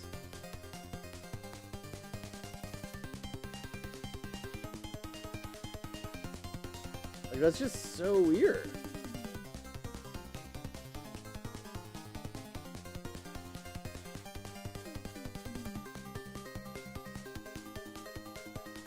Huh. That is super weird. Doing all right, thanks, buddy. New Zealand, much the same. Glad to hear it. I've actually got a cousin who has, he's married to a doctor now. She is a full-on doctor, and they are planning on moving to New Zealand within the next few years. So you guys are getting some good ones. Gonna scooch this prompt story bit a little bit over so you get a little bit of wiggle room before you get thrown straight into story. So why is this coloring so weird? Very, very strange. Yeah, how's your game coming, this guy New Zealand? Are you getting close to like a demo release? It seems like it's like fairly far along, right?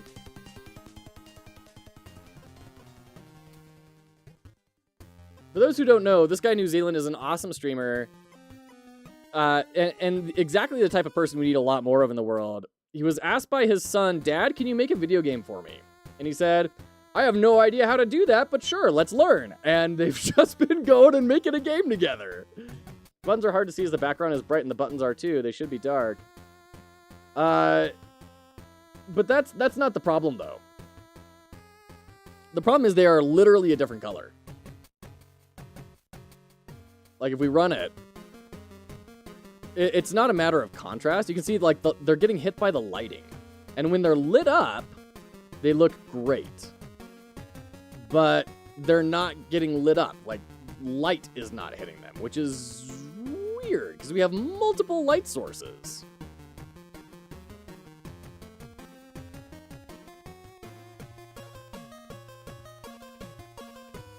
Like, this moonlight should be hitting, right? Like, and then I want to just say, okay, you do not get hit by light anymore. But then when I turn it off, it gets even darker. Oh, because it's getting subtracted by the global light. Okay, all right, okay. I think I know what the problem is. Or rather, not what the problem is. Make them shadeless? Is there a way to just say, do not be affected by any lighting? Because doing the light mask is not cutting it. So if there's a way, Alamod, to just straight up say, do not be affected by any lighting, which is what I would have expected this to be. But I think that the directional, the directional lighting overrides all that.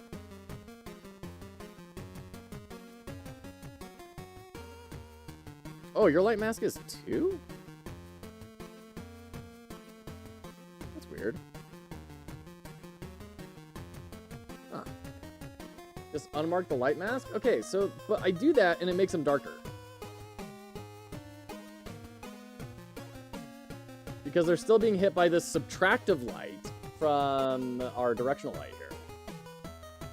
Layer mask. I'm not much of a Godot guy. You should just add a new spotlight over all the buttons. That's where I was going next. Yeah. They shouldn't. I don't know. I don't know, Zaft. You tell me. Like, I'm here. I have no light mask on. They're getting hit by the directional light. I don't know what to tell you. And if I, like, turn off the directional light, they look exactly the way that they should. So, yeah. I don't know. It is weird. It's very weird. I agree. All right, we're going to put W... A S. I think that's how this is supposed to work. I do that with Godot a lot. Godot and I, we have a special relationship where people say that's not how it's supposed to work, and Godot says, "F you, I'm going to do it anyways." That's me and Godot's relationship.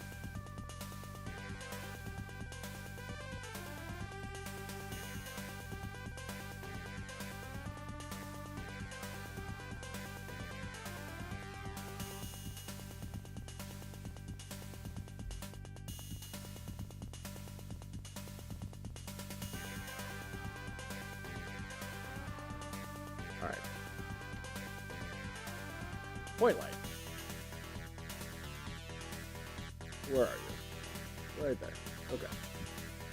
Hey, you always find the broken things. It doesn't seem very fair. I don't think I'm like that bad at things that I should be encountering things like this so often, but you know, you do what you gotta do, I guess. Oops. Flip this. There we go. Okay.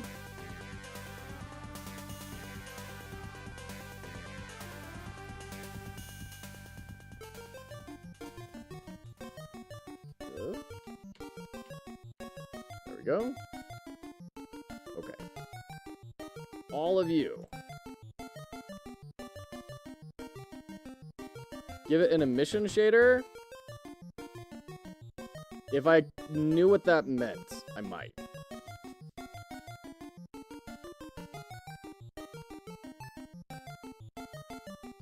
Well, I mean, it's not great. We may need to swap the colors, like Alamod said. Oh, no, actually, this actually looks pretty good.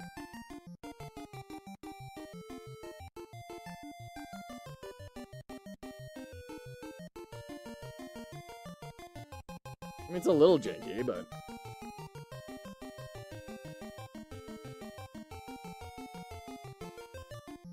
Input map 1, 2, 3, 4. I'll never forget. Oh. Hey. You need to work on these things when you're building things, you know? Alright, let's throw all of this down below. There we go. Now our player's in front of it. Cool. Great. Love it. Looks kind of better now. Yeah, it looks kind of better. I think it looks kind of better.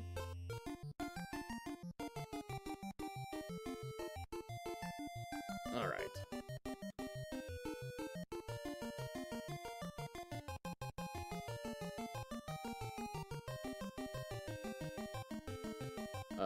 Morning, Karazes. Good morning. How's it going? This looks different? Yeah, we've been making some good progress on things. All right. Cool. Cool. Let's work on this UI, because it's fugly. Okay. How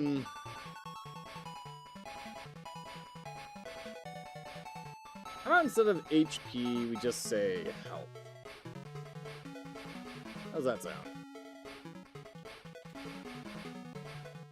And we're going to change these two texts to be our dark color.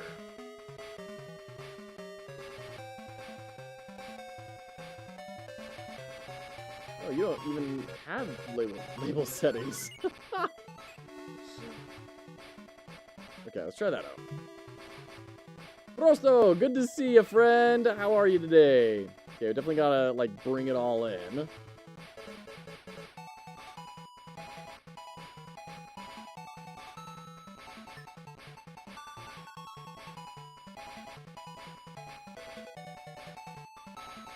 Okay.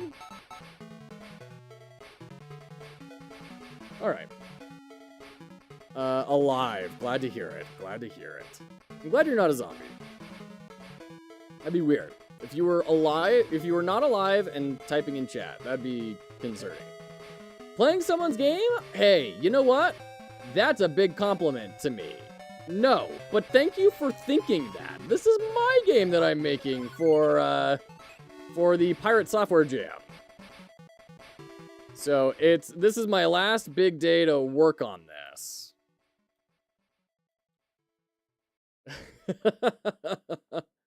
We do have ads starting in just a few seconds. We will be right back. We're gonna fine-tune this UI. I think, yeah, I need to like look up better ways to represent the health because this is just ugly.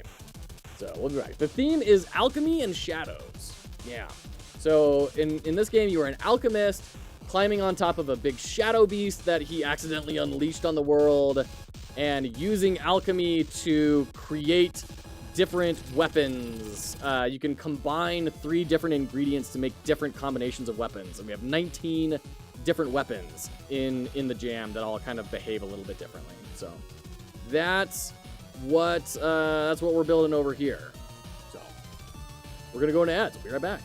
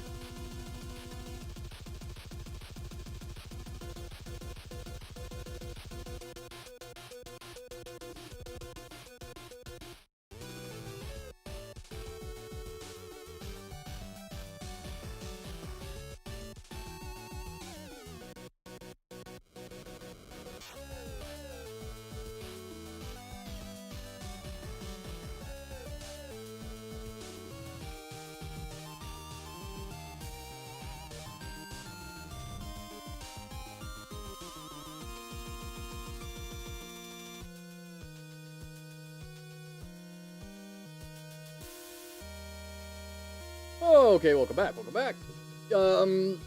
Brosto, it's amazing. This art looks like Hollow Knight and Child of Light art styles combined. Hey, that's high praise. Thank you. My computer crashed, that's why I left. Hey, no worries, the fuck guy. No worries at all. Welcome back. Welcome back. So, I'm looking at, like, health bars and everything, and we could do a bar. There's obviously doing, like, iconography. You know? I don't want to have to, like, make another icon right now.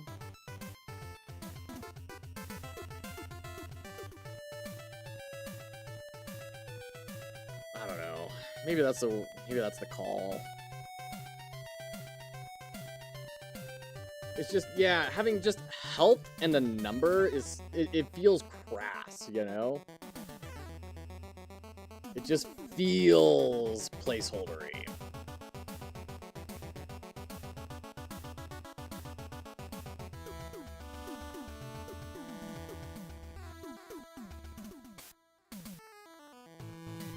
Hey, Missy, you wanna head out? You wanting to jump outside?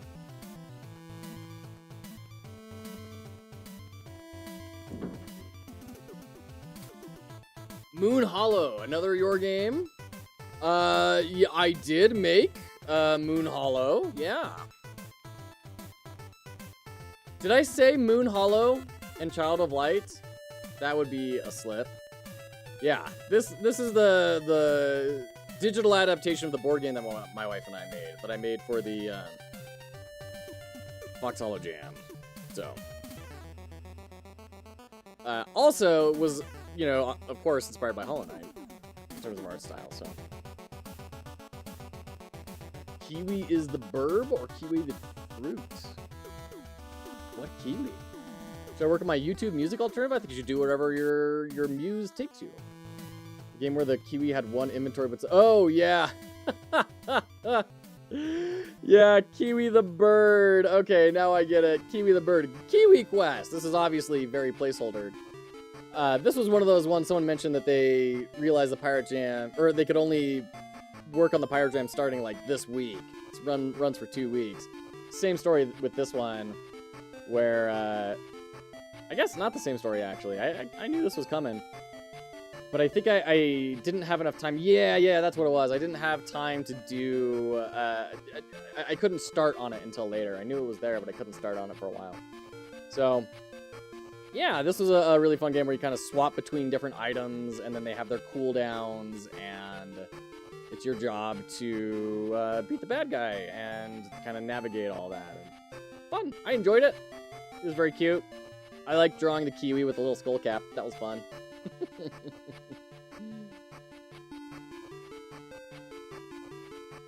What was the name of the game again? Which game? Remember this prehistorical feral barbarian coconut?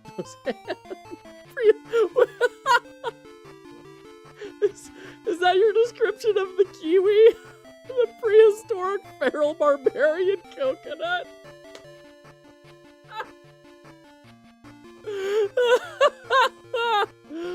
Oh, that's hilarious. Oh, that's so funny. That's so funny. Oh, man. We could do something like this, right? That could be kind of interesting, but... the problem I have with the iconography is, like, how do I communicate that it's health? I guess I can just do the crude visual metaphor of just a heart. Just do a heart.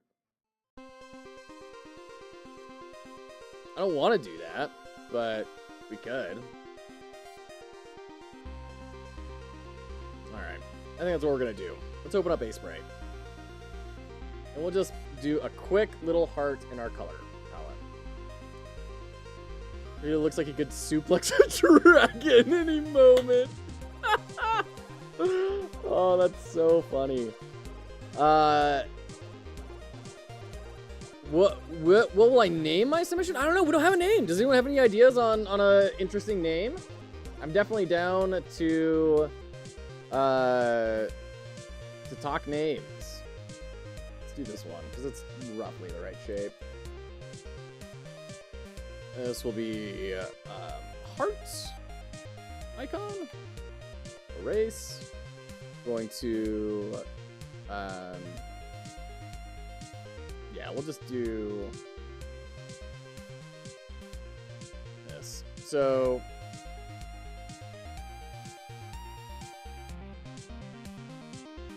oh, look what I did. Okay, so holding in shift will do that. Fun. Okay. Then we're gonna do a polygon tool. Well, nah, let's do a curve line.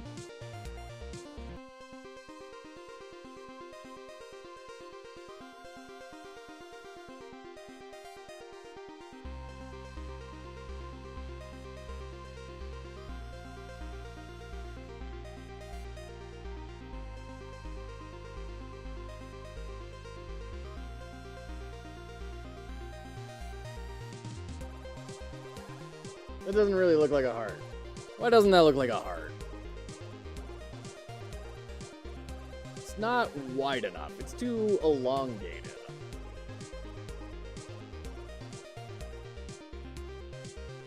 Oops.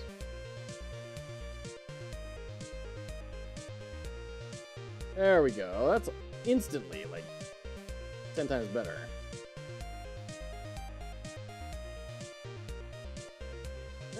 Too much on the curve there.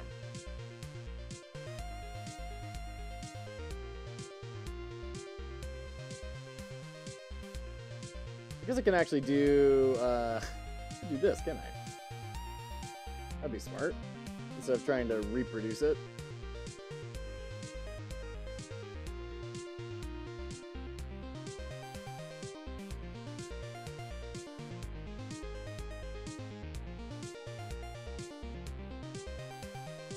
Yeah, I think I actually do kind of like that. Very neat color theme. Hope neat is a correct word. Yeah, it's N-E-A-T, but yeah, I appreciate that. Thank you. Why is GitLab not wanting to make this project public? Uh-oh. Git, man. Git is just kind of my nemesis.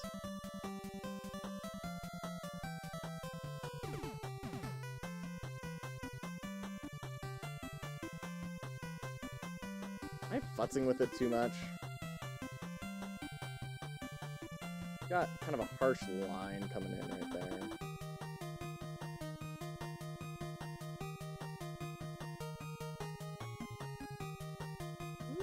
Kinda getting there. Kinda getting there. Yes, neat like that, yeah. Subjective opinion, but isn't this brush too big for such small art? Eh, it seems to be doing the trick. Congrats, fun guy. You're back. Welcome back, Alamad. I think we're going to call that. Yeah. Yeah, let's call that. Okay. So now we should be able to bring in our heart. Our very janky heart. Boop. Okay.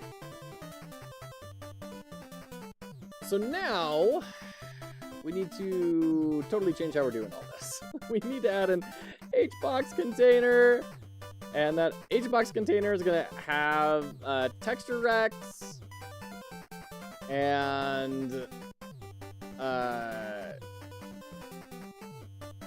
texture rect will be the heart icon. Okay. This is going to be in a group. We're going to make a new group. And this is going to be hearts. We're going to be in the hearts group.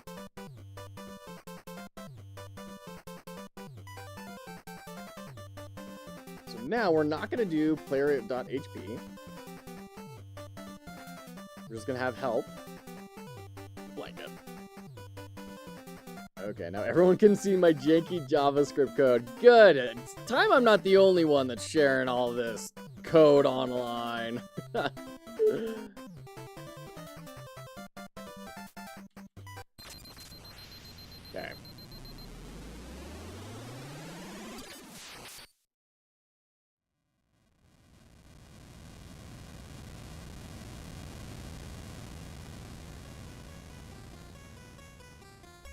thought for sure that was Mega Man. It was not Mega Man. I was convinced that was Mega Man. Okay. Okay. Update regions. We're basically going to do this exact same thing.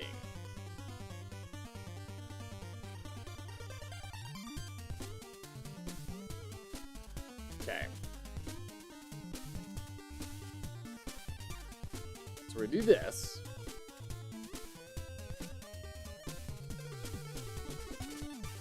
Help. Okay. We're going to say help. Get tree.get nodes in group. Help.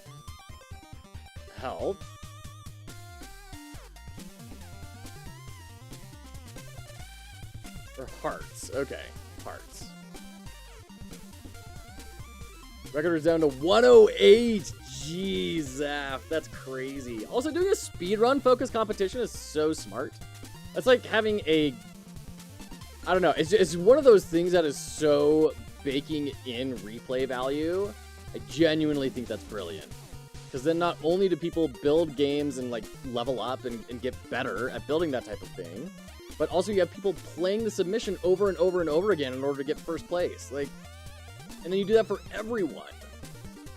And now all of a sudden your jam submissions get a ton of plays. That's crazy clever. All right, take care, Prosto. Thanks for hanging out. I hope you get a good rest in. Aw, thanks, Prosto. See you later. 4 slot in health. Or,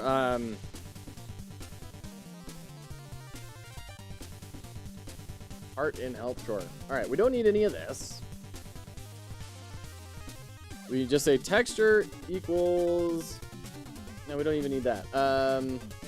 At equals... U. Oh, but that's not a texture. So we need to pull this in up here. Equals heart icon. We don't even need to do that, right? What am I doing?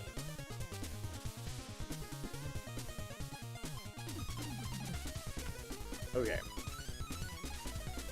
Now we need 10 of you.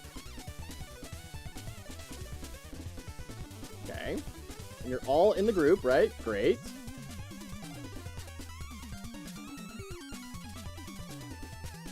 If texture, slots.texture, no. If,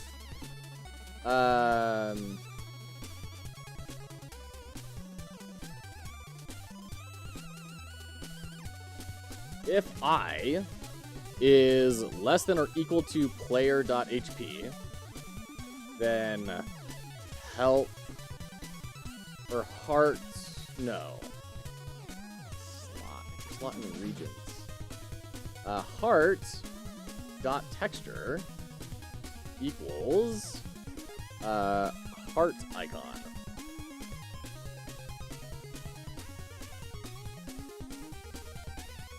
My 3rd time doing this jam, it's recurring. I love it because of that. That's awesome. That's super cool, Zap. All right, take care, Alamad. Hope you get worked out. Get some rest in. Appreciate you. No, that's super cool, Zap. That's rad. Have you ever had a game as successful as this one is being? In that jam? Y is less than or equal to player.hp. Heart.texture equals heart icon. Else, heart.texture equals... can I just say null? Is that gonna work? Nothing close. Nice. That's awesome. So we've got our health up here. Okay. We are taking damage. Good. Cool. This is all working.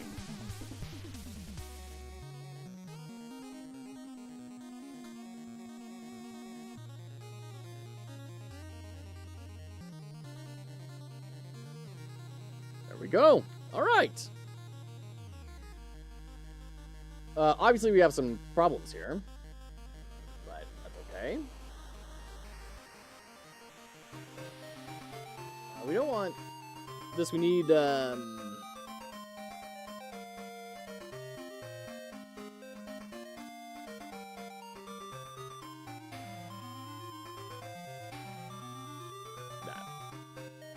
Regents. Move over. Is that still gonna work? Yes. Great. Awesome.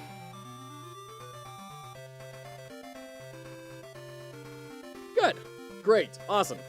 Working. Good. Ugh. Okay. Let's go back to our global script, change this back to sword and null. So you just start off with the basic sword.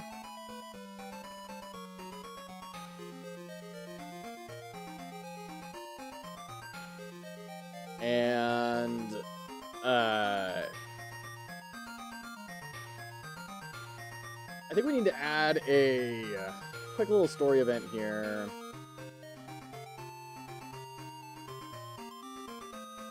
Before this one.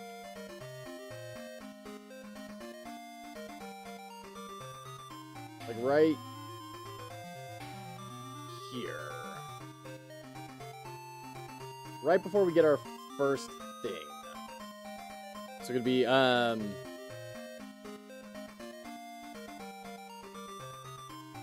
my, tools are on the beast. I can use them to fight. Ugh, bad. Bad wording. Bad. Just bad.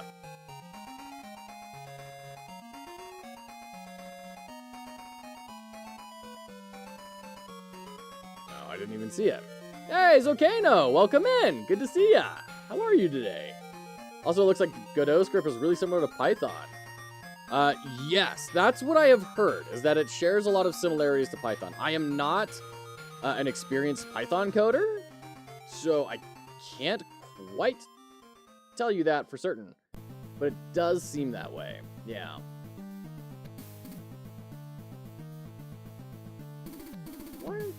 Why are you not triggering?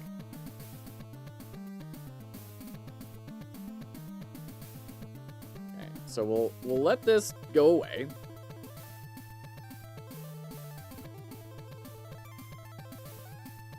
Yeah, it's not true. Ah! Okay.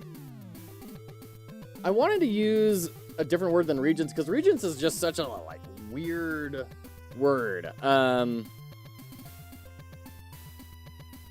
There's, like, ingredients. That kind of works. It feels like there's got to be something simpler, right? So if we do, like, regent in a thesaurus, indicator or testing agent. Okay, well, that's not really what we're looking for. Ingredient. Element?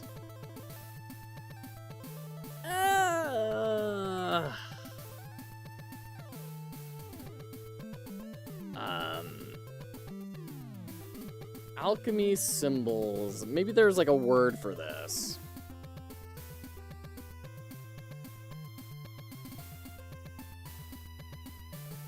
Let me show you all what I'm looking at here.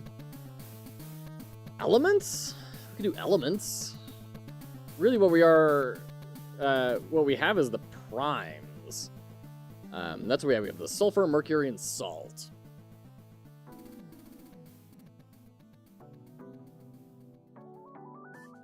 Compounds? Maybe like the name for your weapon is a compound, and then the individual things are the elements.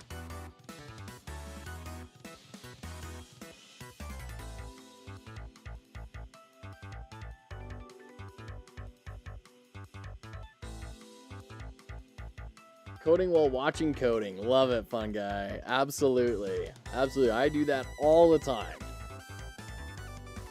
And when I'm doing art off stream, it's always great to tune into someone like Whitechapel or someone that it does incredible pixel art for games and just like soak in knowledge from them. Zocano, thank you so much for the follow. Appreciate it. My ingredients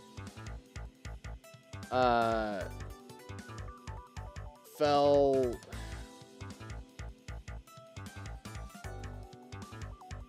remain on the beast after it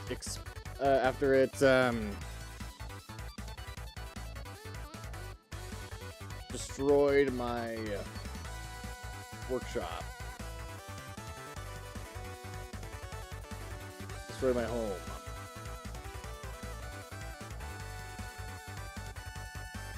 They will help me make this right. Alright, let's try that out. Watched Adam Eunice the other day. I don't watch him often, but the one day I did, he decided to say, I'm very hit and miss as a pixel artist. Shut up, Adam. I have so many struggles with Adam Eunice. Because that dude is like everything that I feel I should be. And I'm not. And it makes me deeply insecure. He's a former UX designer who's incredibly artistically minded, which is exactly what UX designers are hired for right now. The like strategy and stuff, like it's not cared about as much. They really want artists. And he is that. And he's really good at pixel art and he's really good at coding. And I'm just like, suck. You're where I want to be right now. How dare you be like 5 years ahead of me in your journey.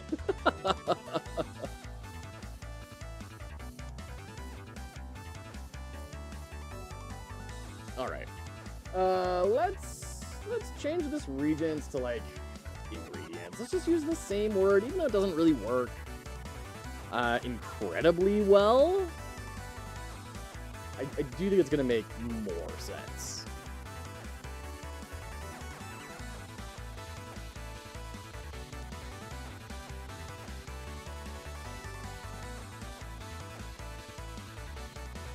Yeah, sometimes that is just not triggering.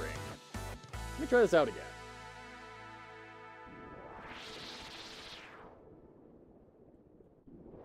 Okay. There's some weird things going on with the knockback as well.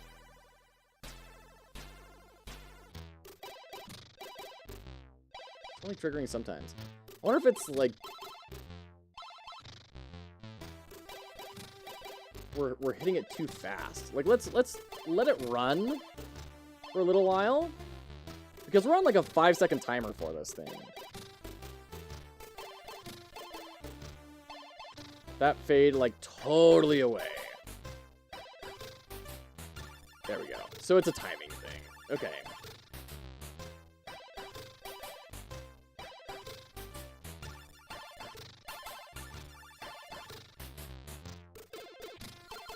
Okay. Right on. I know you use Godot often, if at all. Is the blue circles collision or detection around the eyes? Because I see they shoot when you are in them. Yeah. They are kind of both. Yeah. So they're collision and detection. So basically what it is when the player collides with these, then it sets a flag to true, and then they can start shooting. Yeah. Or moving towards. Going to art, right on, Fun Guy. You are just all over the place, Fun Guy. You are making it happen today. Let's add one more enemy here. This is kind of jank, but it may be the trick.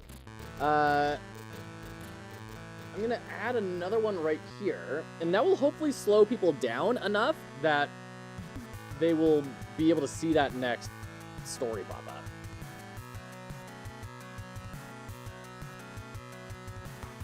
Yeah, that'll do the son of a biscuit. It did not do the trick. Oh shoot, just a taste. Oh man.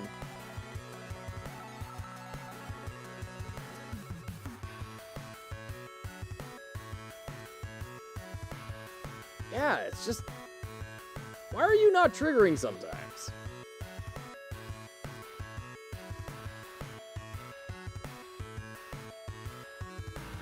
Hey, welcome back, kiddo. After this pirate rush is over, I'd love to hear your thoughts on making a mechanics versus a board game? I don't follow, Zaft. Do you mean like making about the difference of translating a board game mechanic into a digital platform mechanic and how that mechanic kind of transitions? Ooh, typo. We gotta fix that.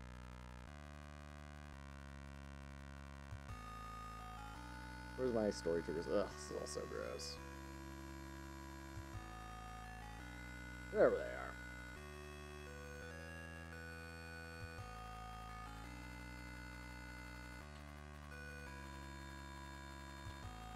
The main.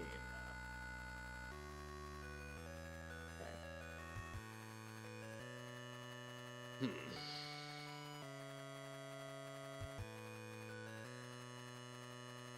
Like, see that really long cooldown? Like, it's going for way longer than it should. Let's see what's going on there. Animation player. Oh, it's going for 10 seconds. Oh, but it's ending at 5. Oh, that's our problem. Okay, let's try that. Your experience, I mean, because you kept making these super UI-heavy puzzle games exclusively until now. Yeah. Mechanics.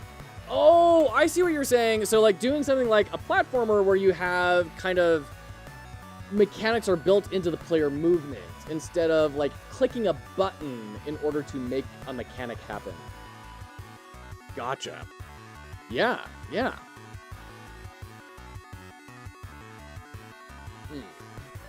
broke. Okay.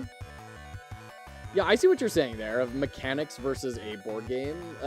Like having an action dynamic system versus a static UI based type sort of thing, right? With turns, like turn based versus non-turn based is kind of a way to say it, right? Nice, fun guy, very cool. Okay, we're jumping into ads. I'm gonna keep on fiddling with this, see why it's broken. You're not gonna be missing much in the ads.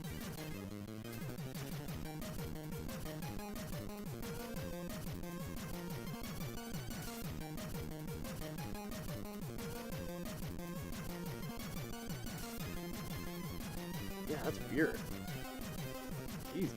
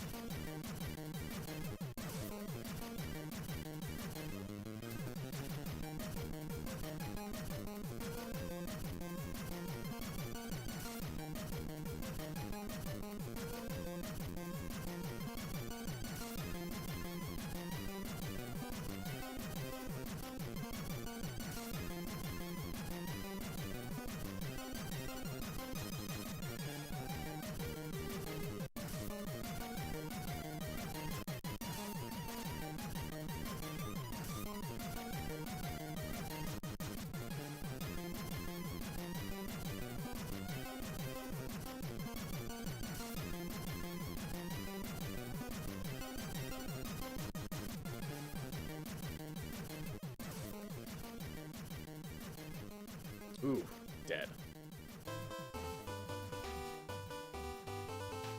I think you need to make everything a lot slower.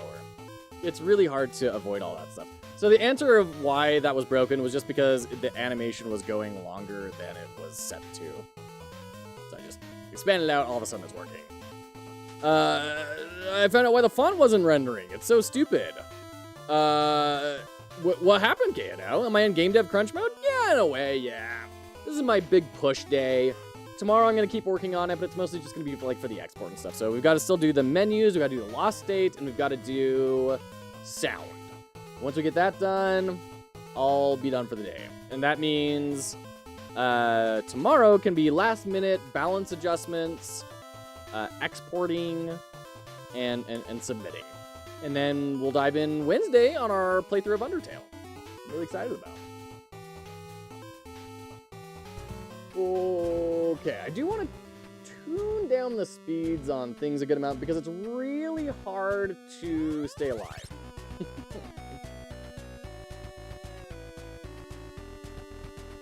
go to our enemy bullet scene. And we're gonna set that to like 2. We're gonna half the speed on everything. Please don't do all exporting at the very last hour. So Zaft, I have done an export or two. Like after I was playing around with the CPU particles on this, I did an export and made sure that things were kind of doing okay. But I need to get set up with. Oh jeez. I need to get set up with.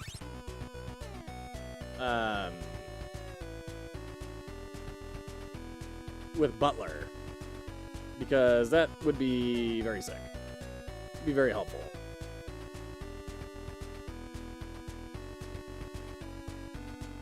Been there, last minute throwing sound effects in the game. Yeah. But I'm glad we've kind of gotten it to a point today where it's kind of feeling almost like a game. So, you know, that's pretty exciting.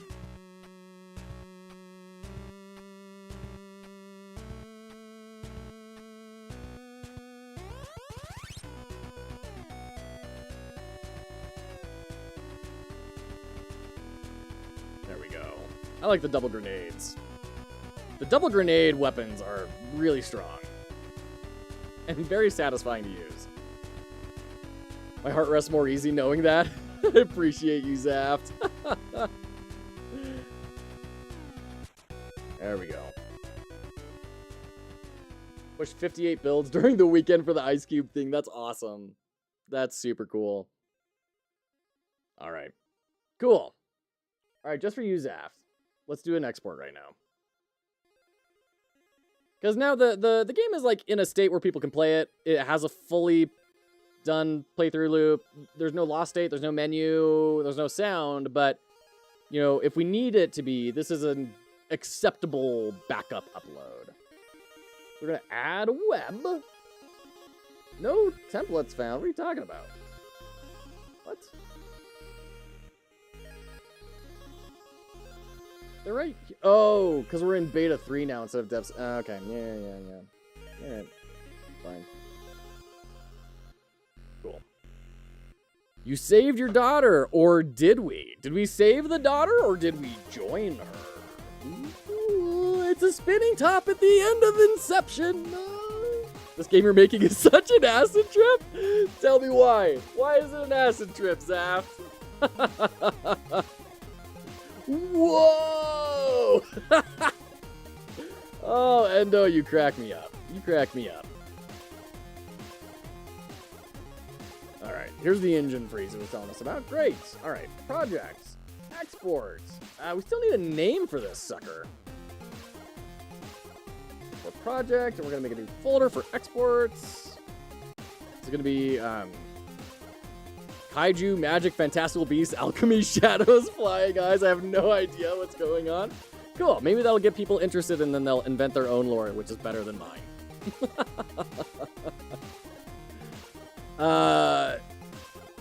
Okay. I need a name for this, man. Like,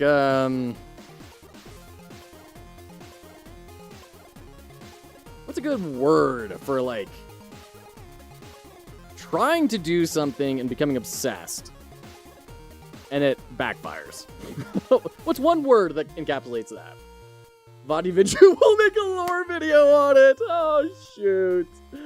Vodividju will make a lore video, and then, what's her name? The witch, shoot, what's her name?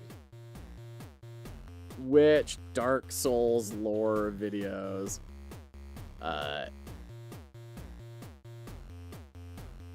Who is that does the, like, she hacks into the files of the game? I don't even know if it's a she. Doesn't have a voice on their videos. Zuli the Witch. Zuli the Witch. Yeah, redeemed Hat Tower. Yeah, Vodividju will do a lore video. Zuli the Witch will jump in and hack into the files and see all the, like, broken stuff and then see, you know, in the comments of the files, you can see that there was supposed to be 80 things that didn't get built.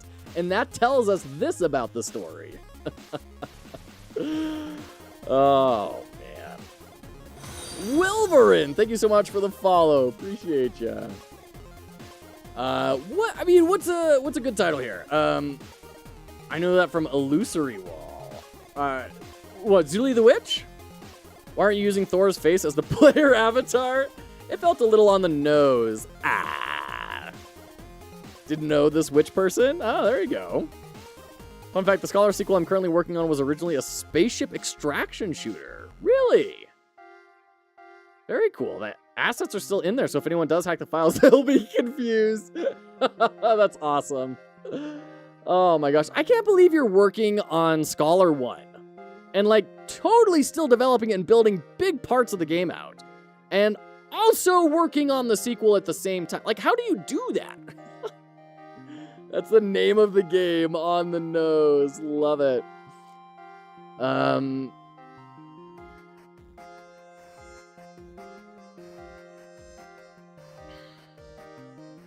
don't know, I kind of want to do something like the 4 primes, right? Because the 3 primes are the things that you're gathering, and then the 4th prime would be like love or something, right?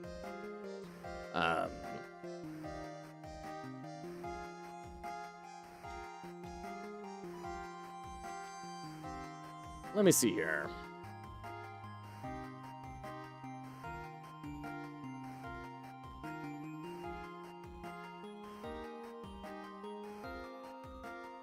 Scholar 1 is almost done, and I need to wait for art and translation, so if I wasn't working on the sequel, I'd be twiddling my thumbs a lot. Man, good for you, man. What is a good word to encapsulate becoming obsessed with resurrecting a loved one and it goes horribly wrong? Give me one word for that. Compulsion. Hey, you know what? That's not bad. Necromania? Whoa, ChatGPT. Necromania. Whoa, that's actually interesting. It's probably not good for this one because it communicates the wrong idea, but that's really interesting. I like Necromania. Edward Elric. Who's Edward Elric? Edward Elric. Oh, right. Full Metal Alchemist, right. I would expect zombies, though, exactly. You'd expect, like, necromancy, right?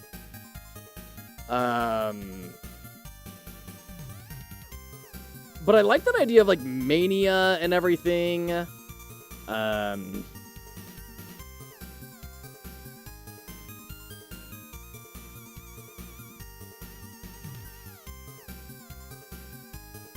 kind of interesting. I'm kind of thinking, I don't know, I'm kind of going back to like the 3 primes. I think that's interesting. Metroidvania. That's another thing I knew I wasn't going to have time for, but would have been very cool to have had time for, which was to build different platforming elements that would respond to the different weapon types. That would have been very cool.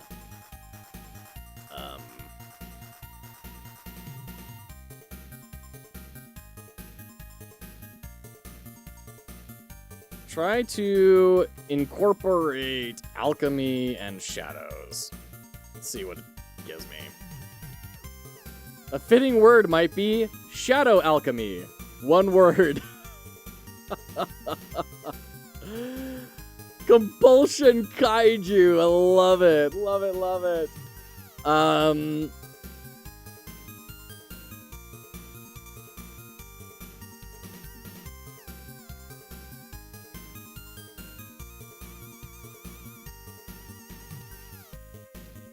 Oh, this is interesting. Okay, using Triume as like in Triumvirate, right? The threefold nature of the 3 primes. That's kind of interesting. So the word that ChatGPT recommended here is necrotrium. Necrotrium. But I like that idea of Triume. Triume sounds kind of fun. How about bees? Careful, bird. Still on the monster's back, right? Yeah. Yeah.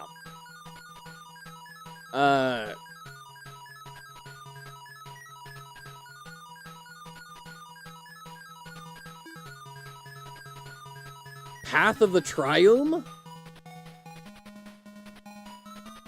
alchemy.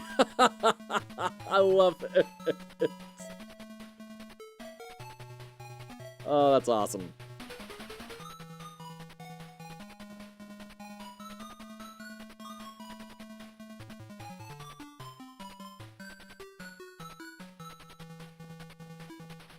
I almost like Triume.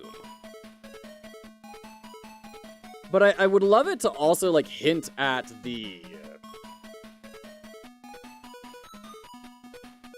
love nature side of it, right? Of, like, trying to bring back the daughter.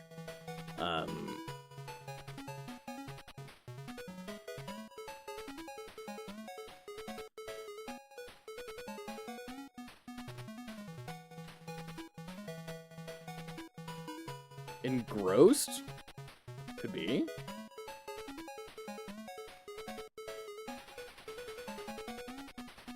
Alright, this is interesting. Vivatrium? To live?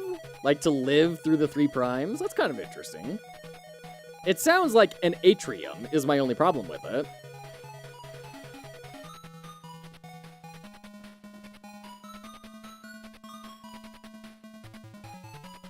Umbral for shadows? I could see that.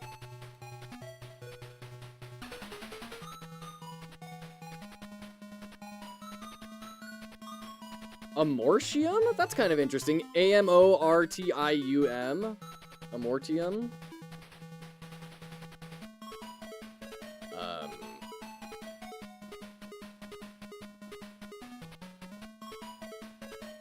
Umbrulsion. I love it. Umbrulsion sounds like a blender you'd see on late night ads for TV.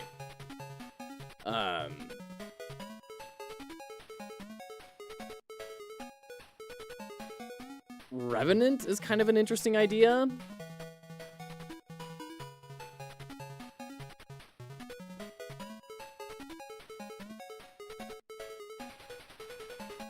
You know, I'm gonna stick with Amortium.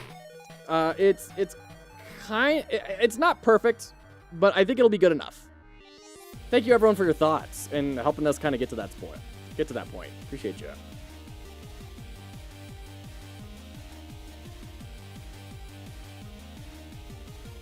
Okay. Let's check out where this build is taking us so far.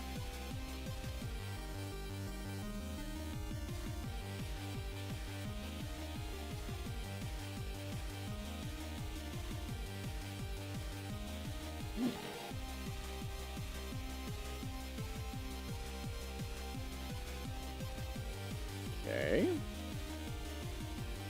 Power Jam 15.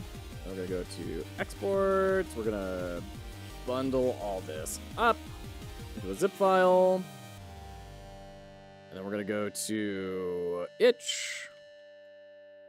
Do a long title like I'm trying to save my love from the dark forces I accidentally created. Oh, shoot. Funny.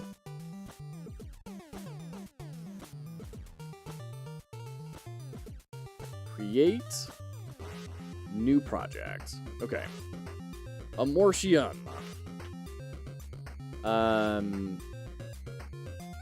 Combine alchemical ingredients to create 19 different weapons to defeat the Shadow Beast. The giant Shadow Beast you unleashed. Okay. This is in HTML. You upload the file.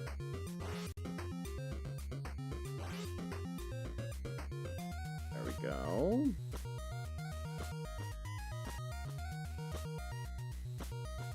Gen 15. There we go. Exports. Upload the zip. And rolls right off the tongue. Love it. File will be played in the browser. And then, what is our project settings for our window app? 1152. It's such a weird screen resolution by 648. Okay.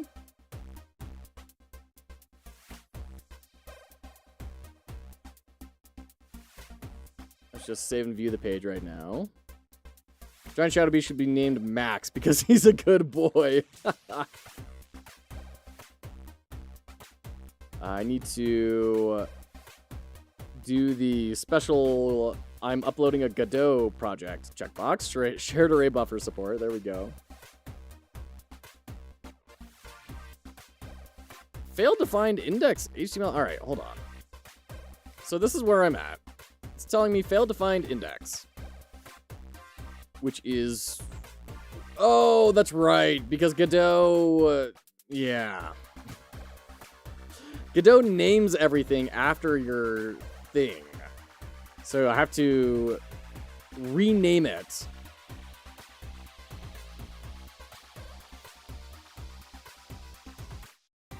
Yeah, okay, there we go. Upload. It will rewrite. I'm so glad we know that. Whoever told me that, once again, thank you. Failed to find index. What are you talking about? It's... Oh, I did uppercase index. Shoot. All right. Compress the zip file one last time. Here we go. It's happening. This is it. I feel it. I feel it in my bones.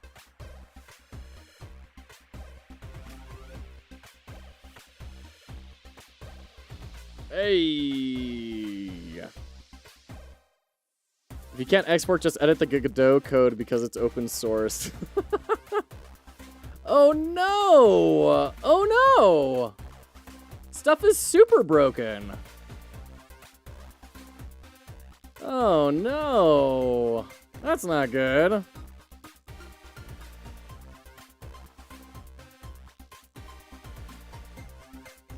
Oh, this is gross.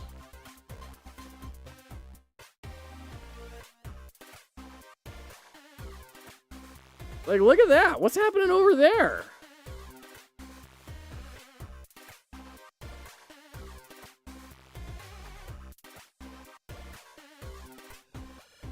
Why is it all off-centered? And why is this all off?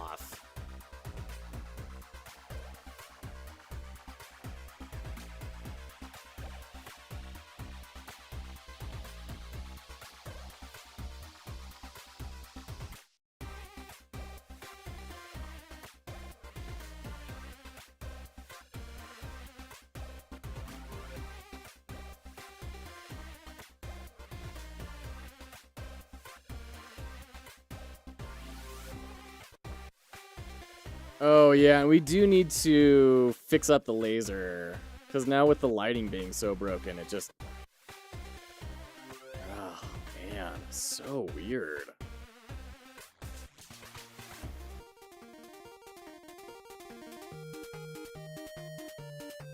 Everything's off-centered. It's so weird.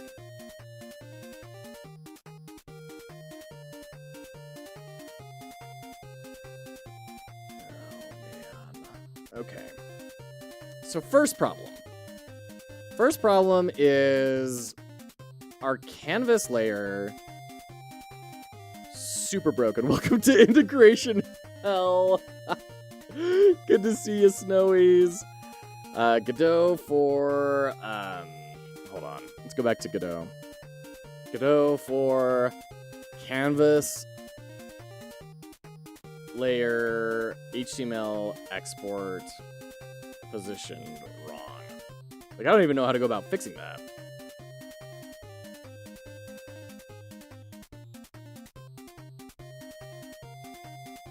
Almost accidentally irreversibly broke Godot. Not my greatest moment. Wow. Okay, so here's the problem, Zaft. We run the game. Positions are all off. So, like, the background layer is... like, this should be as big as the screen gets. Is it? Wait, hold on. Oh, there we go. There we go. I had it zoomed in. Okay, so that's one thing. That's good. That's good. The other thing is the story pop-ups. The animation player isn't working. Just straight up isn't loading them.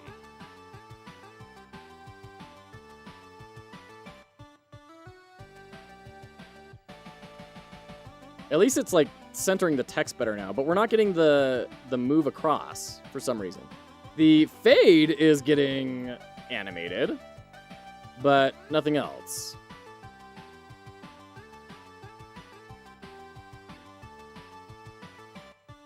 Is resizable window unchecked? Probably not. No, it's not unchecked. Should it be unchecked? Have you been running on compatibility the whole time? Yeah. I've been running on compatibility the whole time.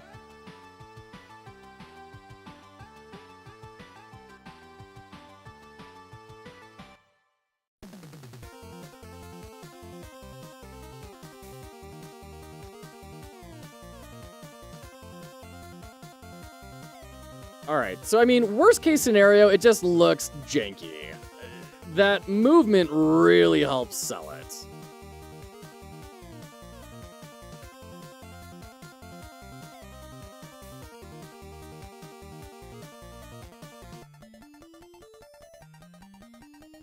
Okay, is this end scene gonna trigger correctly?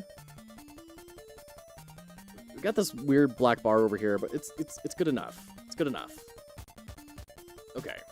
Could be worse. Could be worse. Okay, that went from like 1 billion issues down to just 1 issue, so that's great. It's your talent, I guess. I find all the audio bugs, you find all the others. Why is there no TTS reward? Because there isn't one. There's TTS on bit donations and subscriptions, I believe. Yeah, but not for channel points. Why is that an expectation, first off? And then second off, what were you wanting the robot to say? Let's see here. So like, I mean, it should work.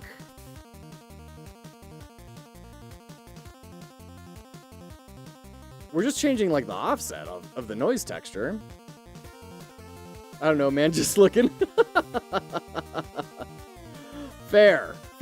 No, after the game jam ends and we start diving into the Undertale playthrough, I'm planning on doing a lot of work on like the Godot overlay, and probably dedicating 1 day a week to working on a Godot overlay. And when I say Godot overlay, I realize that doesn't mean anything to most people. Building an overlay in Godot, it's a lot more interactable, has some more subtle movement in it, because this is all, like, it's a big step up from the last one, but it's kind of janky. Like, we have these black bars on either side of me. We've got, sizes are all a little bit off. I'd like to just kind of get everything brought into a consistent space and have it be interactable and workable. So, set to autoplay. I don't know that we want it on autoplay though. But it's not that it's not playing, right? Because it's going, the self-modulate is working. It's just the offset isn't working. So like, for some reason that is not working. Noise offset HTML exporter. Fun guy, thank you so much. Appreciate you.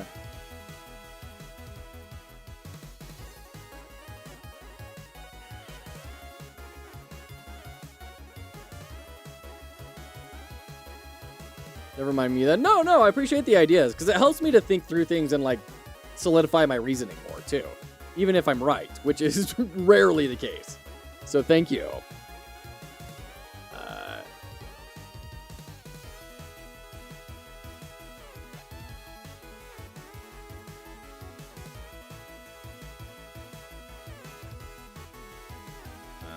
Goodness.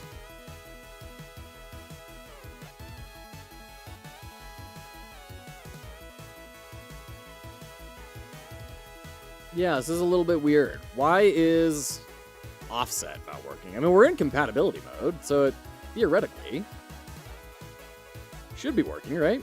Web workflows always break in the strangest of ways. Yeah.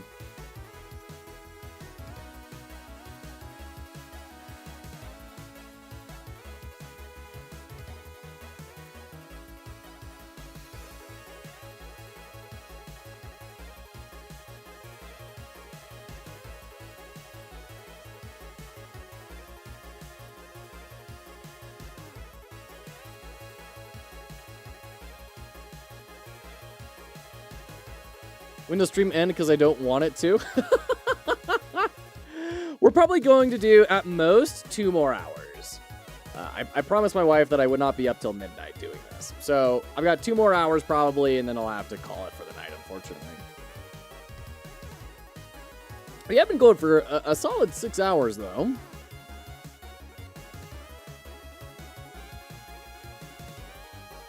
It's just weird that that very specific property is not wanting to function. Let's run in the browser. Let's see if it works in our like local environment. Ugh. So we even have resizable off.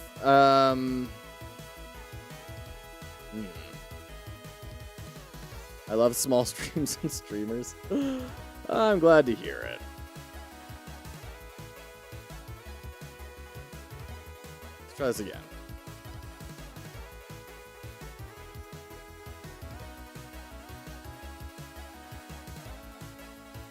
Okay. So that's definitely being weird.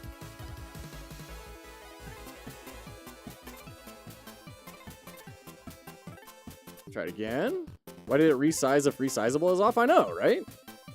Oh, okay, there we go. So yeah, we're not getting the offset on local either, though.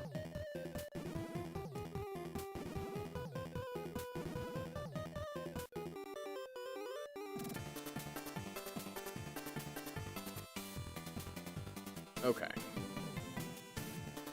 So I set it to canvas items, and that seems to be doing the trick.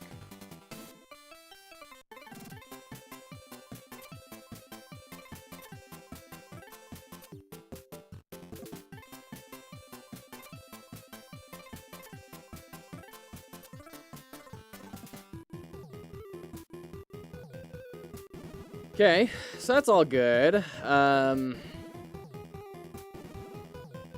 But then we're just not getting that offset, which sucks. That's a major bummer because that's such a cool effect, and it's weird that that isn't working. Signal 5 offset export.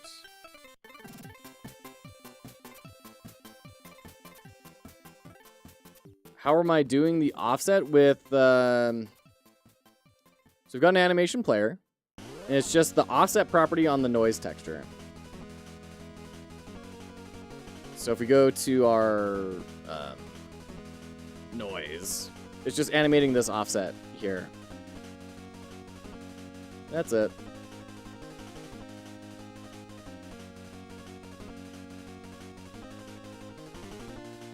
Bizarre that this wouldn't work. Yeah, right?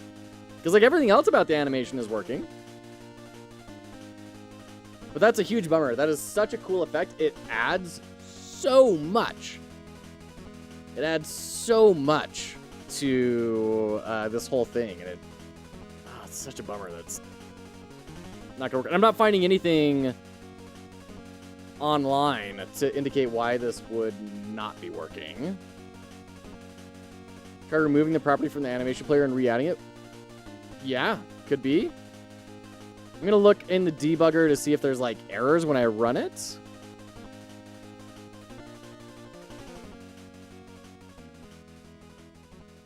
Hold on. Let's bring this up, and then we're going to F12. Or is it Control-Shift-I? Gosh, how do you do inspect? What's the Chrome inspect shortcut key? Control-Shift-C? Why do they keep changing it? Okay, that is not correct.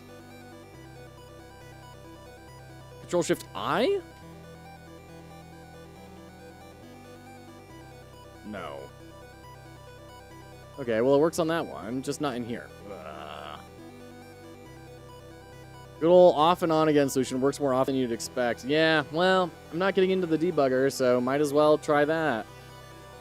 Let's do it. So we could do animation player. We're going to delete the noise offset.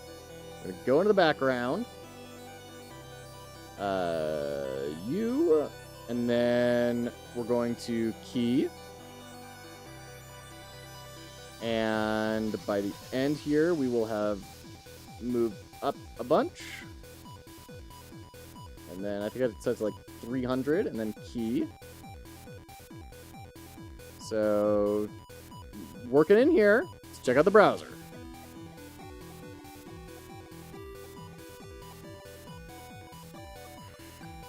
No dice. Man, what a bummer. F12 does work. Godot is capturing your inputs, though. Yeah. Man, what a bummer. And there's, like, no chatter online about this happening. Oh, that just looks so gross without it. Oh, that's so sad. No. Oh, that makes me so sad. What a bummer.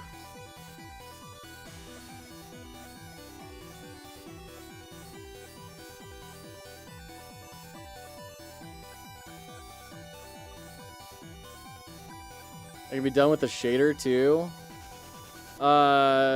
That would make sense, yeah.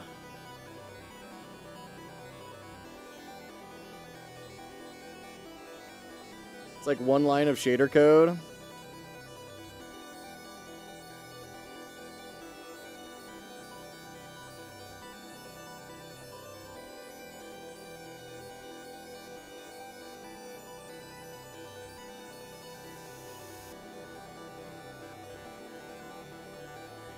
Let's see if I can make this work real quick.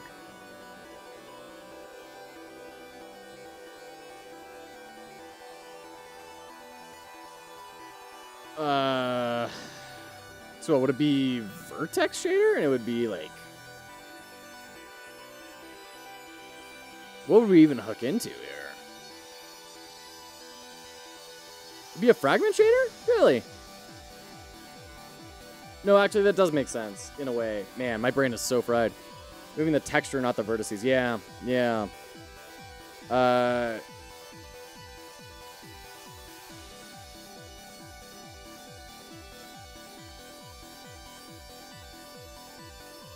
I mean, like, would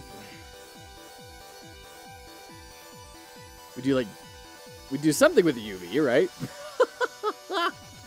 Color equals... texture, and what? UV plus 1?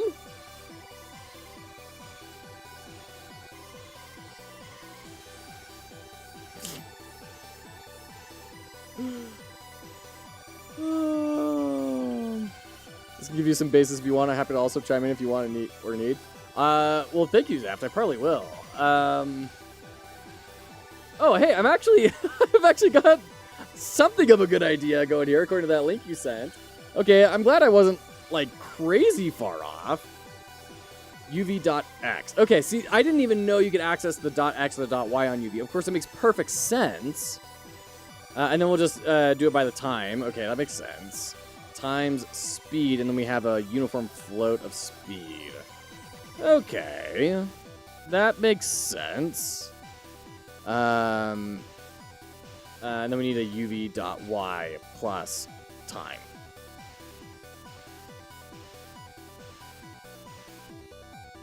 Like 2.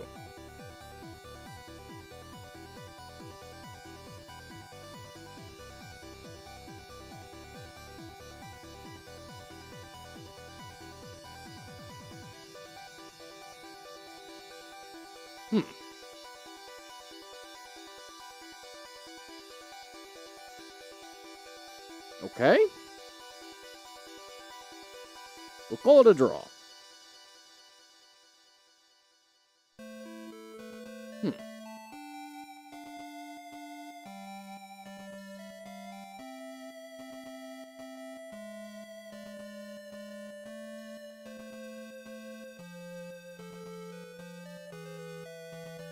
So this time should be making it, like, move, right?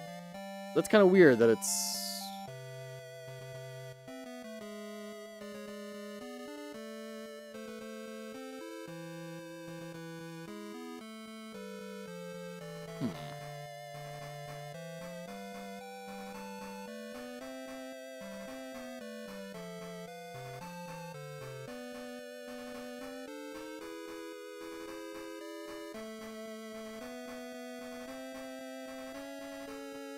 Make the texture repeat?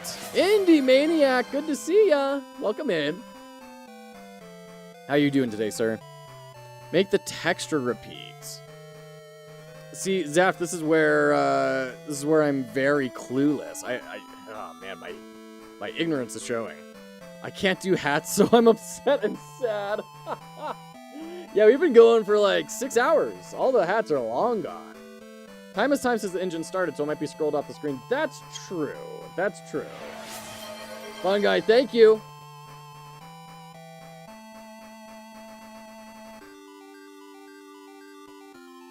Oh, okay. Oh, okay. And then we can do seamless? Not quite seamless. Okay.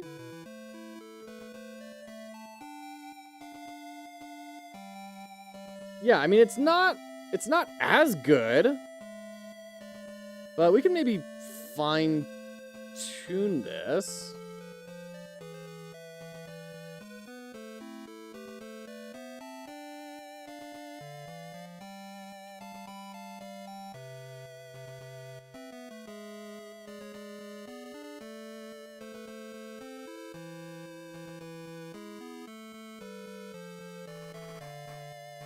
Jeez.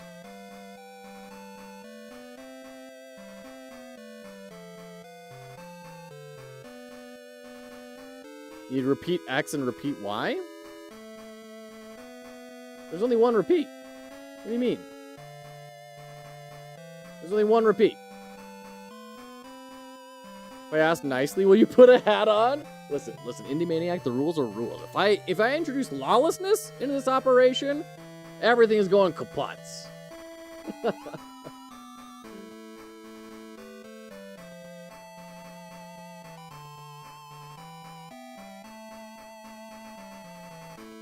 If I ask nicely, will you take the hat off? Yes. My brain is stuck in parallax land. There you go.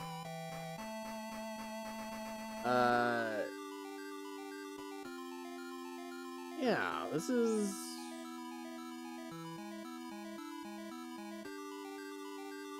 Like, it's definitely not seamless.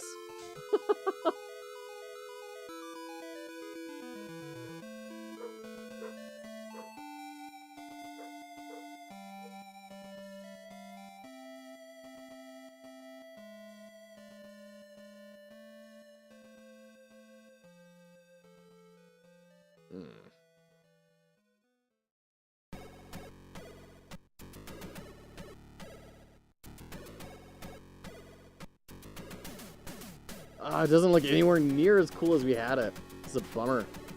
But I mean, like, if this is the only way we're gonna get it to work, then I'd take this over nothing. Yeah. Oh dear, and now it's not going away.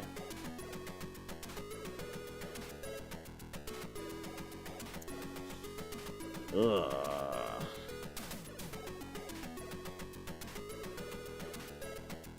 Okay.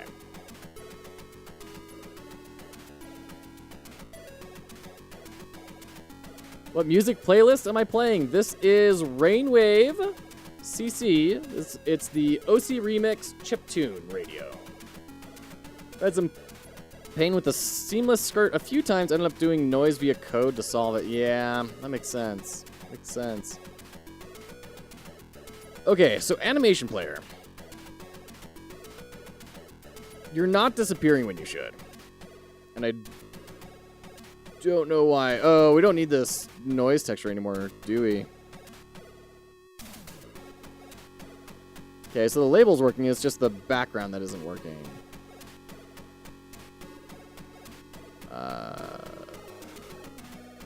Oh, probably because the shader's overriding it, right?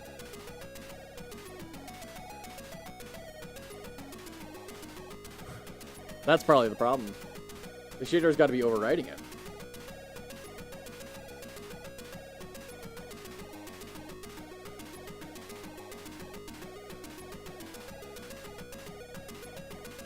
Pass the alpha of the shader as well. Yeah. Still want to do that. Text is not vertically aligned to the center. No, it's not, and I don't know why. Because it's aligned here. It's set to center, or vertical alignment to center. So I don't... Bill? I don't know. Okay.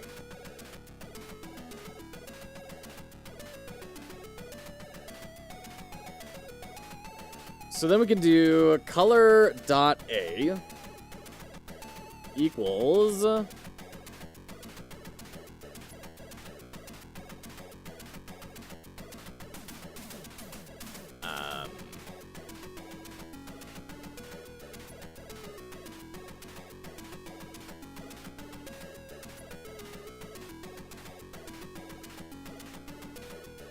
What am I doing? Man, my brain is breaking, dude.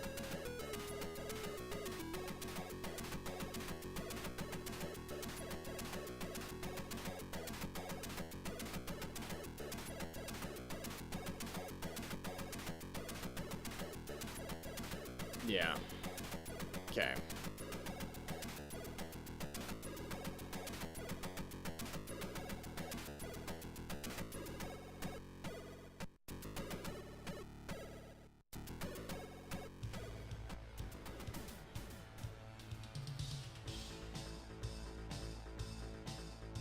Okay.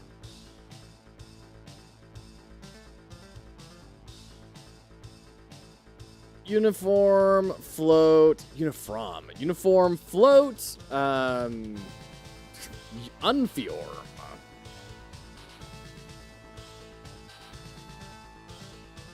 Yeah, Alamod, I don't know how to do that. I guess I can set a minimum height, can't I? That makes sense. Hold on. Yeah, that's a good call. Let me do that real quick. 300. 250? 200. There we go. Uniform float, transparent rate. Then color dot a minus equals transparent rate. Hint range. Let's go ahead and do that.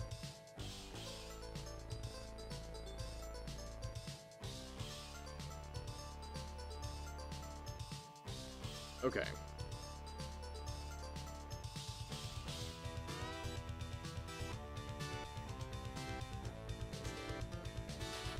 So that's obviously, like, kind of working, but not, like, really working.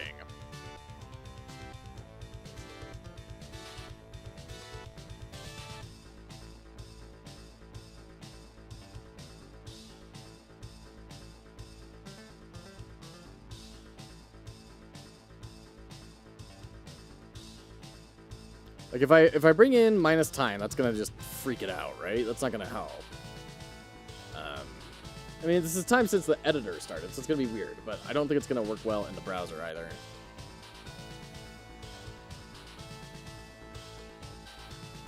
Yeah, it's the same thing.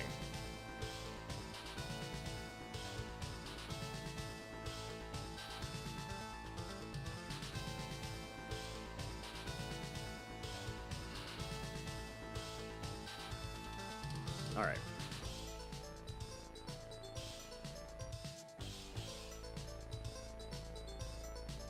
How am I doing this in the enemy?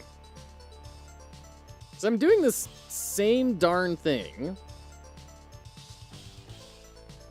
We'll dissolve color, and then we increment the dissolve color.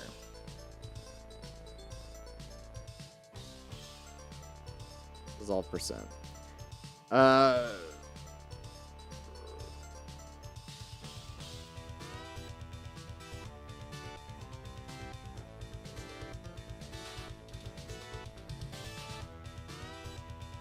Okay.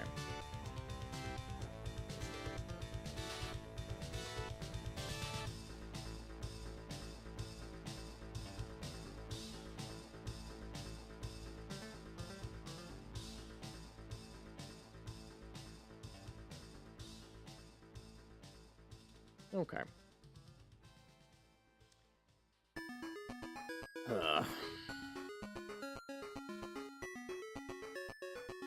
Crossfade circle shader? That might be kind of what I'm looking at.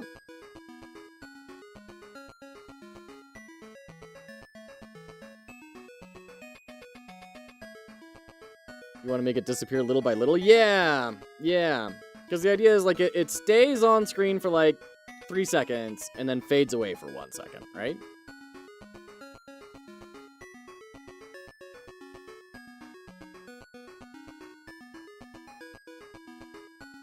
I'm looking at GodotShaders.com, kind of looking at some ideas.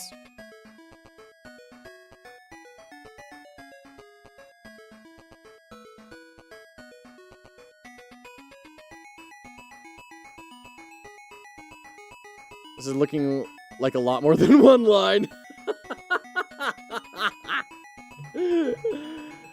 Listen, 20-minute adventure, in and out. We'll be right back. I've had that sitting in my email for months of doing some sort of YouTube short about that. We're gonna do a game jam. Listen, it'll be 28 hours in and out, real fast. 3 years later, oh my gosh, the project never ends. Okay.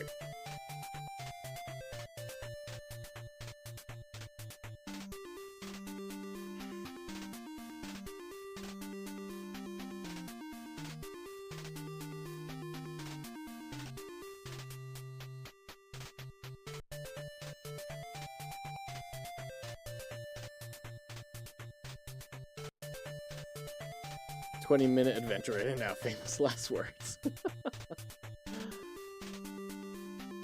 Okay.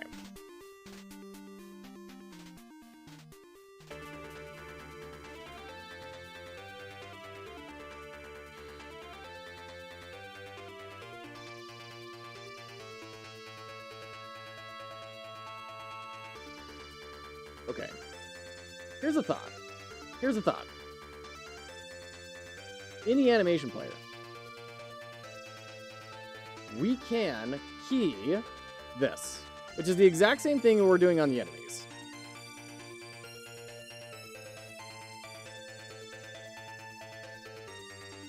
Okay. We're like 80% of the way there. We just got to get this stuff going away. That movie in the background didn't know you had more fancy stuff in that animation. Yeah, no worries. I always like my fancy stuff, even when I shouldn't.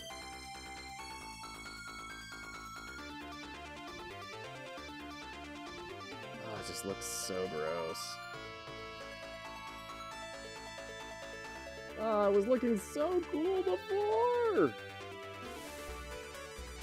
Such a shame.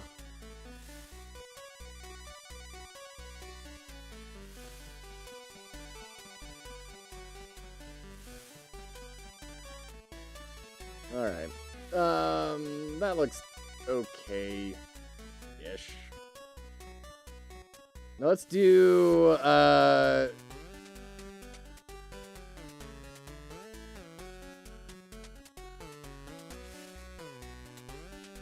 grab our transparency. There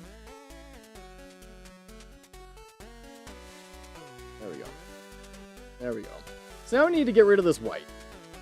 Gotta get rid of that. How do we do that? Why is that being like that?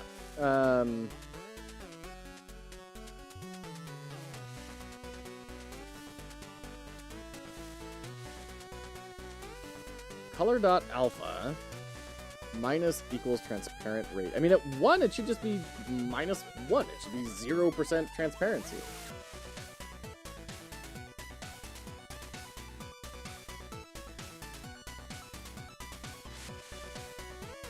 I don't know, Zaft, because I'm dumb, is why. Is that answer enough for you? Oh, it's like flipped now. Arvok, 12 with the raid. Hello, Arvok, welcome in. It's great to see you. How are you? How was your stream?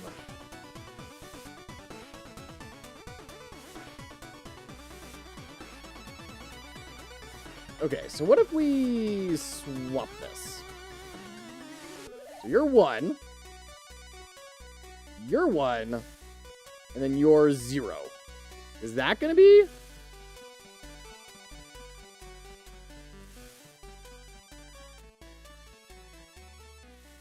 Okay. It's like we did one good thing and then broke other good things.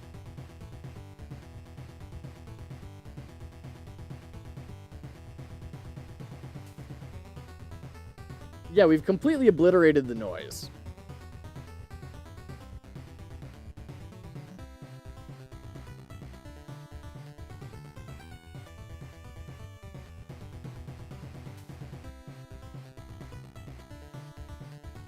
All right, take care, fun guy. Got a lot done. Very nice. No sleep for us game jammers. What are you working on, Arvok? What? I mean, what? I forget. You're not working on the jam project. Well, no, wait. You are working on a jam project, right? You're the one that's working on the bike VR game, right? Your second game. Okay. Yeah, Pedal Rebel. That's right. I was telling my wife about Pedal Rebel today. Rain Check. Nice. Very cool. Oh, that's right. It's a chess survivors game, right? I think I remember this. Yeah, and it's like built using web technologies and stuff, which is really cool. Yeah, very cool. Now it actually works good? Nice. That's awesome. Very cool, Arvok. Very, very cool. Okay.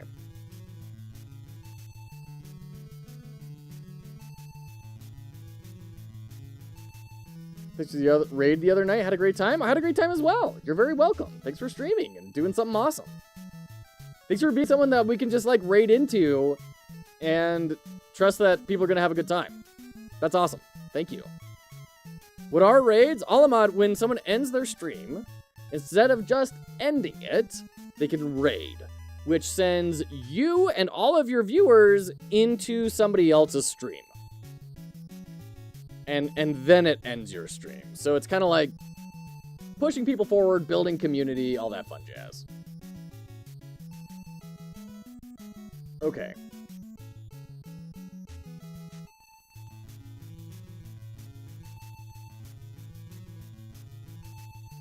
I think maybe we need to do this in here.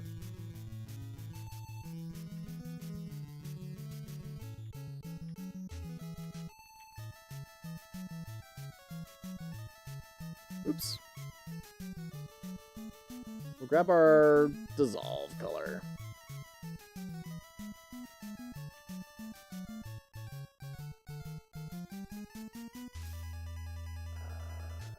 This. Okay.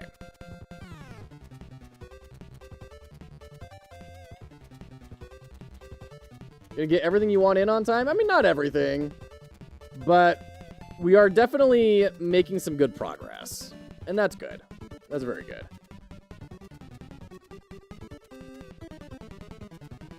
I mean, why don't we just copy this whole thing over? Right?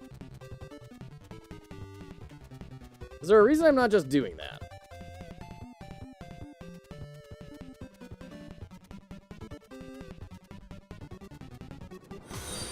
Godot Game Dev. Welcome in. Thank you for the follow. Appreciate ya. Oh man, Zap, you're sending me down this rabbit hole of just doing everything. Everything's gonna be a shader.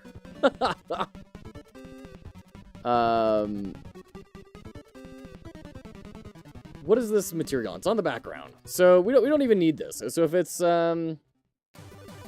dissolve color. Right? And then it's transparent rate. Gotta rebalance my game still, but at least it's functioning. Nice! That's awesome. Very cool. The background thing sounded so important to you, that's why I suggested giving it a go. No. You don't need to feel sorry at all. I apologize if I make you feel like you need to apologize. You do not need to. This would have been the smart way to have done things to start off with.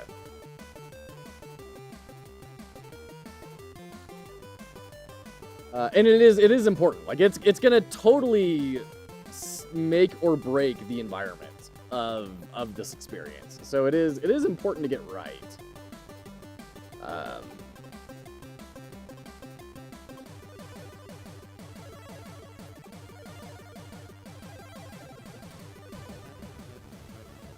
We'll dissolve color.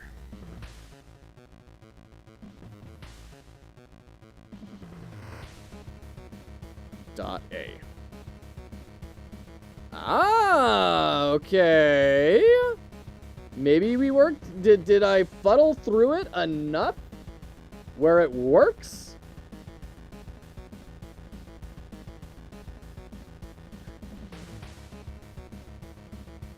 Oh my gosh. These are not okay. Cubic. We're gonna delete this. We're gonna go to our material. Go to the end. Set it to 1. Key.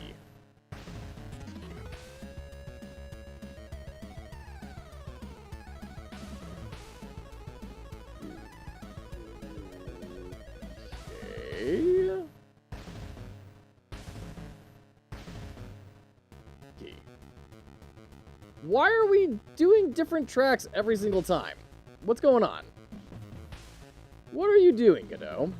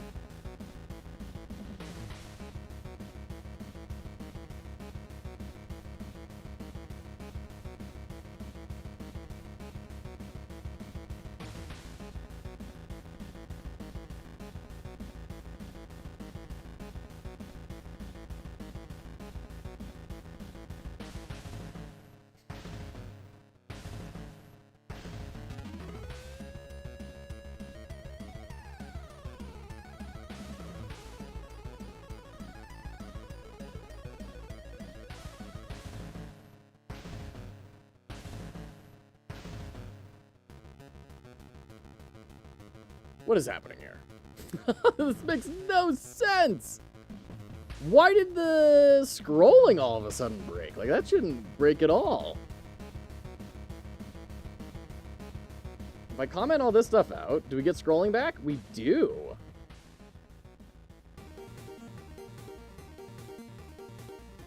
What happens if I put it after?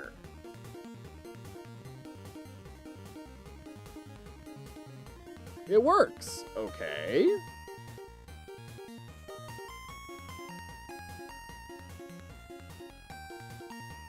All right, our transparency stuff isn't working,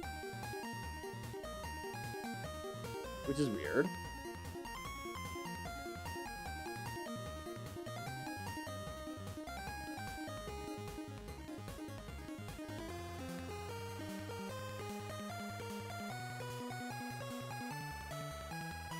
Yeah, it's not doing anything anymore. That's weird.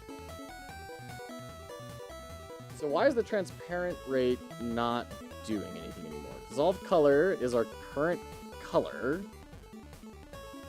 If transparent rate is greater than dissolve color dot R, which everything RGB should all just be equal because it's grayscale, then we set our transparency to 0 and then assign that to our color. I mean, that makes sense to me.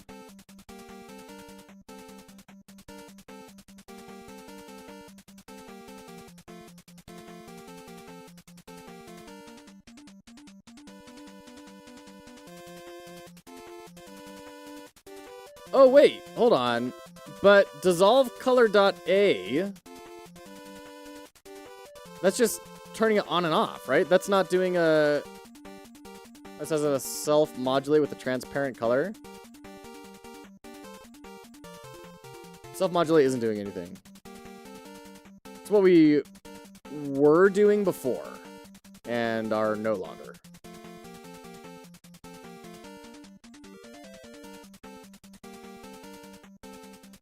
Back for like 2 minutes. Sounds good.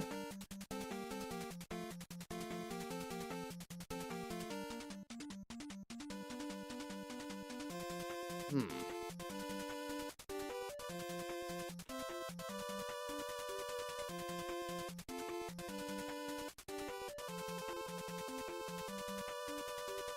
that's just gonna get overwritten. Oh.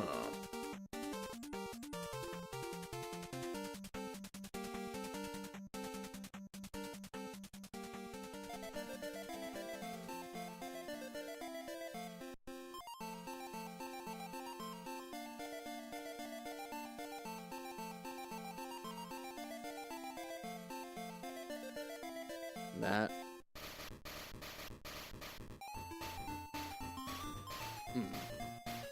Watching from a phone. Very nice. Very nice, fun guy. It's very black and white, right? For some reason, it is not doing it progressively.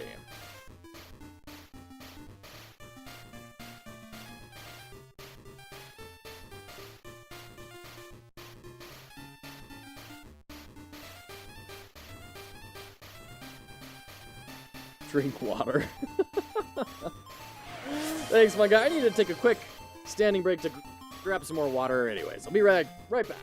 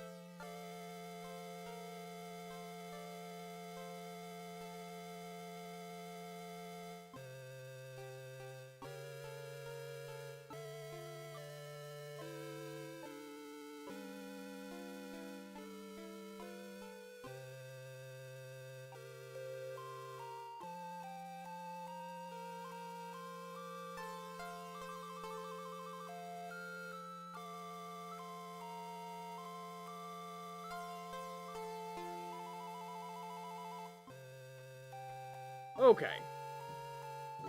Drink the whole thing. So, we are bringing in our first playtester here. Joe, listen, I've been giving you some serious thought, and I've come to a realization you should try to rewrite your whole game into shader scripts. I know, but hear me out, shaders. Hey, we have our special guest, Wife Quest. Aw, she's so sweet. I said, hey, can you come play my game? And she said, right now? I said, yeah, like if you can. And she said, okay. So thank you, Wife Quest. Love Okay. you. Okay. WASD.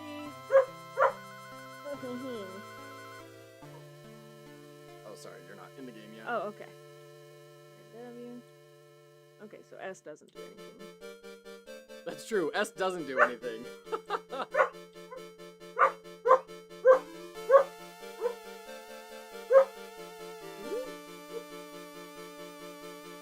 Ah! Artemis! I'm not good at games! Oof, oof, oof! Ouch, ouch, ouch, ouch, ouch, ouch! Move out of the way, Sarah! You can also use spacebar. What? Okay. So, let me show you something. What do you think is happening here? I'm getting hit. Okay, actually, sorry. Let's close this. Start up a good one.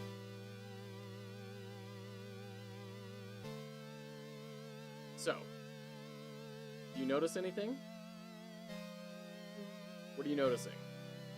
The arrow. The arrow. What do you think the arrow is? The direction that you're hitting. Direction that you're hitting. Okay. Okay, thank you. I'm just not good at games. It's not a problem of understanding. It's a problem of. But you weren't moving it before, so I was curious if that was. It seemed like that didn't really come across at all, that you could do that. No, it's literally just I'm bad at games.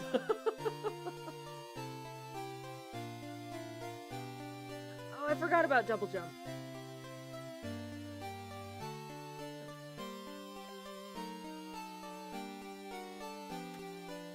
So Oh wait, no. double that's jump not isn't it. a thing. There we go. There's no double jump.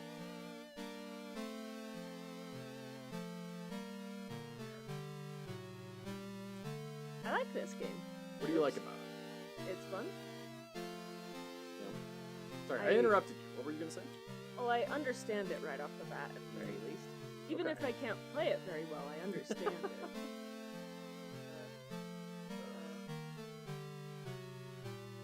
Yeah, that's a problem. So we're learning some good things here, everyone. Whoop. Oh my.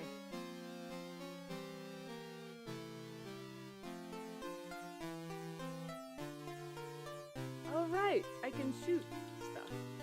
I can shoot my sword. I can throw it. Oh, come on. Oh. Oh. That's not like a coin in Mario. That's changing abilities. Okay. Okay. Okay, so that's a shooty pants thing. That's a bass sword thing?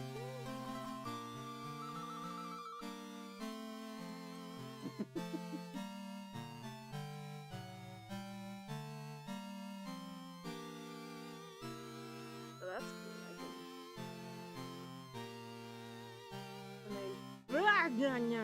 Whoa! Hold on. What'd I do? You minimize the okay, hold on. What? I broke the game. Well, you broke But the not in the- browser. Not in the cool way. Oh, there it is. Okay, so we need to I drag think this Ellie's back coming in. out of bed. Okay. Yeah. Alright. So here we go. I let it slip. Cubizer. It's a feature, not a bug.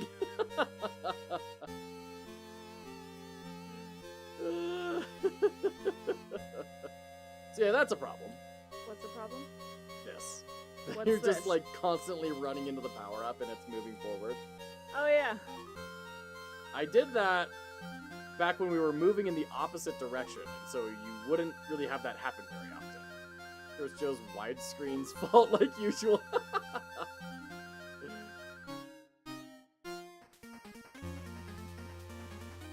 This is basically Ninja Gaiden. Yeah, basically, Cubizer. This is basically Ninja Gaiden. Do these go? How far do you think they go? Not very far.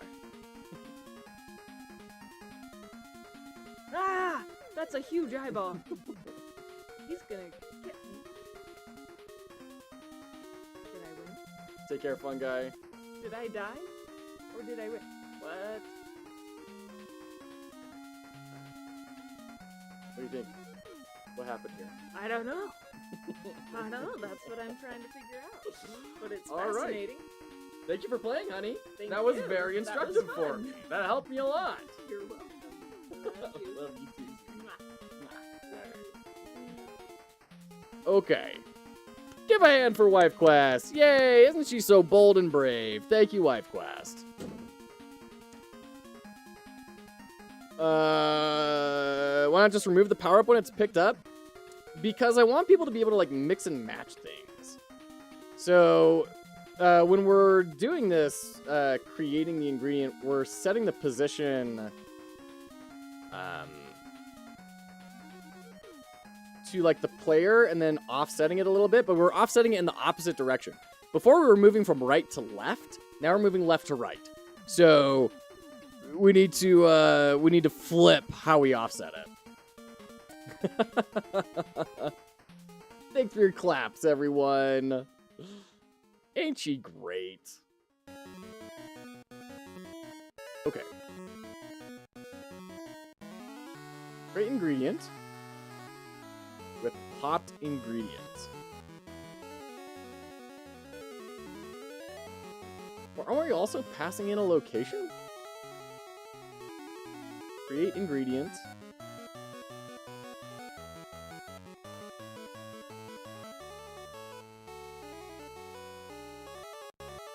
Oh, that's in create ingredient and a marker. Oh, okay. Here we go. Here we go. This is what we're looking for. So instead of doing plus 30, we need to do minus 30. That should help. All right, take care, fun guy. Hold on. Do the browser first. Let's actually test in the browser. And we still got to figure out the whole shader nonsense.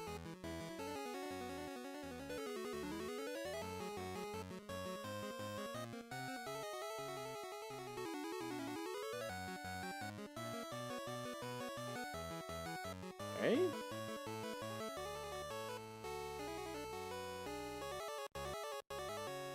There we go. I mean, it's not, like, awesome, but it's at least gonna not have people running with it straight forward all the time. Perfect. Okay. Let's jump back into the shader. Figure out what on earth is going on here. This shouldn't be this hard. I don't know why it's being this hard. Like, this is the shader for dissolving stuff. Like, I've already built this.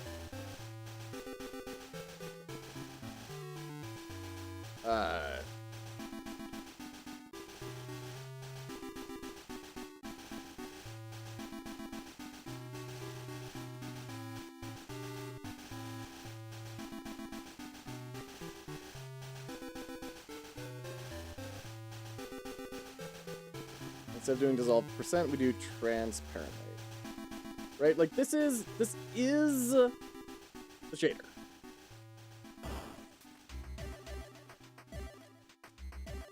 But for some reason,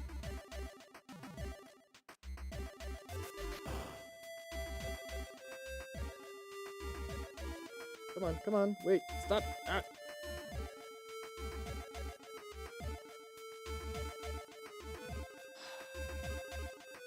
It just breaks everything. Okay.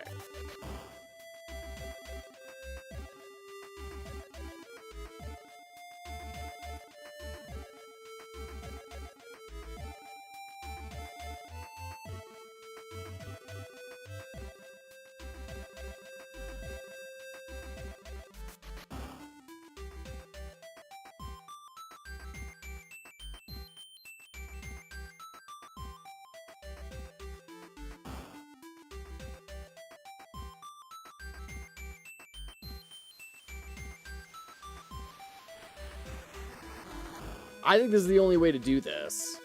Because the shader is overwriting anything we can do in here. So, I think just at this point, we just turn it off. And that's going to be kind of ugly, We're not going to get the, like, smooth dissolve we had before, but I'd rather have the movement than the dissolve. Like, that's a bummer, but it's not as big of a bummer as not having the movement. The movement is so crucial to selling the effect.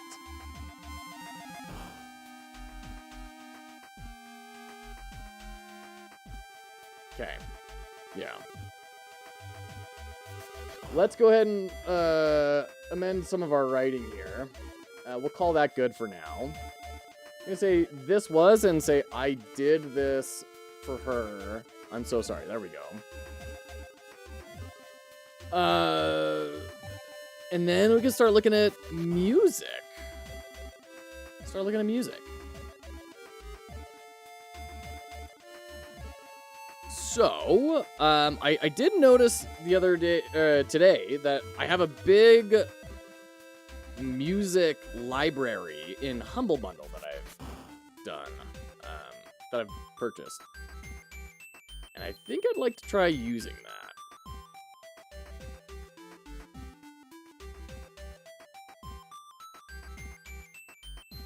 Okay. All right. So let's get horror atmosphere. Gonna download that. Devious dramedy, possibly. Neoclassical strings, maybe. Fantasy atmosphere. Cinematic drama. World traveler. Any of those could work. Let's download all of those. All of them.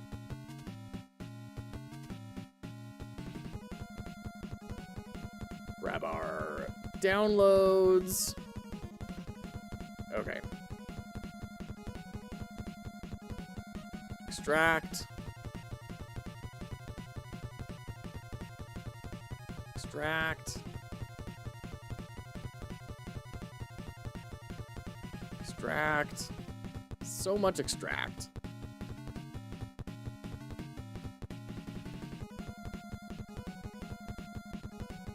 Just one more.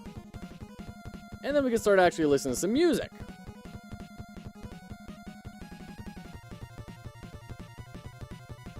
Doop. Oh, that was Bucky O'Hare, by the way. Oh, man. If you ever want, like, you want a blast, you go to Bucky O'Hare. Okay. Let's take a look at some of these. Nope. Nope. Not that one.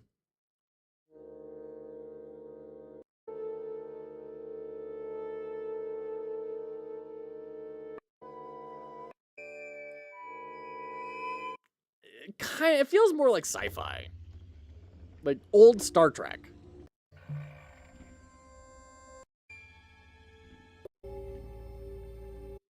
Yeah, no.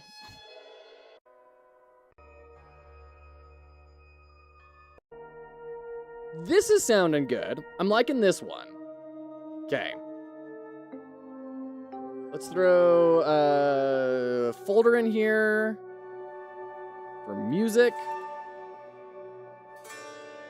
Ooh, there's a little bit too much instrumentality in this. I was hoping it was just the atmosphere. All right, let's bring it in anyways, because I do like it.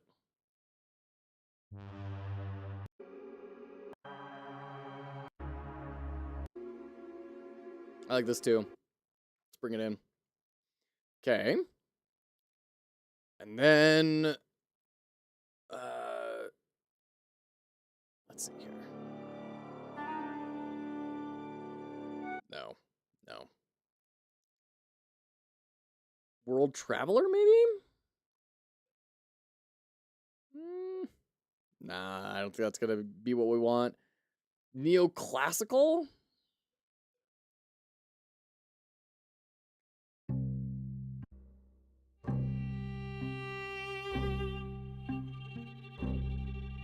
Kind of contemplative. I kind of like that. That could work.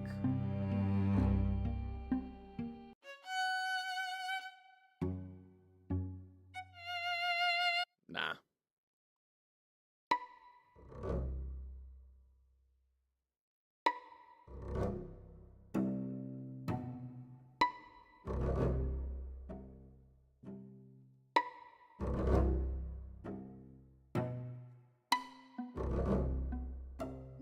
maybe? I'll bring that in.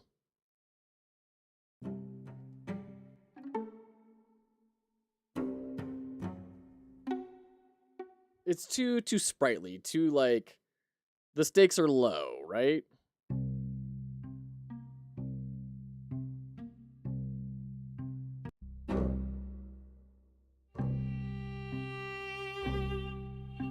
We could do this one too. Let's bring that in too. Okay. We're gonna add a new audio player.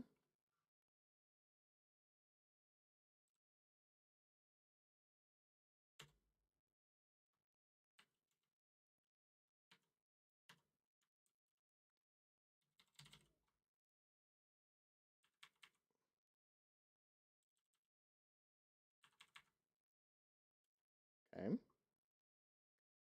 But we don't want to. We need the like a bus, right?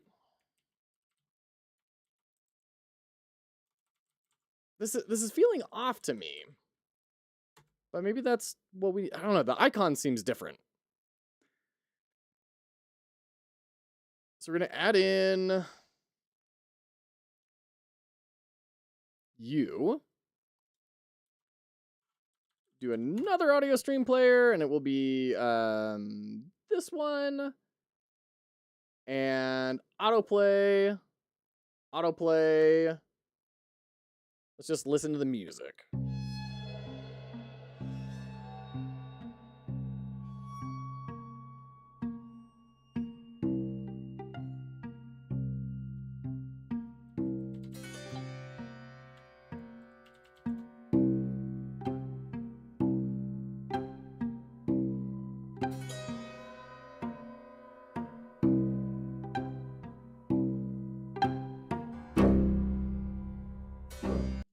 Try it again. I'm adjusting some levels on the back end here.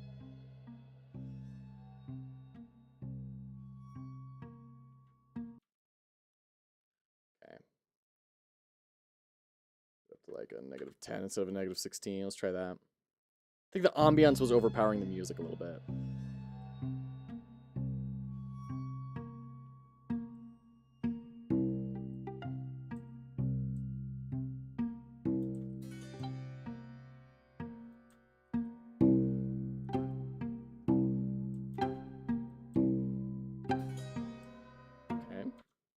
Okay.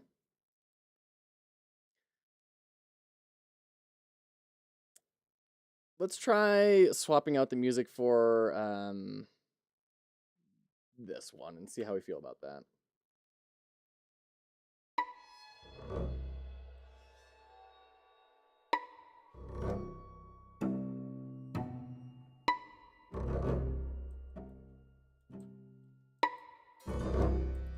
Okay.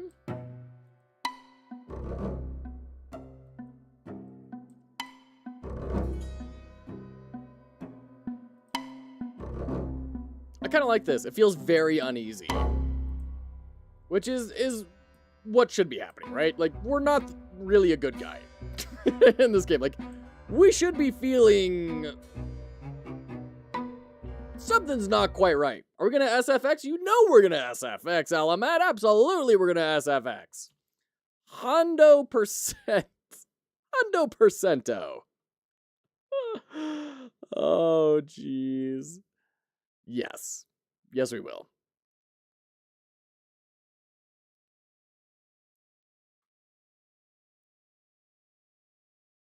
And I think I have some sound effects packs from Humble Bundle as well. Let's see here. Audio. Are they all just music? Oh, I just have music packs. Okay, well, we can go to We Love Indies. Hey, Alistios, good to see you, friend. How are you? Welcome in. How's life been treating you?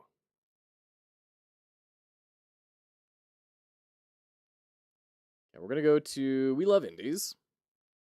Look for a sword swing. No, not even close.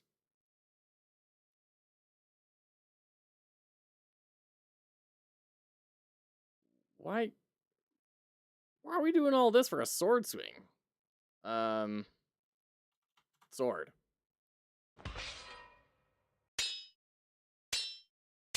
Yeah, I mean, it makes sense it would be clangs. I just want to whoosh.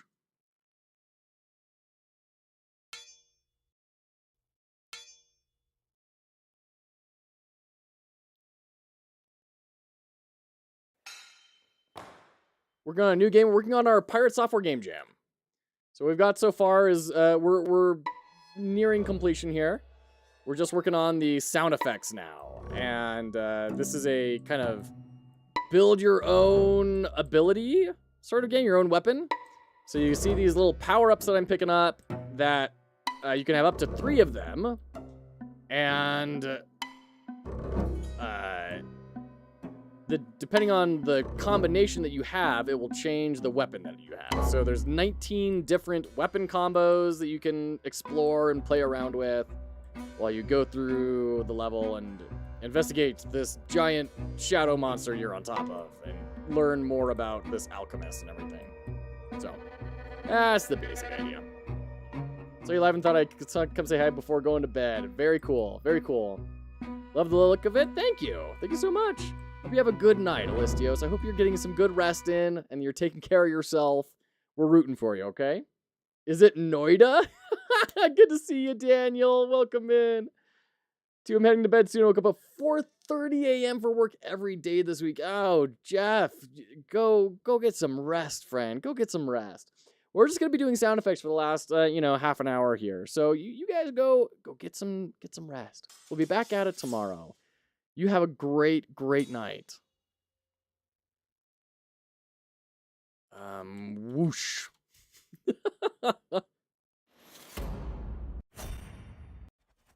Yeah, no, okay. I mean, I like... Oh, they mean something very different with impact. I thought this was gonna be like a... Yeah, something like that.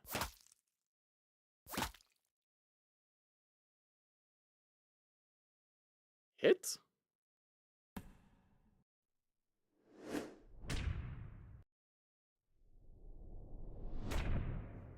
Those are some massive hits.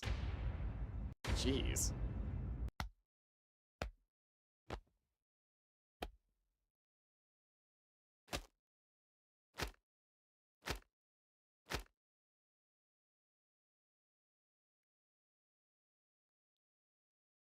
I think we just go with the flesh one, even though it doesn't necessarily make sense.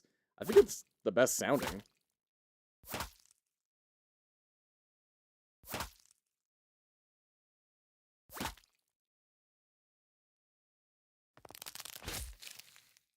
Ugh.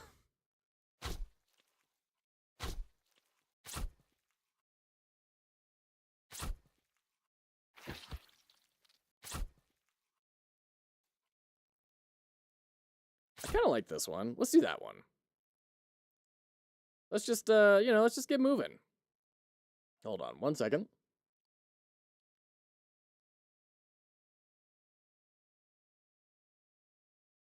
It's doing this weird bug. It does this every now and again where it says, when you try to download, it says, hey, here's the license. I'm like, yeah, I know what the license is, man. I'm trying to... There we go. All right. What sound tool is that? This is called WeLoveIndies.com. WeLoveIndies.com. Back from Matt. So yeah, this looks awesome. Well, thank you so much. Sorry, I didn't even notice we were in ads. That's the state I'm in. Basically just saying, I hope you have a great night's rest, Alistios. I'm sure that you're working crazy hard all over the place. And I hope you get some good rest in. Here's the license. Yep. Okay.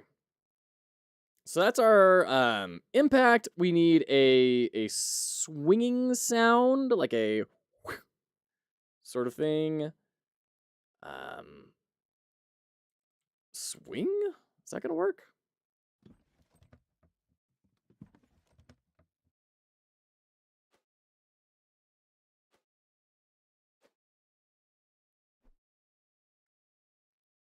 Let's see. These are all feathers. Yeah, I want the very first part of that. Ah, perfect. Perfect. That's exactly what I want. We do love indies. Yes, we love indies.com. It has a free license for their music and sounds specifically for games that you can use for free. For all of your demos, prototypes, game jams, all that sort of stuff. As soon as you start charging money for things, then you have to have a paid license. It's like $100 a month or something. But it's awesome as a demo tool and a game jam tool. Can you please give me a sound that goes swoosh? You can record sounds yourself. You can, but I haven't done it before, you know? So it's one of those things that I've never experienced, and I should get competent at doing my own sounds, but the last hour in a game jam is not really the time to be doing it. I legit thought I was being teased for a hot second. Oh, shoot. That's funny. Okay. Ooh, explosion. Yes. We're definitely going to need that.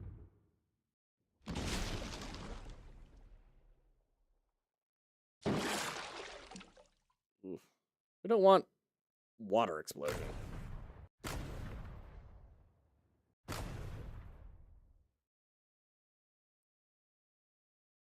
Want it shorter too, like a blast. Yeah, that sounds good. Let's do that. And then we also need like a laser. I guess we also need like a on death sound effect, right?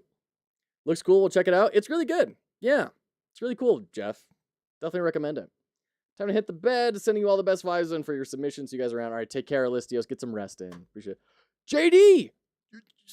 I'm stopped. What's the news? What, JD? Look at you. You got a Steam page up. Nice.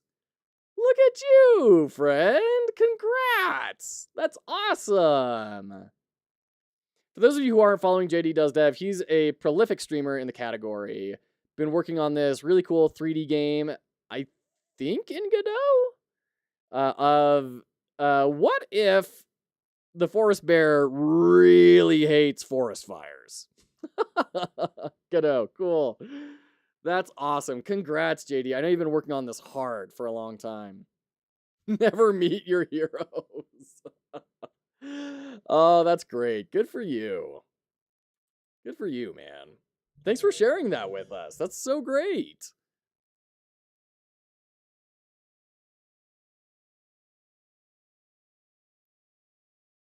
Oh, well.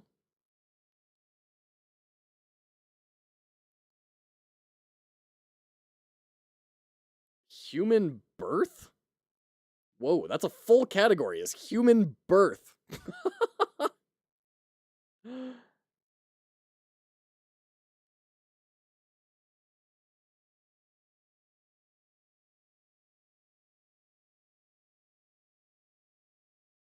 Just got the approval. I'm spamming everywhere. That's awesome. Congrats, man. So fast from trying to figure out how to show a label in space to having it on Steam.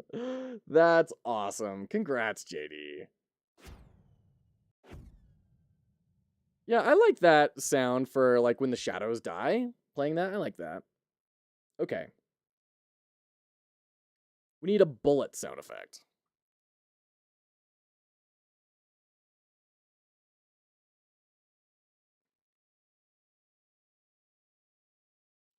Bullet.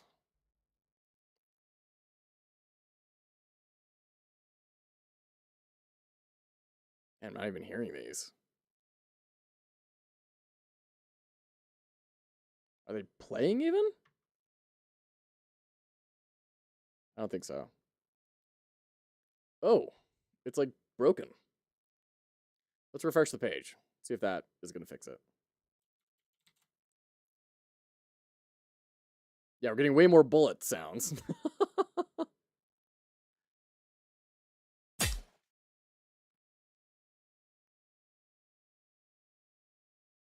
Bullet shot. Legit love sound mixing. I made my Glass Smash and Laszlo's from 13 different sound clips. Wow, that's crazy, Snowy's. Good for you. That's exactly the sort of thing that I have no ability or patience to do right now. That's crazy. Good for you. This is all dropped shell, and we don't want shell drops. We want, like, the firing of a gun. Gunfire.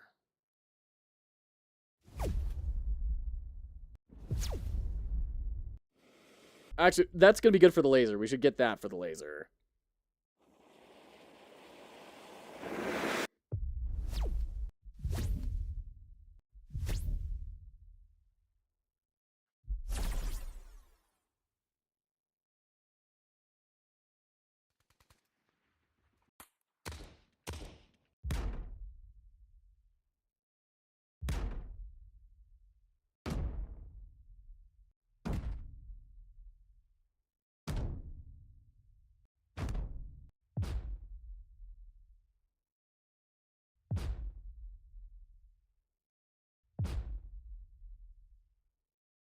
Yeah, sure, I'll take it. Take that for the bullet. Okay, we got a bunch of sound effects in.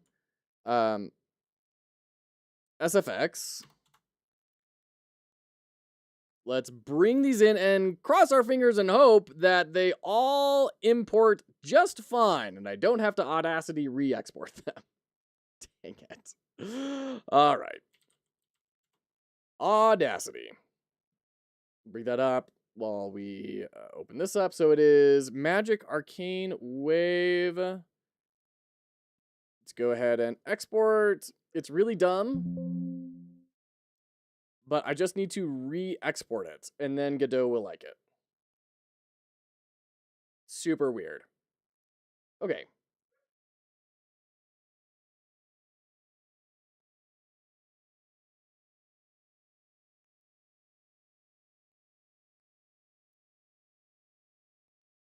I'm gonna have to do, like, all of these. Oh, jeez. Okay. That's fine. We can redo all of them. Export. Export. Yes, already. Replace.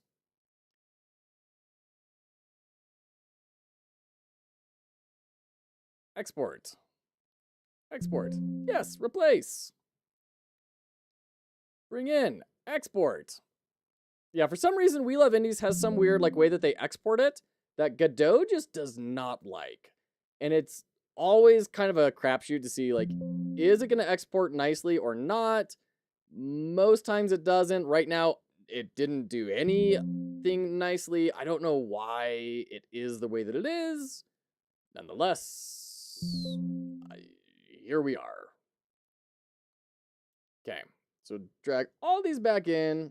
There we go. Now we should have... Yeah, we got sounds. Okay. Frumptuous. Okay.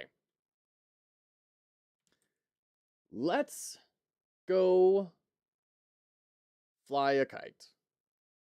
Let's go fly a kite. Up in the atmosphere where the shadow monster is clear. Okay.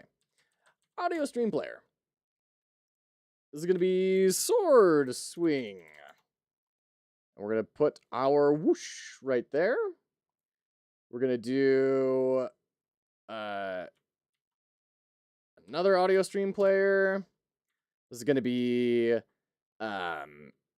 enemy hit.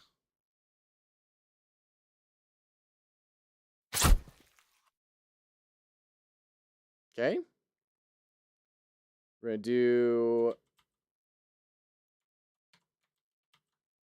Oh, we need to change that. Okay. Enemy death. Which I believe is this one, right? Yeah, that's what we want for the death. And then we need a bullet shot. Bullet shot. Is it this one?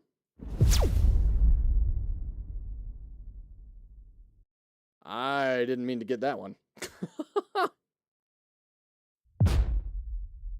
Yeah, okay, so that's the,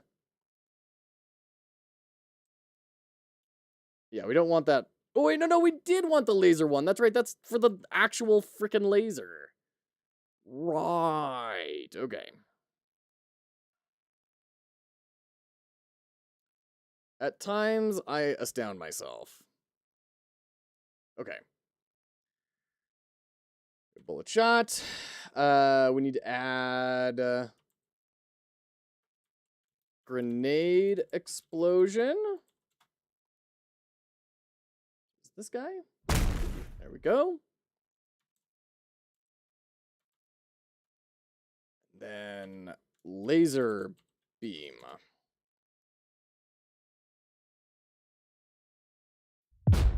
Oop, not that one.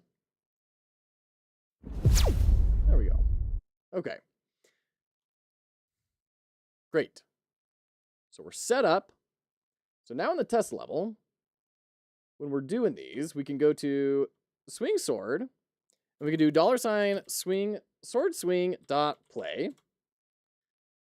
And then when we go to shoot laser, we do $laser beam dot play. And where is shoot bullet? Great bullet. $bullet shot dot play. Great explosion. We need to do this in the actual explosion. Well, not really. We can play the sound in here. Grenade explosion dot play. Okay, let's see where this takes us.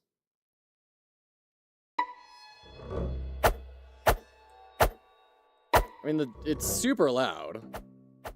Gotta equalize everything.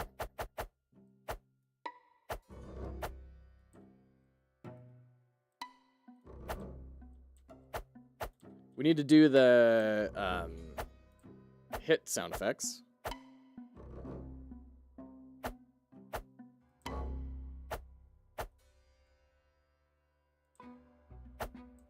The explosion sounds aren't coming through.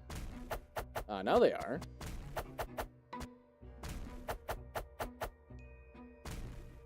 Okay, and I'm seeing a problem here. We're gonna have to move these out into, like, the grenade explosion is gonna have to go into explosion.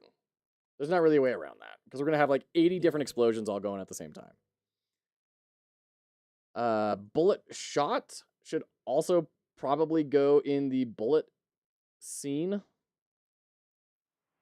Peter, thank you so much for the hydrate. Appreciate you. How you doing, Peter?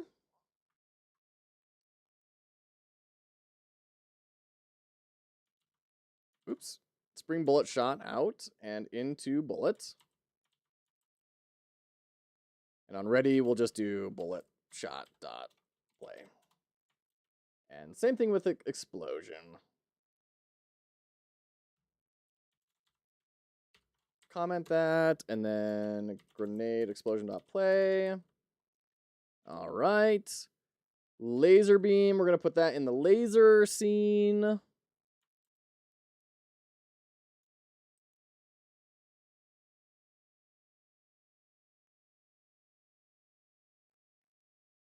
Scripts. And then just on ready, we'll do laser beam dot play. Going to sleep. Have fun. All right. Thanks so much, Peter. Appreciate you. Thanks for hanging out like you have. Bad news. Brain did not allow sleep in 3 1/3 hours. Good news. More game tapping. Oh, daring Mo. Oh, shoot. I'm so sorry. I hope you're able to get that worked out.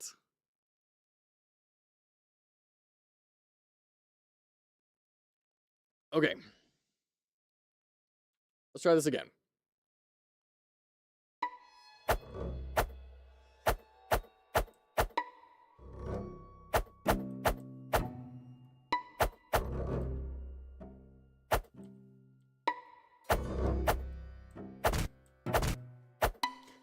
It's getting cut off so fast.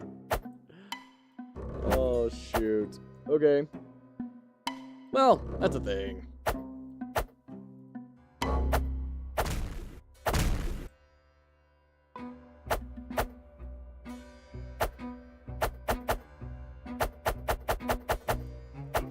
So we definitely need to be adding pitch modulation and all that fun stuff. We'll get to that probably tomorrow.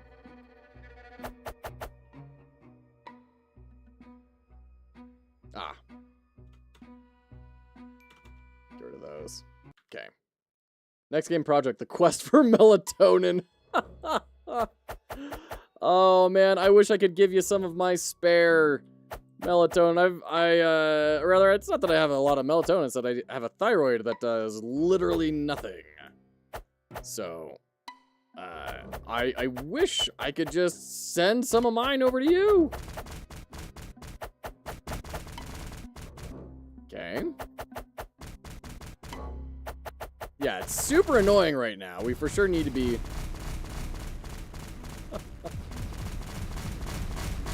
Can't launch with that. Can't launch with that. Definitely not okay.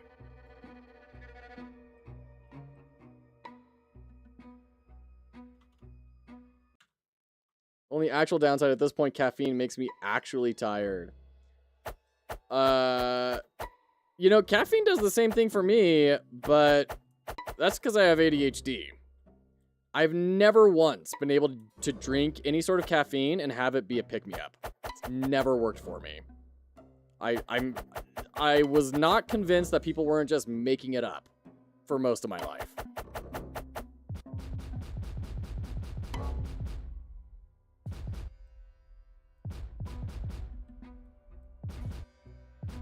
It does feel weird that there's no sound effect on the swooshes. We've got to figure out how to get that laser, like, visible. And get the lighting all working out. You have a different weapon based on the ingredients? Yes! That's like the whole point of the game. Is we have 19 different weapon combinations. So, yeah. Caffeine is extremely effective for me to prevent the headaches caused by withdrawal from the dependency on caffeine. That's hilarious. Noida weapon building. In a way, yeah, yeah.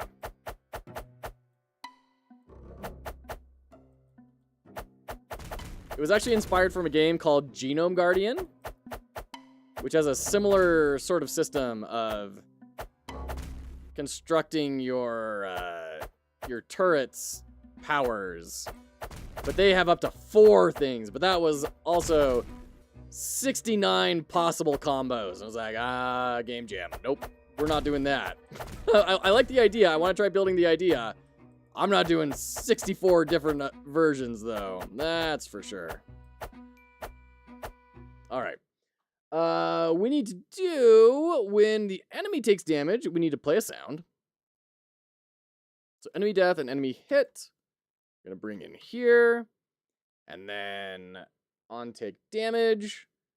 Rather, if HP goes down to 0, then play enemy death dot play. But if not, then do enemy hit. I think that's gonna be good. Oops. All right, let's see where that takes us.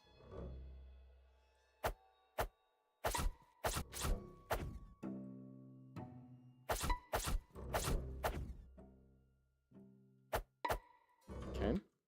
All right, I'll call that good. I mean, once again, we got to come in tomorrow. We got to balance out all these sounds and make it all not sound terrible, but we'll get there.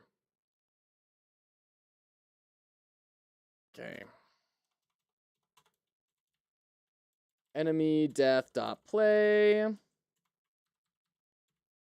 And then enemy hit. Oop. Oop. Dot play. Okay. Went from like 10 large cups of coffee, basically 2 servings per cup for 4 days a week, to almost none in comparison when I quit my last job. Wow. That's pretty intense. What happened to your last job? Why were you having to drink so much coffee?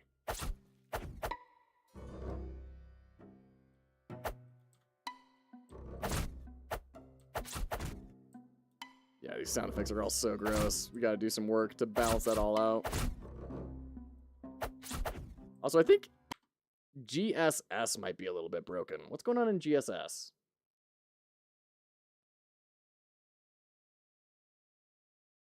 Swing sword. GSS is doing that.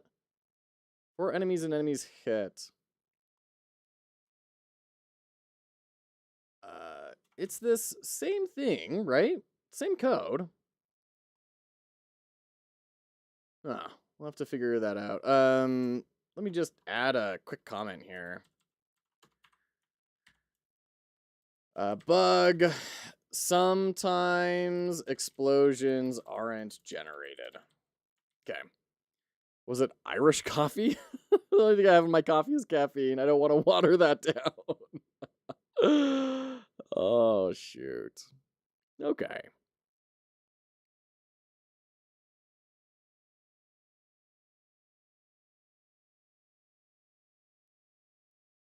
Okay.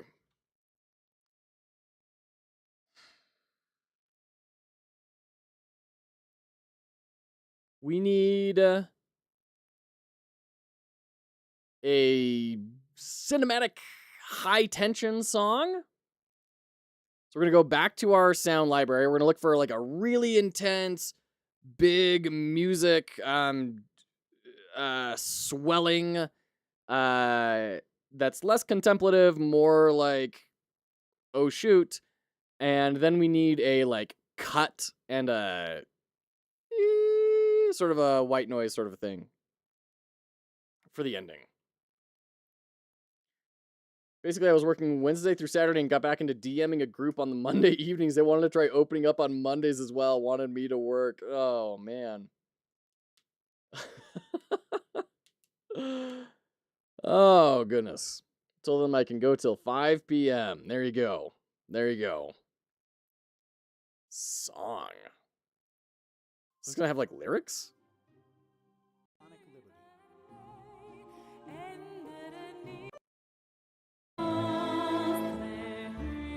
Yeah, it's straight up lyrics. Wow.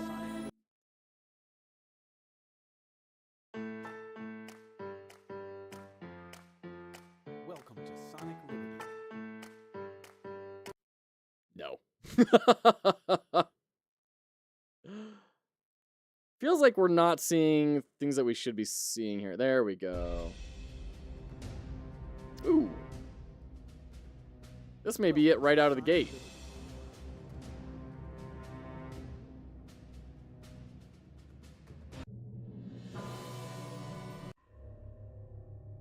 Yeah, we're gonna do Midnight Chase. Oh my gosh. Welcome to Sonic Liberty.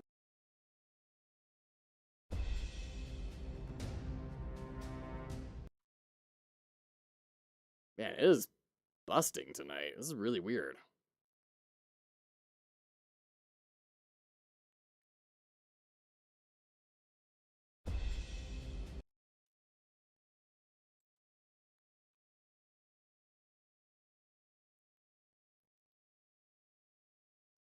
So then says they had me on the Wednesday, Saturday for 1.5 years. I got hobbies, but because it was just playing a game, they didn't extend my contract. Oh my gosh. That's atrocious. I'm so sorry. Yeah, that's unreasonable. I don't know. I mean, obviously we don't know the whole story there, but that sounds a little ridiculous, right? I don't know. I'm sick of the power that companies could have over people. So like that just seems like they weren't willing to have an adult conversation with you. But maybe I'm wrong on that. I don't know. There we go. Now it's working. Okay. Cool. So we'll do that. We'll trigger that like halfway through. And then we need a sort of white noise whine.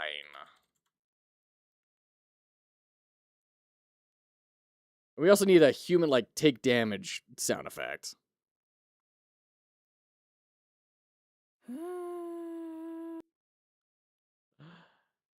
Yeah, these are all, like, creature whines. I want, like gosh. What would I even search for here? Device, maybe?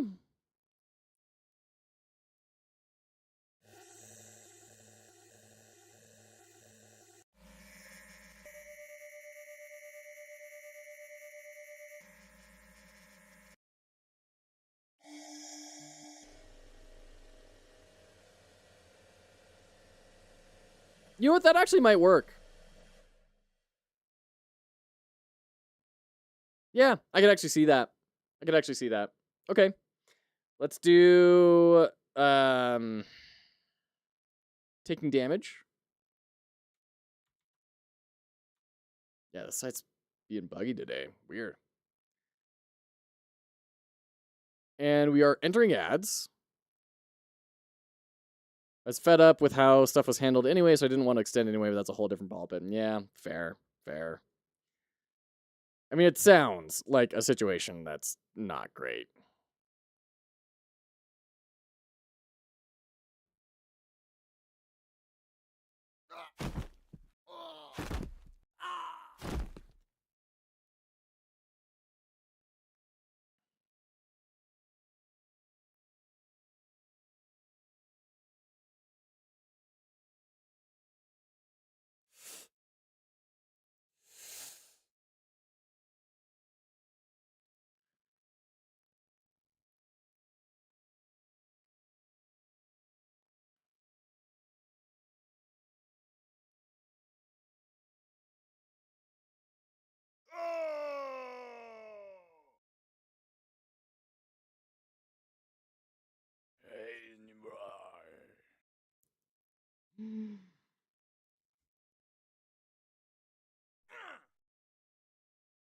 Yeah, we'll do that. Okay, that's our take damage sound. Okay. Let's bring these in.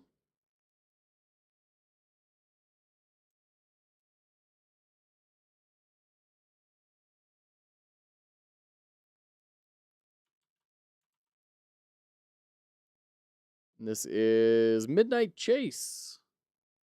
Hey, that one actually worked. Hooray! And then we need another one, which is our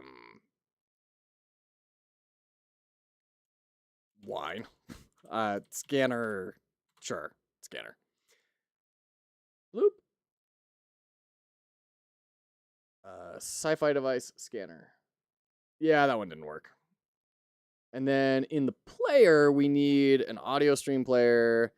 And that was going to be our human vocal male. That one also didn't work. All right. Well, we got one.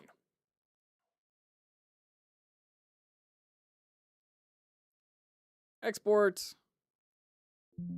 Yes. I'm okay that it already exists. Thank you. Export. Yes, just fine. Thank you. Bring these back into Godot, and now things should work. There we go. All right.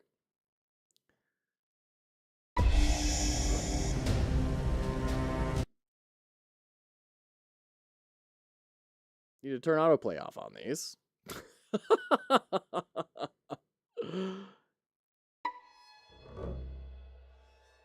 All right. And then when the player takes damage, we need to do we still need to do a loss condition. Jeez. Audio stream player dot play. Okay.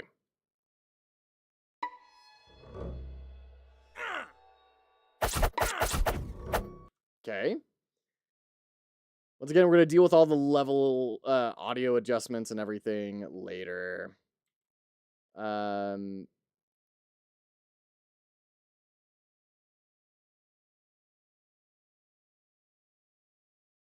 Let's do a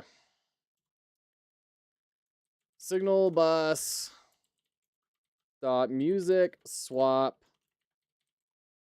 dot connect music swap, and then we're gonna do signal bus dot. Oh no, actually we don't even need to do that one. Sorry. Okay, so go to our signal bus. We need a signal music swap to move from the contemplative music to the action music.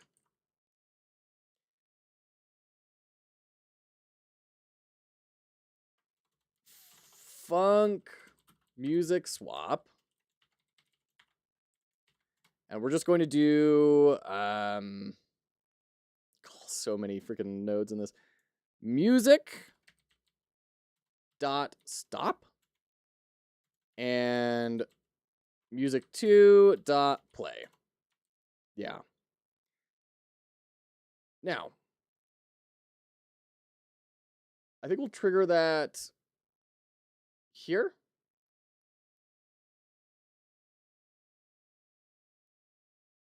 Signals. And we'll do, well, I guess you have one here, don't we? We can do body entered. Oh, wait, hold on. This is not its own script. Okay. I'm going to do a janky thing. Don't at me. We'll just do that. Okay. So let's see if that actually is happening. Let's grab the player. Move him right here. Where does this leave us?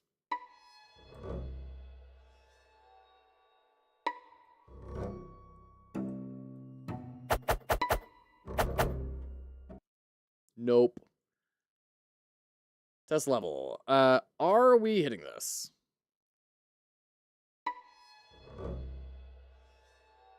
No.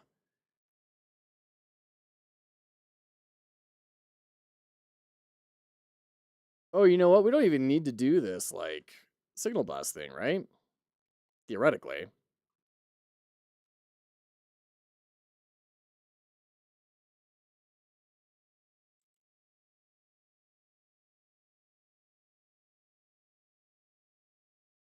Body entered. Go to music swap.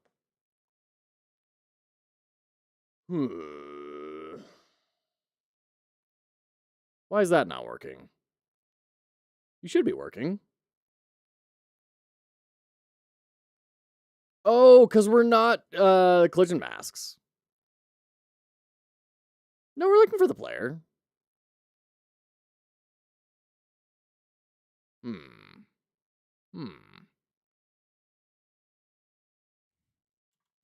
If self.name equals story trigger. This is just the grossest thing, but I want to go to bed.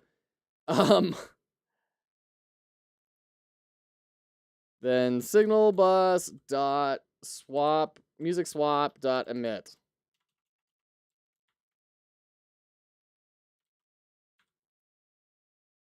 Phase 4 will be so mad.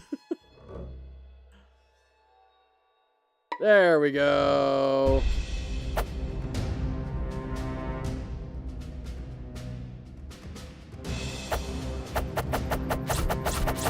It's so loud.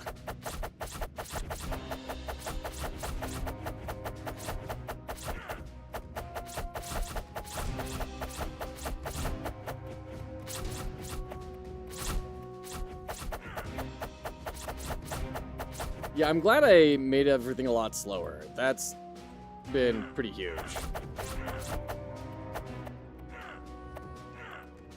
All right. Now, when we do the final cutscene,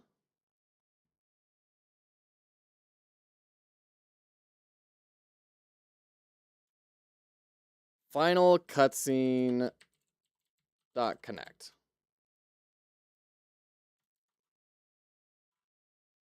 Final cutscene dot connect. Okay. Sorry. And then we're gonna do $. What am I looking at here? Where's final cutscene? It's up here, right? Yeah. So let's go to our test level and do signal bus dot final cutscene dot connect. Hey, Ameripon, good to see ya. It's going very well, thanks. We're wrapping up the audio and music kind of roughing in. Then tomorrow we'll work on smoothing it all out, making it all sound a little bit better, normalizing levels, and all that sort of stuff we'll do tomorrow. But other than that, we're getting very close to being done. Our web export is doing good. We've already previewed that, and things are going well. Yeah, how are you doing, man? How's your project? Final music. How are these for lines? Okay, music, 2.stop. And then what do we need to do after that? We need to do the scanner. Play. And we're going to connect to final music. Nope. There we go. Nice! Adding polish now. Particle systems for the win. Love it! Super cool, man. Super cool. Okay, so we spawn in. We have this kind of slow, contemplative music. We trigger the event. And we have all this stuff. We run straight past because we're good speedrunners and fight the end boss.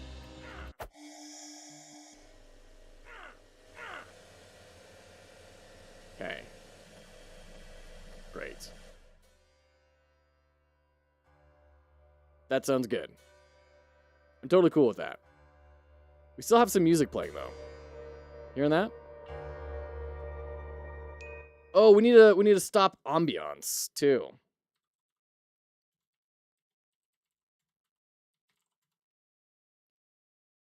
Okay. Can never have enough particles and shaders. Absolutely. All right. So we're moving into the final fight. Ah!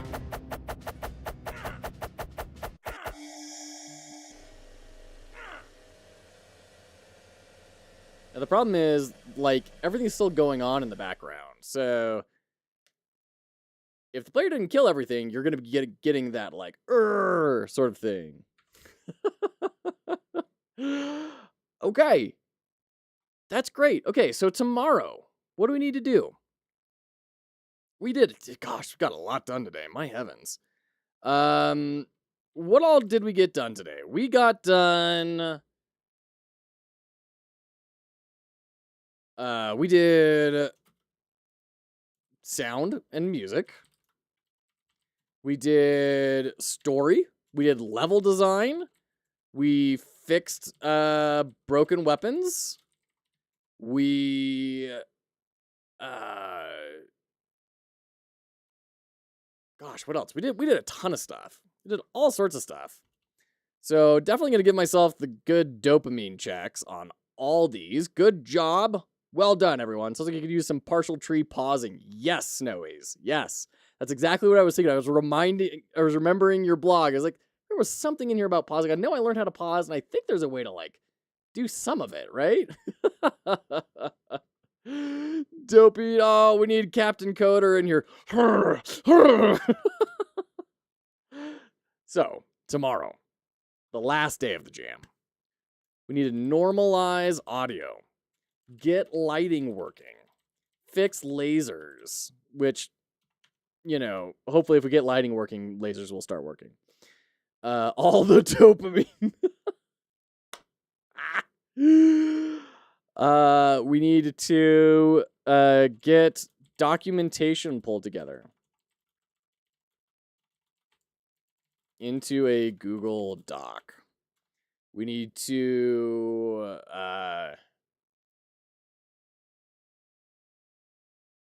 what do we need to do after that? A web export and upload, build upload game page.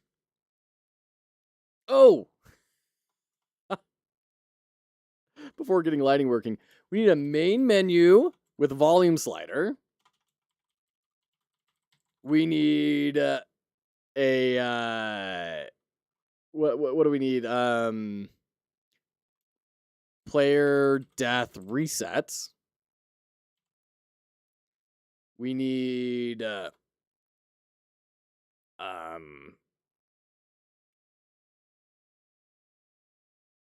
return to main menu after final cutscene. Okay. Can we do that all tomorrow? Getting lighting working and everything is a little bit of a stretch because I don't know what's wrong. So that's going to be a problem. And we have to do this. We have to do this. We have to do these. So this is going to be a stretch goal.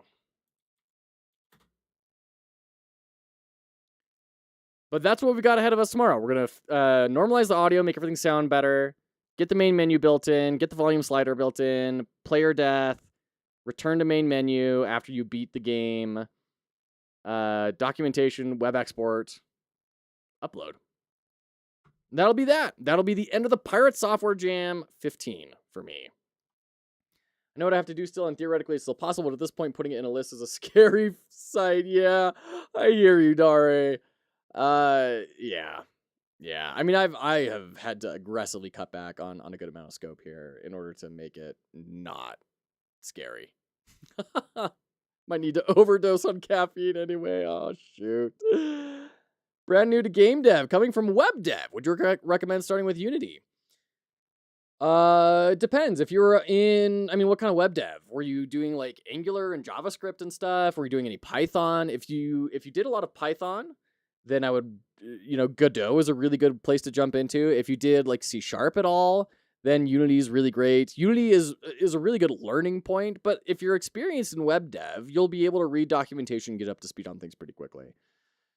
Full stack JS. And that's true. There are JavaScript engines as well. Yeah, absolutely. So it kind of depends, Q's. If you're full stack JavaScript, you're probably going to be able to jump into most, other than like C++ with Unreal or something, but you'll probably be able to just jump in just fine. So Unity is great because it has a lot of great starting resources. There's just a bajillion tutorials out there and really good documentation from what I understand, and asset packs and everything. I've been building in Godot. I'm not a full stack JavaScript developer. I'm a product designer. And I've been learning development over the past 6 months. And I really enjoy Godot. From what I hear, it's similar to Python with GDScript. But if you want to, you can integrate C# with it and use your own code editor and all that fun stuff. So not every engine is suited for every game. 100%, all right. Yeah, absolutely. Pick your game first and look up what engine fits best. That's a fair statement. Yeah. Just also with the warning that until you get into the nuts and bolts, you're probably not going to know really what each engine is really good at. So whatever has good docs, I would definitely recommend Unity then. If that's like, you just want to get started and you want really good documentation, you're comfortable about your ability to learn it. Godot has decent documentation. Like if we go to, I don't know, instantiate, right? You've got all this stuff and you can go up and you've got, hey, look, this is all the methods for an object, of a class object. You'll probably be able to read this just fine, right? If you were brand new, maybe this wouldn't be the best thing, but you're full stack JavaScript. You're gonna be just fine, right? I've really enjoyed my time in Godot, and I really like that it's open source. It is not even just open source, but it's also a nonprofit. So it's not going anywhere. It's not going to detonate because of some random boardroom meeting. Like this is the mission. So Godot is really good. Unity is also really good. Like if you want to jump in and build stuff, definitely try Unity, and then you can think about expanding to other things. So yeah, great question. Did that help, Q's? I don't know if that actually helped you or not, but I hope it did. Phew, boy. It did? Okay, you're very welcome. Might detonate because of moving discords, maybe something. Holy cannoli. All right. Well, folks, we have made just so much progress here today. We've got our list of what we need to get done tomorrow, which is a hefty list. There's a good amount to get done, but it is very late for me. I'm going to call it for tonight so I can hit the grind tomorrow. Probably going to be streaming during our normal times. Not going to do a super long stream like we did today. But we're going to, make something happen. Oh, we get to raid into Studio Dread. Awesome. I haven't ever been able to raid into Studio Dread. He's also working on the Pirate Software Jam. good guy, does audio design for an indie studio, and is just a good developer all around. So we're gonna go hang out with Studio Dread. Oh, what a great time. I've had so much fun. Thank you for all the follows, raids, subscriptions, everything that you are doing to support this channel, because it's not just supporting the channel, it's supporting me and my family. And not just me and my family, but it's also helping make this more of a reality for the future where we can help people enter the game industry. We have so many big plans. We've got game jams coming up. We have the Undertale playthrough starting on Wednesday. We've got all sorts of big things that we're planning for the future. And I'm very excited about it. So thank you, all of you, for being here, for being cornerstones of that experience. Ooh, we'll catch you next time. I hope you all are just having a great time with your projects. We'll see ya.